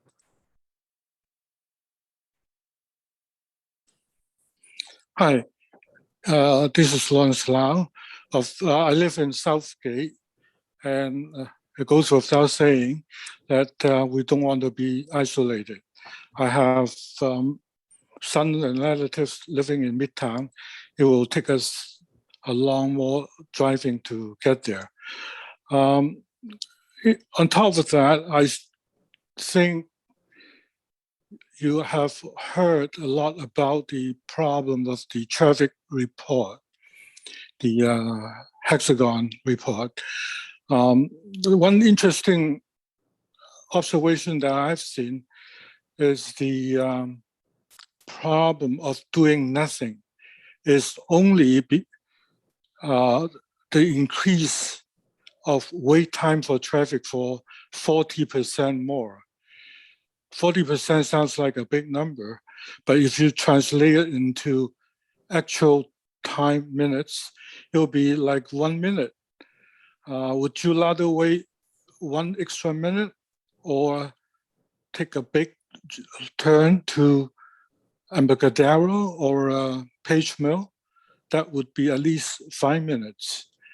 And together with the other problems, I don't know what we are trying to achieve by closing Churchill. And also, the time I mentioned is during peak hours. We may not even have that problem in the other hours.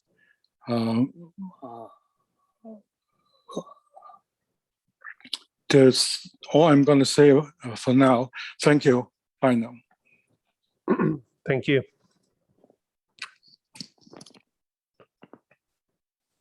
Next speaker is Mohammed Hadidi, followed by Marion Krause.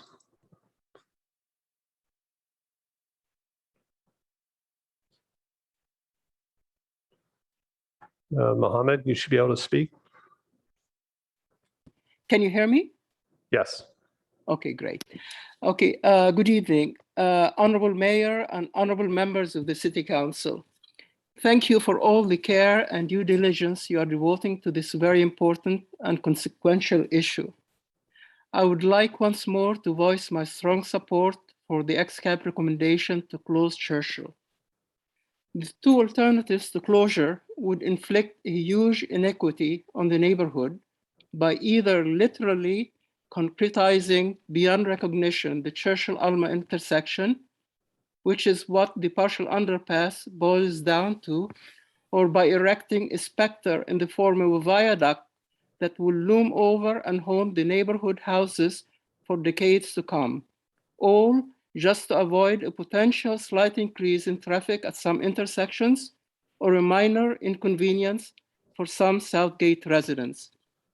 Please also keep in mind that the originator of the partial underpass concept, Michael Price, whom we have just heard now, in his public comments at the March 23rd meeting of the City Council, expressed unhappiness with the way his concept had to be implemented in order to meet the various safety requirements.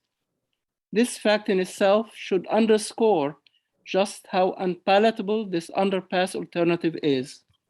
I urge you to accept the ex-cab recommendation of closing Churchill, a recommendation that was the culmination of 18 months of painstaking work. Thank you for giving me the opportunity to speak. Thank you. Our next speaker is Marion Krause, to be followed by Dexter Girton. Marion. Hi, thank you for letting me speak tonight. I also live in Southgate, and I think the cheapest option is to do nothing. Why are we talking about either closing or some of these very expensive alternatives when we don't really know what the Caltrain data is on how many more trains that they are going to be sending down the tracks? And again, as previous speakers have said, I think we need to relook at that data now that the pandemic has happened and also more people are staying at home and working from home. I am adamantly against closing Churchill.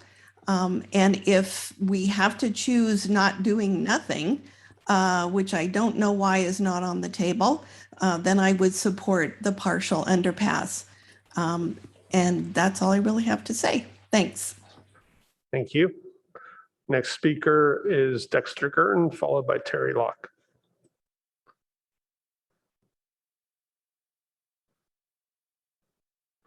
Sorry, did Dexter disappear? Might have. This is Terry. I just got unlocked. Hang on one second.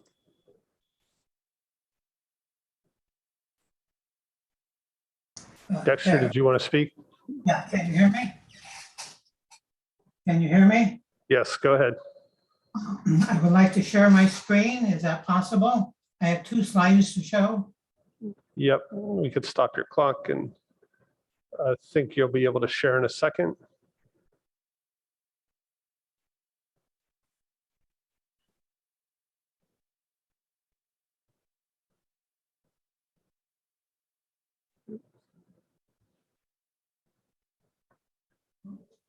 Join.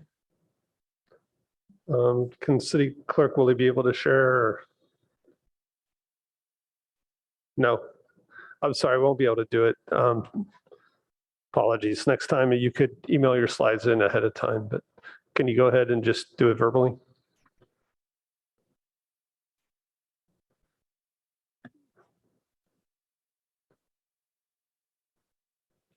Do we lose them?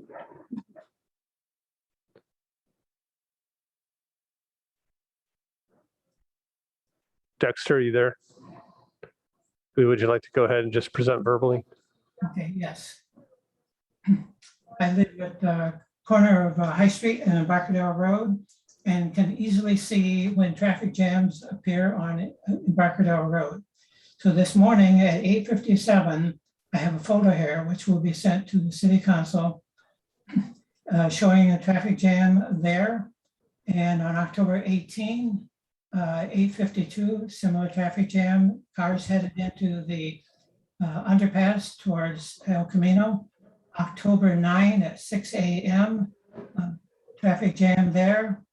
And September 28, 8:50, traffic jam there. So closing Churchill will make this situation a whole lot worse by adding 7,000 cars more per day, buses and trucks also. So in the next slide, closing Churchill equals disaster for our Professorville neighborhood with cars, buses, and trucks redirecting to our residential streets to get to Embarcadero Road. Eliminate closing Churchill Avenue. Save its level of service. Thank you. Okay, thank you. Next speaker is Terry Locke, to be followed by Yoriko Kishimoto. Thank you so much. Appreciate your time. clearly this is a very emotional discussion, and we're here at 11 o'clock at night and we're still talking about it. And you know, I have to say, I want to try to keep as much emotion out as I can and stick to the facts, but I do want everyone to know that the people in Churchill are not trying to dump our traffic anywhere else. We really aren't. We're good people. We just want to be able to leave our house and safely. The two ideas of a viaduct or a partial underpass, I mean, if it was your house, close your eyes and think about a viaduct in your backyard. It won't be in my backyard, but I would not do that to anyone. Or think about a ditch in front of your house for a partial underpass. These are things that are devastating to our street and our neighborhood. And I am on a neighborhood street. It might be a crossing, but it's a neighborhood street. It's a small street. We should not be doing this. We need to leave Churchill closure on the table. The facts say it. XCAP said it. It's the least expensive alternative. It is, with mitigations, the way to fix our traffic issues. And even the research, I mean, he showed it earlier, 50 people said close it. Well, there's way less than 50 people on Churchill. People want Churchill closed, over indexes to the number of people that are on Churchill. It's essential that we keep this on the table and remove the partial underpass and remove the viaduct. And just try to imagine if someone was doing that to your home. Please keep Churchill closure on the table and take these other devastating, horrific ideas off the table. They cost millions upon millions, take years to build, and we don't need them. Thank you. Thank you. Go to former Mayor Yuriko Kishimoto. Yuriko. Yes, okay. Good evening, Mayor Du Bois and honorable council members. My name is Yuriko Kishimoto, former mayor and council member. And thank you for your hard work on this. I sent you an email, but I just wanted to reinforce 2 points. As others have noted, this project is called Connecting Palo Alto. It's not called Disconnecting Palo Alto. And in this era of climate crisis, every step that we take as a city must move us towards a more walkable and sustainable city. Closing Churchill will inevitably cause a cascade of changes that will change Palo Alto into a more expressway-oriented city by moving even more traffic to Embarcadero Road, which is a residential arterial already way over impacted. I also have to say that while I have great respect for the very hard and diligent work done by XCAP members, it is disingenuous to give the vote of 6 people the standing of a representative citywide working group on this critical topic. Please note that the vote to close Churchill was by 6 members out of 14 appointed. It's minority, and 2 of them live along Churchill. One has since moved away, I understand. But there were no representatives voting from the University South or Embarcadero neighborhood. So at this point in the decision-making, I would urge the City Council to keep the current Churchill options on the table for the time being. If anything, take the option of closing Churchill off the table. And if I have 2 seconds, I would urge the City Council to move ahead more aggressively on the bike ped crossings. Thank you very much. Thank you. Our next speaker is Penny Elson, to be followed by Stephen Rosenblum. Hello, this is Penny Elson. Can you hear me? Yep. Thank you. It's interesting to listen to all these people who are frustrated about getting grade separation.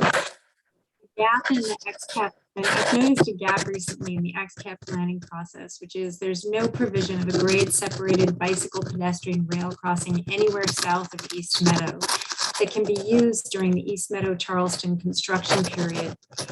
This will create serious congestion problems because there will be no alternative convenient way for students who live south of East Meadow and east of Alma to get to high school. The sole planned South Palo Alto bike pedestrian grade separation at Loma Verde would add 8 minutes or 1.4 miles to school commutes each way for students who live south of Charleston, or 1 mile for those who live south of Meadow. To be clear, this means that they're going to now have about a 4-mile commute, which we know is going to really break down bicycling to school from studies. This will certainly reduce the number of students who bike to Gunn. Remember that there are 0 grade separations south of Oregon Expressway today.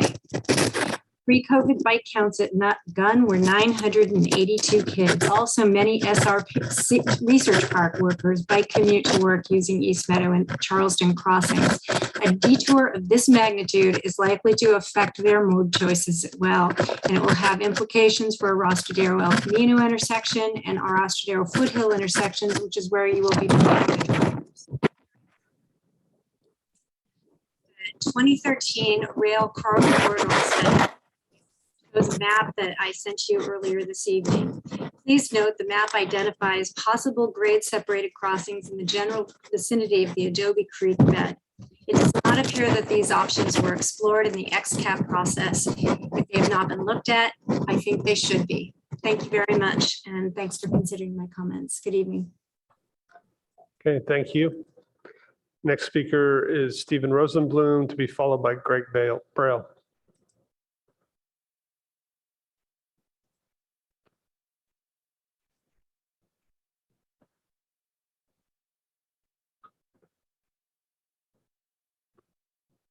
Okay.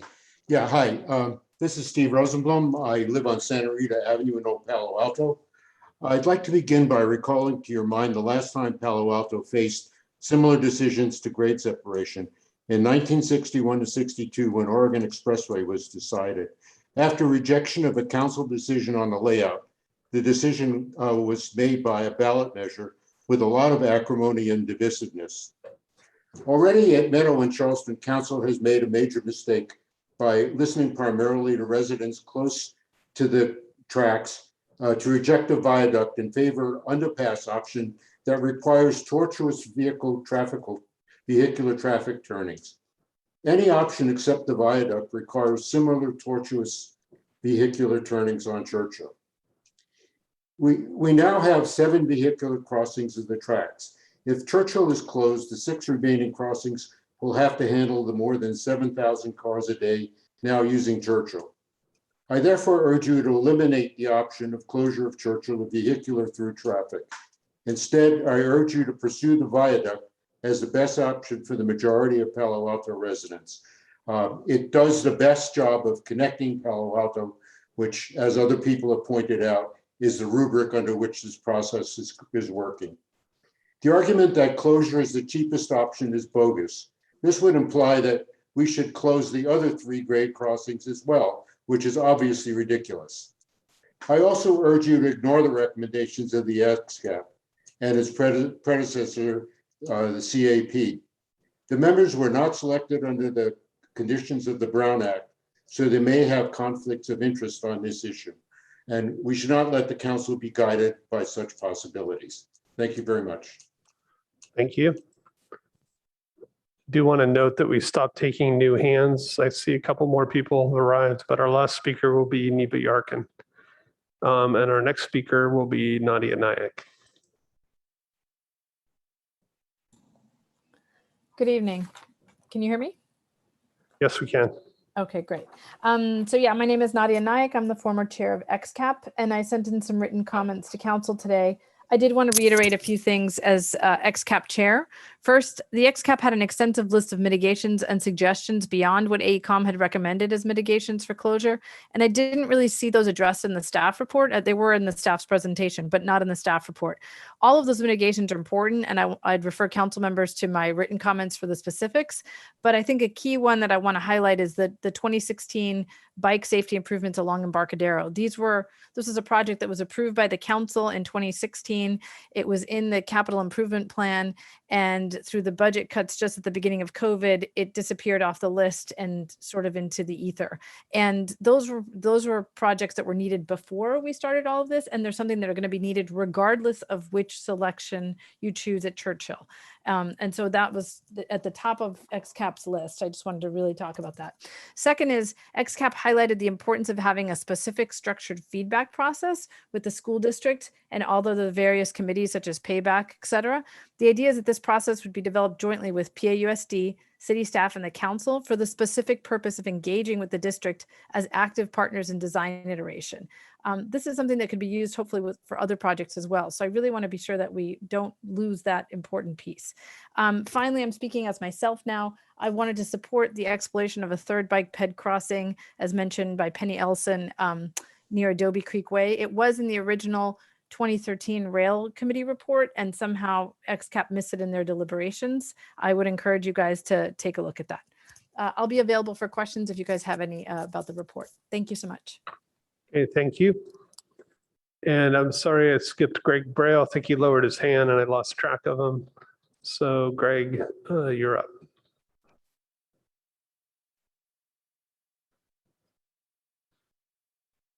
You can hear me. There we go. I'm one of the 6 people who voted for closing Churchill to cars and building what I think is quite a beautiful bicycle and pedestrian underpass in the option 2 that the city has designed.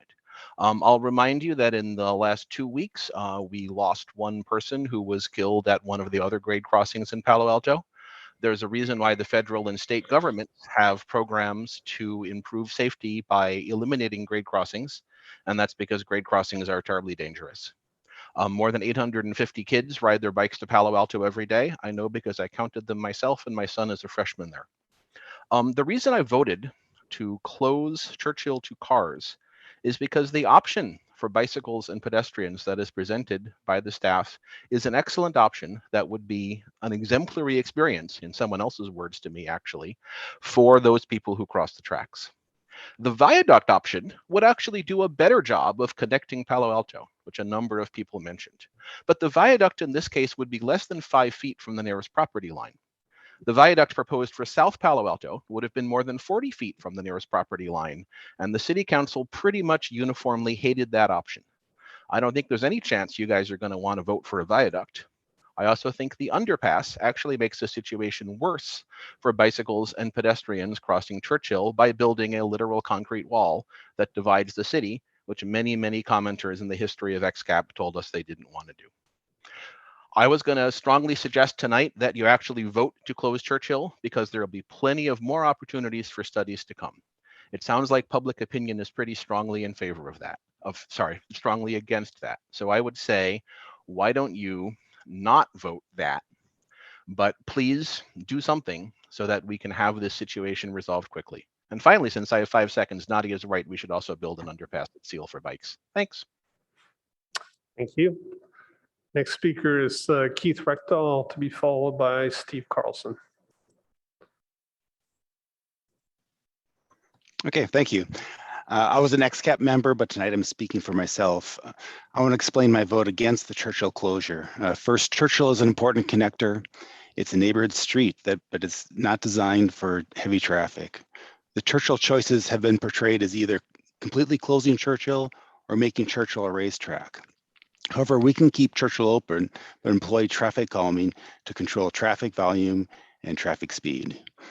Second, Palo Alto is adding more residents, and Stanford wants to add more people to their campus, and funneling all these additional cars through a small number of high volume intersections is not a recipe for good traffic flow. And third, we should investigate improvements to the underpass design. For example, raising the tracks a couple feet reduces the underpass depth and reduces the lengths of Churchill and Alma that must be depressed. This reduces the project footprint and cost.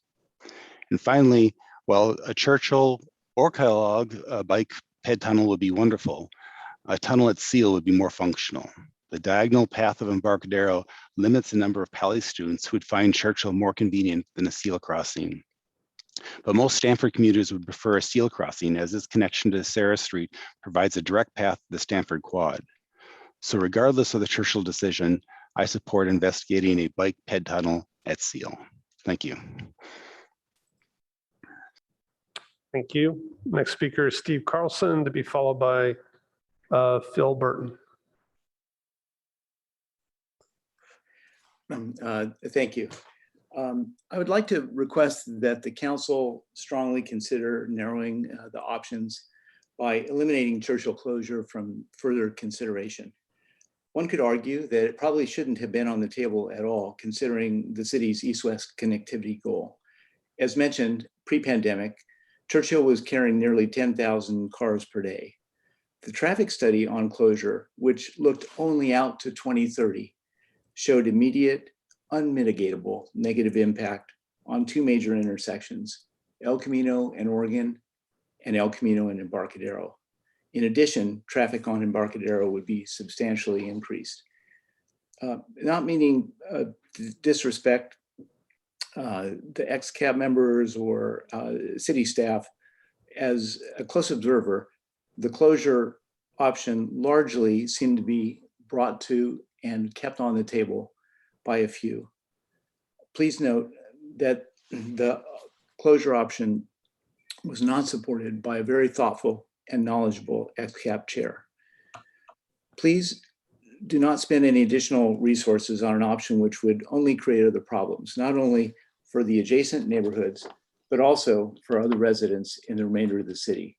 Please eliminate the option so we can focus on more productive ones. Please do keep the partial underpass on the table so that current questions can be better answered. It's an option which has strong merit as well as neighborhood support. Please do think long-term and also in terms of an integrated solution which considers other intersections, including North Palo Alto. Thank you. Thank you. Next speaker is Phil Burton, to be followed by a phone caller. Phil, I see you took your hand down. Do you still want to speak? Oh, yes, I'm quite anxious to speak. Good evening, City Council and Mayor. I served on both the CAP and the ex-CAP, and I'm going to speak in my former role, not as a private citizen, since I don't live anywhere near the area in question, but I am a 40+ year resident of Palo Alto. I want to make several points without simply repeating what other people said. First, the partial underpass was really a draft of an idea, not a refined concept, because that alternative was introduced relatively late in the process.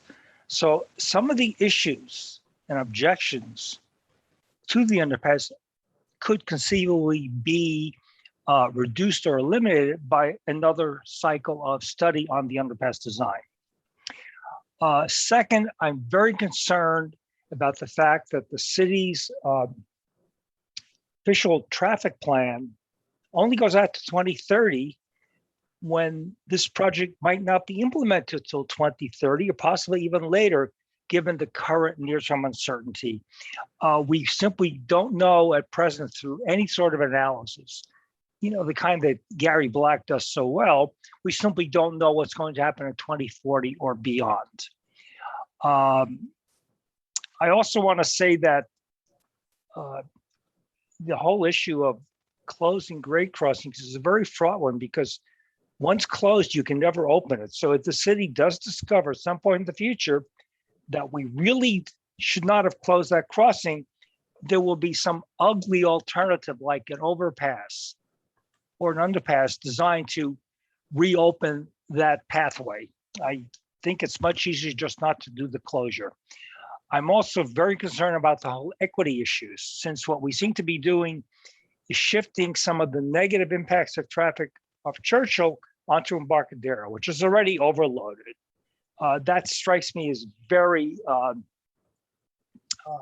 unfair and just inequitable. I'd also like to make one final point. One previous speaker commented how even with increased train frequency, there would still be plenty of gate uptime each hour. What is not always appreciated is the fact that as you increase gate downtime, there's more than proportional increase in traffic delays due to things like increased queue lengths. At some point, so they can become unclearable. So for example, the left turn lane from northbound Alma Street onto westbound Churchill could conceivably extend into the main traffic lanes. Okay, that's what I wanted to say. Thank you very much for listening. Thank you. Our next speaker is on the phone with the phone number ending in 000.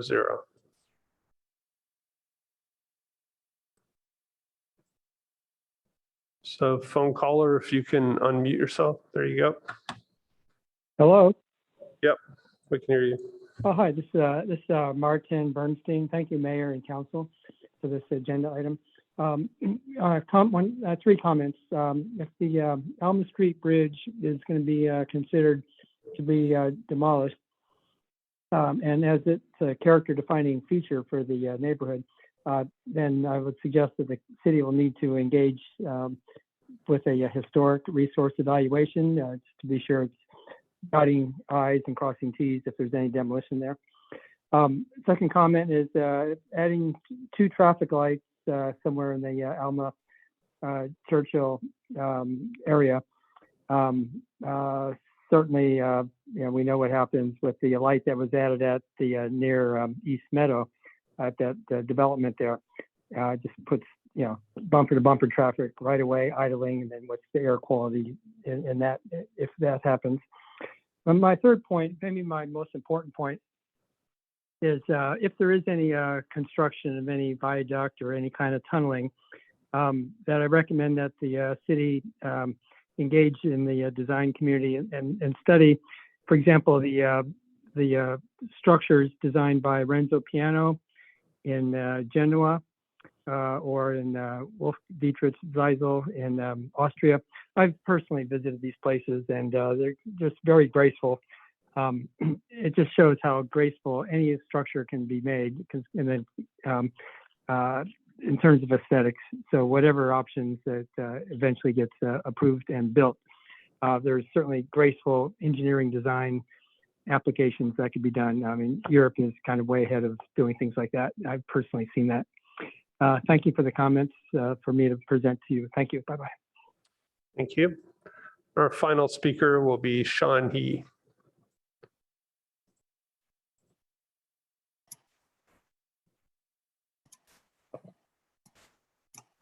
Oh, can you hear me? Yes, we can. All right. Thank you. So my name is Sean. I want to express my support for the closure of Churchill with the mitigations. I'm up and down Alma quite a bit, and I've seen students coming and going from school. For lack of better words, over the years, I've seen, my fair share of, questionable decision-making when the students are queuing up at that red light to make a left on Churchill.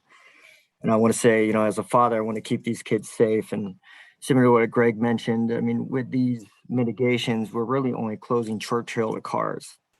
The mitigations and specifically the bike route options may actually encourage more students to bike.